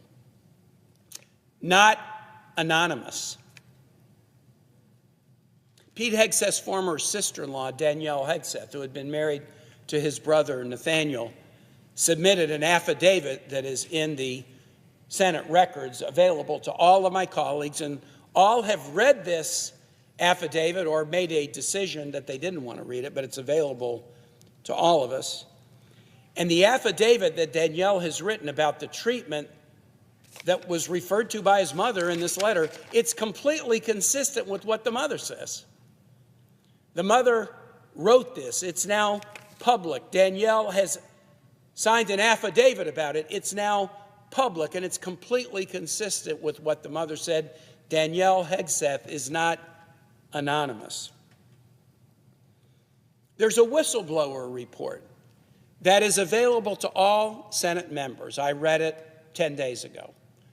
It's for members only, but it's available to all 100 of us. And I hope all of my colleagues have read it. It would be a huge mistake to vote on this nomination not having read that whistleblower report. What does the whistleblower report involve? It's anything from anonymous. It's a report that was generated years ago when Pete Hegseth was the leader of an organization called Concerned Veterans of America. It wasn't created for this hearing. It wasn't created because of a Secretary of Defense nomination. It was created by disgruntled employees in an organization that Pete Hegseth was leading. It's a 7-page, single-space whistleblower report. And again, Mr. President, I got to say, it's anything but anonymous. In fact, it mentions, by my count, 36 names of individuals connected with Concerned Veterans for America and multiple events of improper behavior by Pete Hegseth as the leader. Being at work events impaired by alcohol, creating a toxic work culture that led to sexual harassment of women employees, repeated instances of unprofessional behavior and fiscal mismanagement of the organization. And I know that Pete Hegseth calls that anonymous smears, but when you read this 6-page document, and again, I just want to say to any public watching this, the senators in this body have all had access to it. So if you see somebody like Pete Hegseth saying it's an anonymous smear, no, the members of this body have all had access to Danielle Hegseth's affidavit, to Pete Hegseth's admissions, to the mother's letter, and to a whistleblower report with 36 names in it, attesting to a variety of unprofessional behaviors. That document was provided to Mr. Hegseth and his attorney, and they submitted a response. But by my read of the document, they could not get a single individual whose name is mentioned to challenge or retract any of the statements that are made in the document. This is anything but anonymous. Again, all members have seen this. All members have had access to it. These are not anonymous claims. They are on-the-record claims by people very close to this man, including, in a most unusual way, his own mother. Now, Mr. President, I will acknowledge this. There are some who have come forward who are anonymous. I have to acknowledge that. They're anonymous because they're afraid. I have had extensive conversations with a close personal friend of the second wife who has told me things that are directly supportive of the public materials contained in the mother's letter and the Danielle Hegseth affidavit. I don't know that he knows Danielle, but what he told me is completely consistent with Danielle Hegseth's allegations that Pete Hegseth was abusive to his second wife.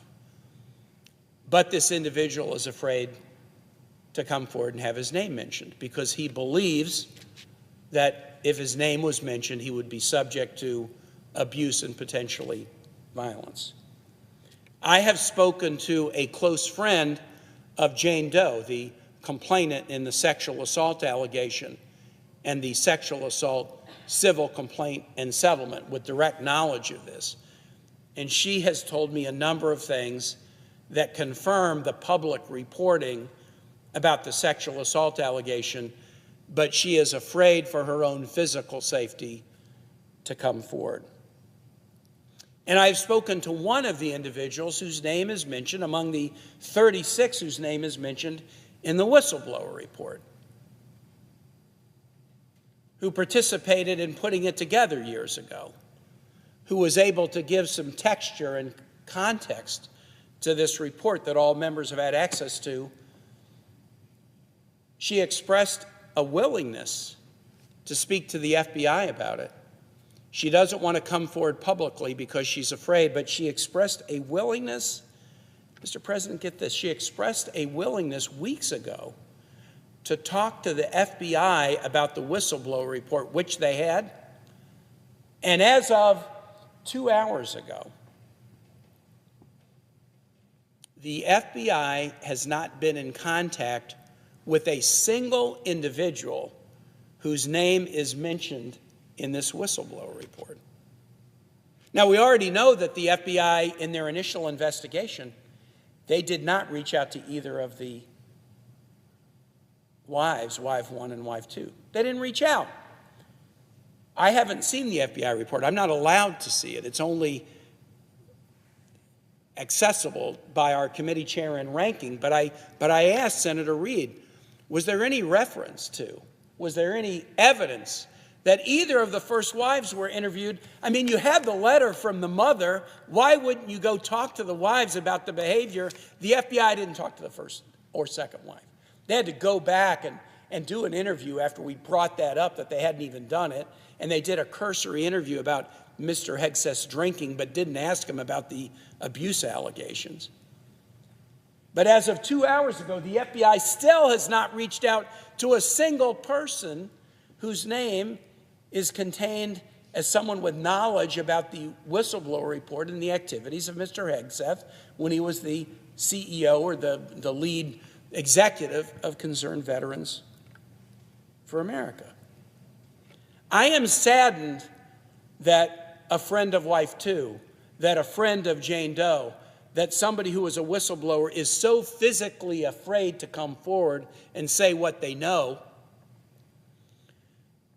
because of fears of violence against them. That makes me sad, but I will state my reputation on this. What they have told me is a direct match and an affirmation of the material contained in the public accounts from the mother, from Pete Hegseth's own admissions, from the sexual assault facts that we know, from the Danielle Hegseth affidavit. So, Mr. President, I've taken some time to go over this to show that the material that this body is considering is not anonymous, and now I want to turn to the second. It's not a smear. The Pete Hegseth allegation seems to be that this is all created at the last minute to try to derail him from being Secretary of Defense. And in that way, it's a smear. couldn't be farther from the truth. The sexual assault claim happened years ago. It was not created to try to stop Pete. The whistleblower report was written more than a decade ago. It was not written to stop Pete Hegseth from being Secretary of Defense. Pete Hegseth has admitted to serial infidelity years ago. Those allegations were not brought up to stop Pete Hegseth from being Secretary of Defense. And finally, this letter from Pete Hegseth's mother, it was sent years ago. And it wasn't sent to stop Pete Hegseth from being Secretary of Defense. It was sent, as his own mother has recently stated in media interviews, as a message of love. This painful, painful email was sent to her son as a message of love. None of this material was a smear. None of this material was created once Pete Hegseth was nominated to be Secretary of Defense to try to stop him. This material has been around for many, many years and was created contemporaneously with abuse that he was visiting upon others because people were trying to stop him. They were trying to stop him as a message of love. They were praying for him. They were encouraging him to look in the mirror and improve. And yet he says this is all a smear. That is not the case. They're not smears. They are clear and consistent and contemporaneous reports of the behavior, judgment, impulse control, and character of this nominee for the most important cabinet position that any president will forward to the United States Senate. Mr. President, I'm going to conclude and just say this. We can do better. As a nation, we can do better. As a United States Senate, we can do better. Supporters of President Trump can do better. Members of the military can do better. Veterans can do better. Blue Star families, I'm one. My kid's a Marine reservist. We can do better. We need to do better. We need to do better by our active duty. We need to do better by our Guard and Reserve. We need to do better by DOD civilians. We need to do better by military families. We need to do better by defense contractors. We need to do better by all who care about the important mission of the American military. And we can do better. Mr. President, you and I both know this. There are so many good public officials who have aligned on the Republican side, who have supported President Trump, who have their own credentials in this body.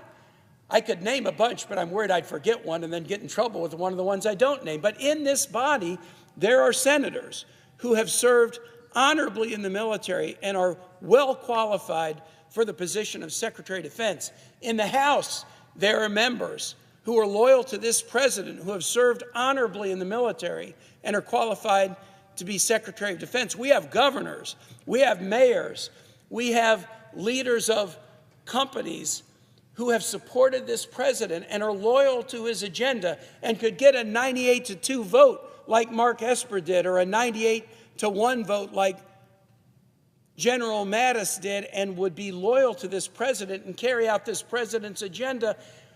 They are there. There are hundreds of them without the personal baggage of sexual assault claims that have been settled, of allegations of spousal abuse that have been testified to, of allegations of drunkenness on the job and fiscal mismanagement that are the subject of a very extensive report written by non-anonymous co-workers. And so as we near the vote for this most important position, My plea to my colleagues, as one who has supported every Secretary of Defense who's ever come before my committee, Democrat or Republican, is don't rush this and make a mistake. No one in this room, should this break badly following a confirmation, can say, wow, I didn't know. I didn't know. Everyone knows. Everyone has access to this material. Everyone knows the risk we would be undertaking in confirming Pete Hegseth to be Secretary of Defense. There will be no place, no shelter, no refuge of, wow, I was unaware of this. But more importantly than that, we all know people right in this chamber who are qualified by background, who are qualified by credential, but most importantly are qualified by character to undertake this most solemn responsibility. Let's get this one right. Let's take the time and get this one right. With that, Mr. President, I yield the floor.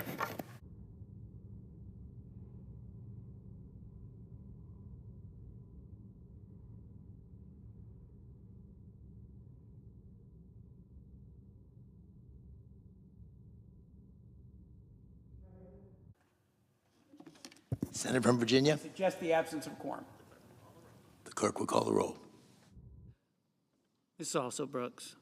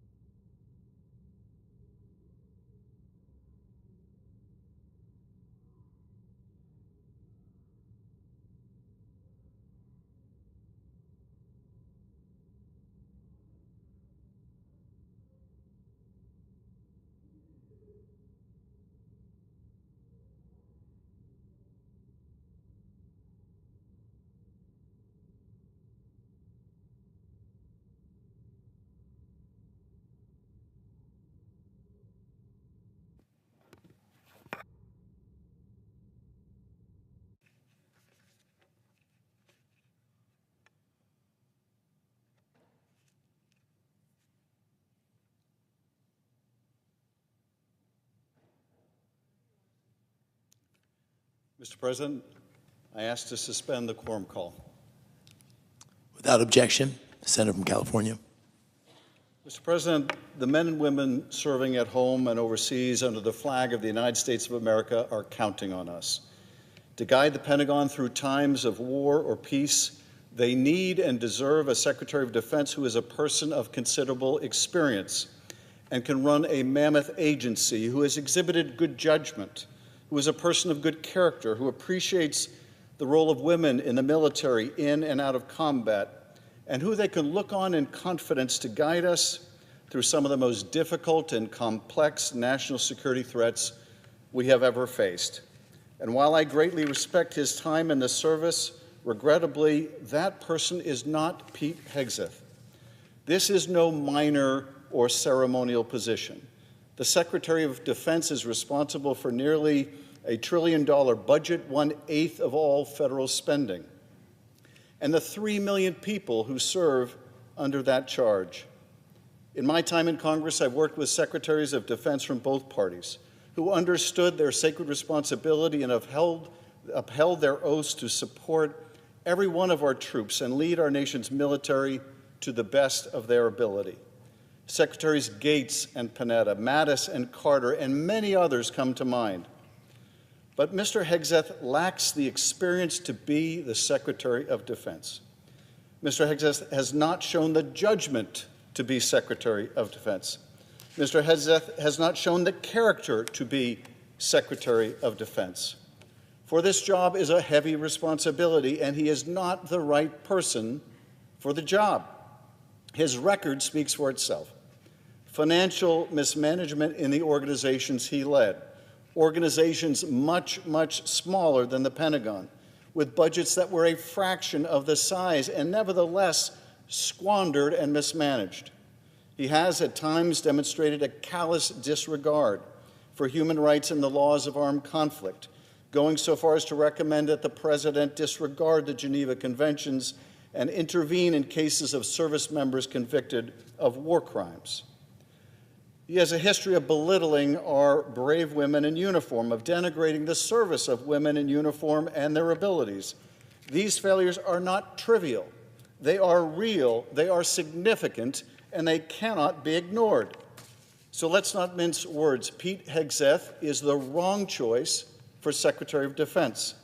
Mr. President, many of my colleagues have spoken on the floor about Mr. Hegseth's personal shortcomings and lack of experience to carry out the job to which he has been nominated. I would like to speak also about what we need from a Secretary of Defense and what a more appropriate nominee should bring to this position of such immense responsibility. The challenges we face today are enormous. They demand real experience and leadership. The largest land war in Europe since World War II rages on.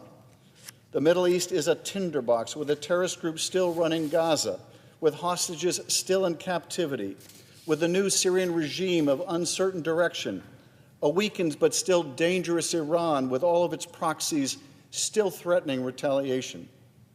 China looms as a peer global competitor with a stated object of expanding its influence and territory and outpacing the United States.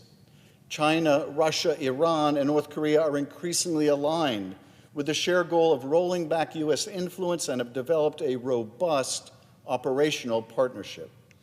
Iran and North Korea provide Russia with drones and missiles to prosecute its relentless war of aggression against Ukraine, all while China provides money and dual-use technologies to underpin Russia's resurgent wartime economy.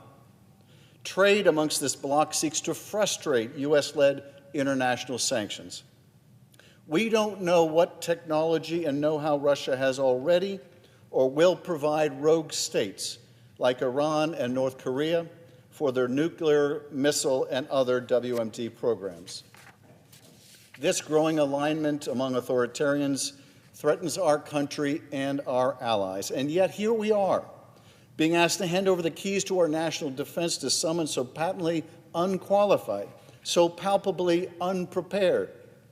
I think it is telling that Mr. Hegseth's opening statement to the Senate Armed Services Committee failed to even mention the war in Ukraine.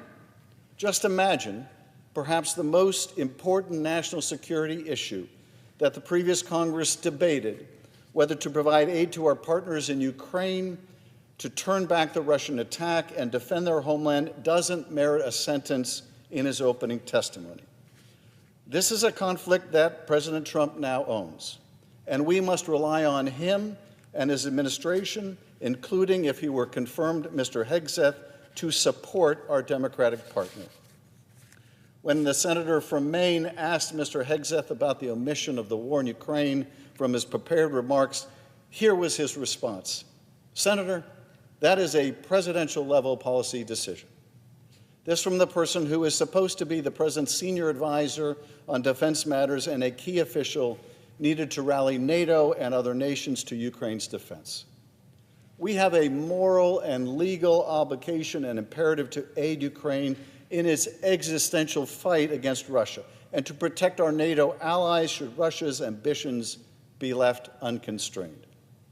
The last Congress made clear its support with bipartisan overwhelming votes to reaffirm our support for Ukraine in this fight, and we will do so again as necessary. It is not just a matter of Ukrainian security. If Russia is allowed to succeed in its objectives in Ukraine, whether on the battlefield or through a forced but favorable negotiated settlement, it will not stop there. Russia is already engaged in influence operations, cyber operations, and attacks against critical infrastructure up and down its border with NATO.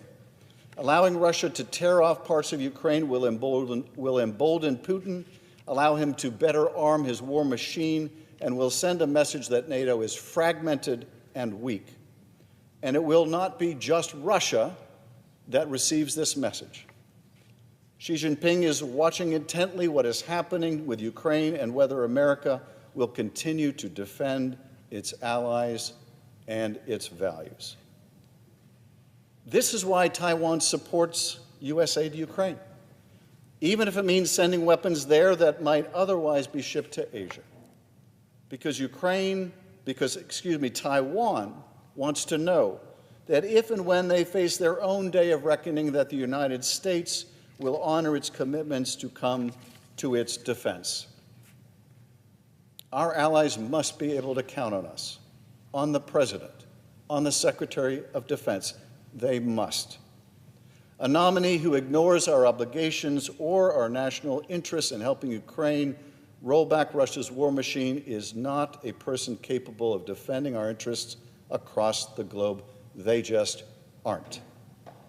The responsibilities go well beyond our foreign commitments.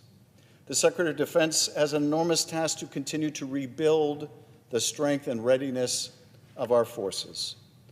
For nearly 2 decades, wars in the Middle East and a long list of contingencies have pushed military readiness to the breaking point. The Army, Air Force, and Navy continue to face major recruitment challenges just to maintain their current size, let alone what may be necessary to, God forbid, fight a major war in the coming years. Against technologies we can only imagine now. We need a Secretary of Defense that can lead and inspire our troops from the most senior officers to the youngest enlisted men and women. Mr. Hegseth has belittled women in the military. He has attacked people who live their lives differently than he would prefer. He has stood with those who violate the law rather than those who keep the peace. And he has no experience running a large enterprise. His experience running small enterprises was a terrible failure. We need a Secretary of Defense with the management experience to rebuild and reshape our national security for the challenges of the present and the future. As our assistance to partners in the wars in Ukraine and the Middle East have shown, we need to bring about urgent reforms if we are to produce the platforms, weapons, and ammunition necessary to supply our partners with the tools that they need to fight and win. So long as our enemies test the dearness of our beliefs with fire and steel, we must ensure that our military remains the best equipped, best prepared fighting force in the world. This requires investment in our manufacturing sector and the defense acquisition process. Anything less is not an arsenal of democracy or freedom's forge. It is a failure of our duty to defend ourselves and our allies. Which is to say nothing of the need to develop new technologies and new operational concepts, tapping into the best innovative minds across the country. Let's face it, the United States is on the brink of losing its overwhelming technological edge. Bringing it back will require reshaping the Pentagon to include new participants, ready to disrupt some of our hidebound bureaucratic and expensive processes, new innovators and technologies, including many from my home state of California. Partners that embrace new technology and are more nimble to meet today's challenges. There is simply nothing in Mr. Hegseth's background or his performance to demonstrate that he has the necessary understanding or ability to make these changes. General Matthew Ridgway was one of the greatest military minds of the 20th century. His service spanned decades and continents. And after the end of his service as Supreme Commander for the Allied Powers, he was recruited to join the Wise Men, a group of retired diplomats, politicians, and generals who assembled time to give their advice to President Lyndon Johnson. He knew then, as we know today, what makes effective leadership in both war and peace, on the front lines and on the home front. He said that there is far more to professional fitness than knowledge and skill in the technology and tools of war. These the officer must have, but the final test of his ability is not in what he knows, but in what he is. There is no substitute, he said, for those innate qualities which we generally refer to as character. My fellow senators, put aside the nominee's lack of knowledge and lack of experience to prepare him for a role of this magnitude. We must also consider this nominee's absence of character becoming of a Secretary of Defense. You heard it in his confirmation hearings. You've heard it described by my colleagues today. You've seen it on television, read about it in the materials that we have been provided that demonstrates Mr. Hegseth's unfitness for this office. Character matters. It does. It still does. And no amount of tough talk on TV or bromides about a warrior spirit can make up for a distinct lack of character.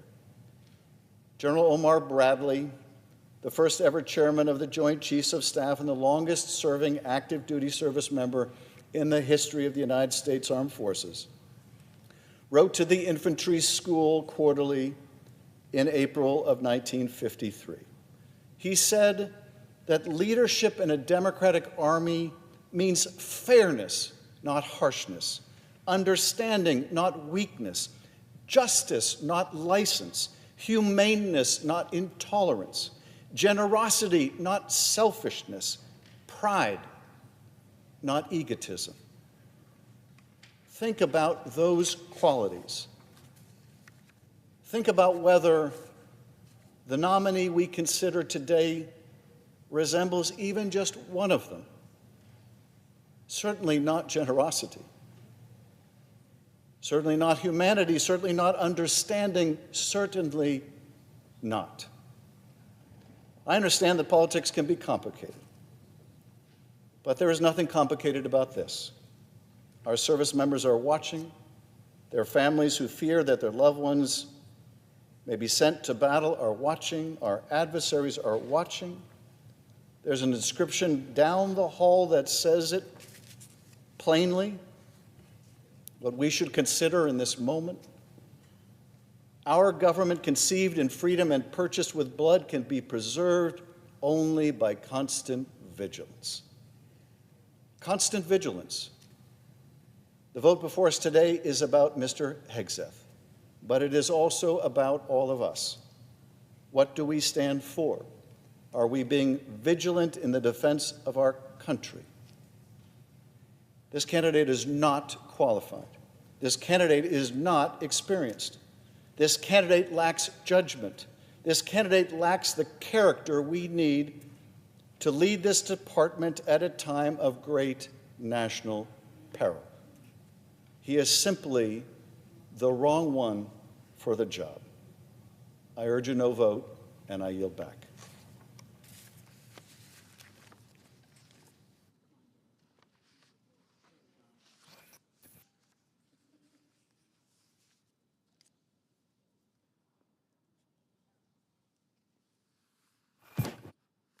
Madam President, I note the absence of a quorum.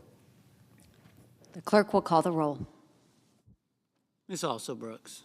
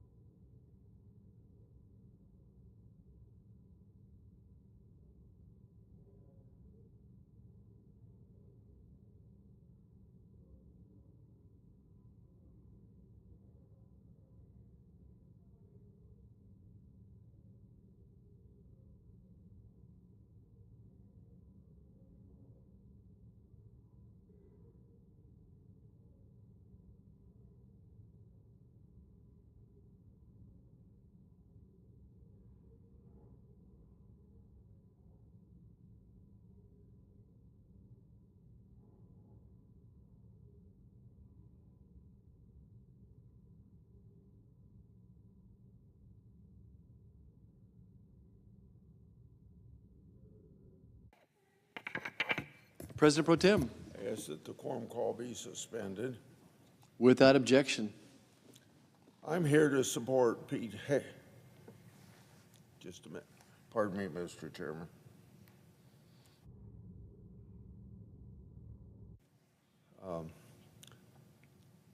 I'm going to support Pete Hegseth to be Secretary of Defense.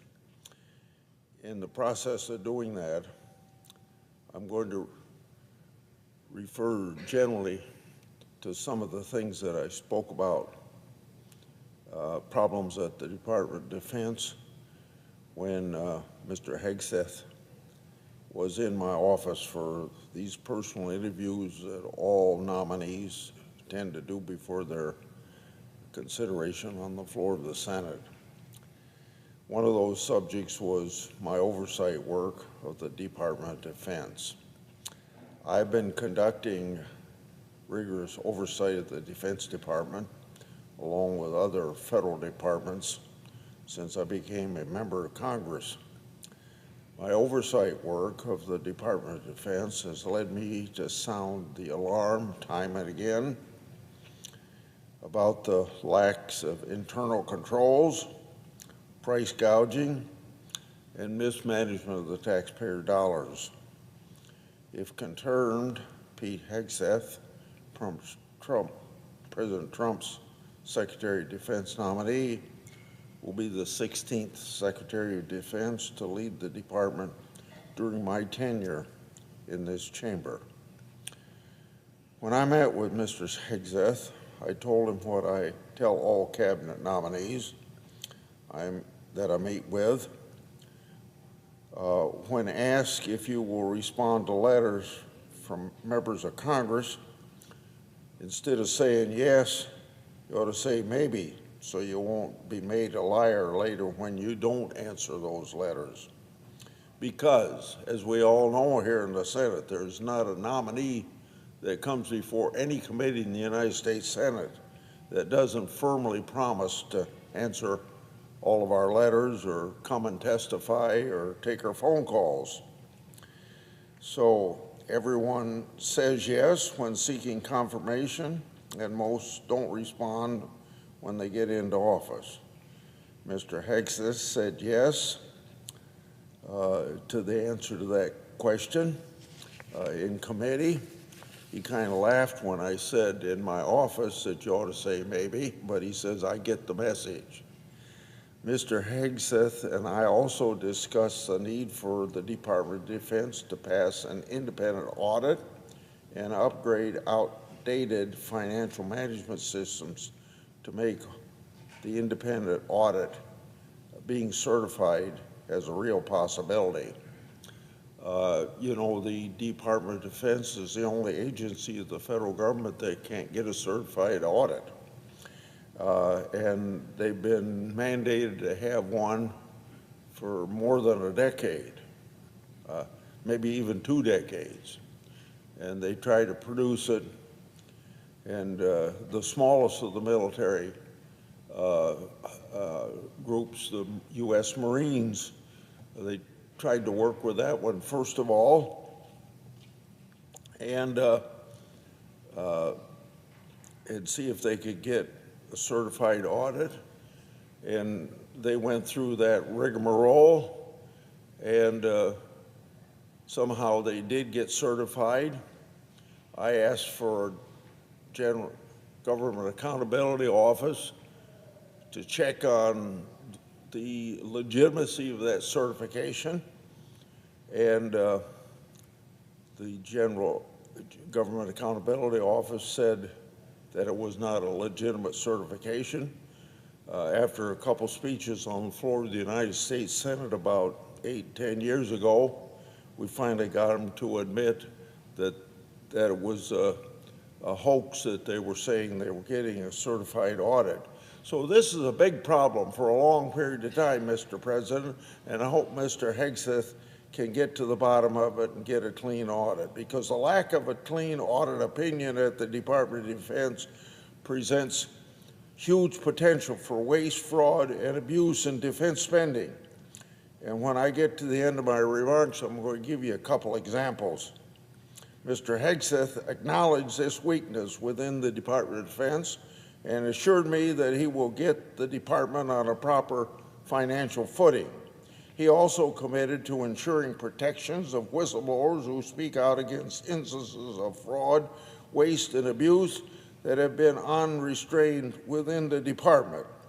We spoke about that issue because for every nominee that comes to my office about the wanting confirmation, I say to them, you know, whether you got a department of a few hundred or a few thousand or a few 10,000, and there's some departments around here of a few 100,000 people, big or little, you can't know what's going on in that department as far as listening to whistleblowers. And whistleblowers are,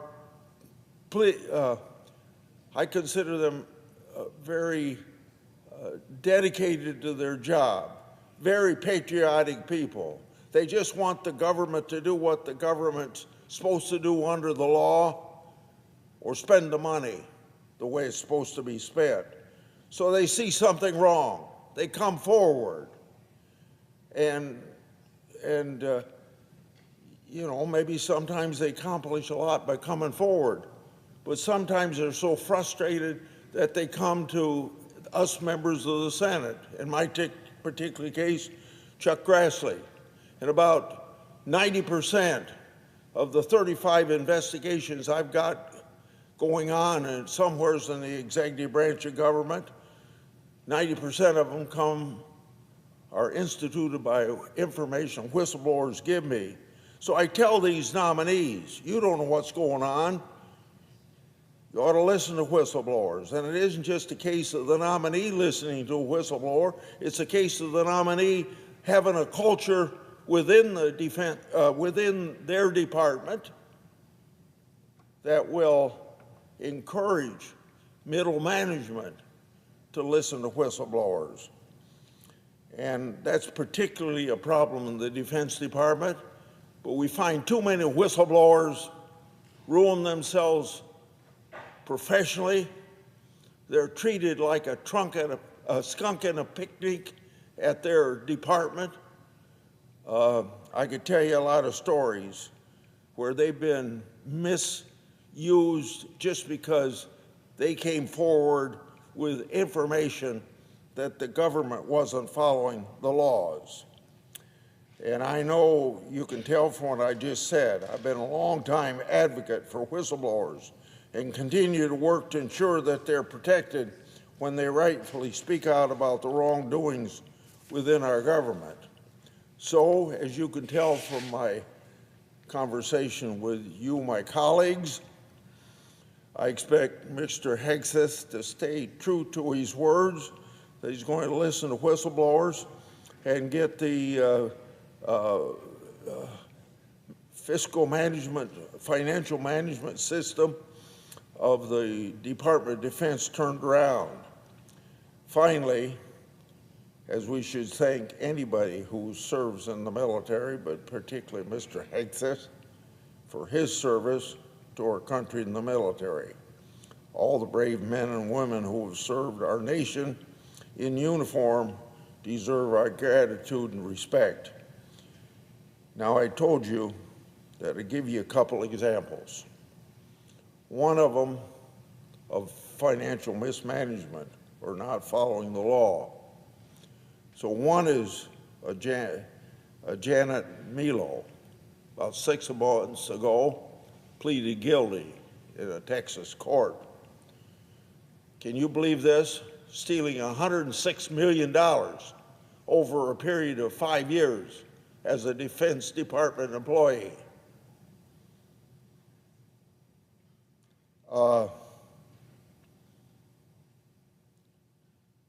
Now, the problem there is that I'm trying to get information from the Defense Department on one of my investigations.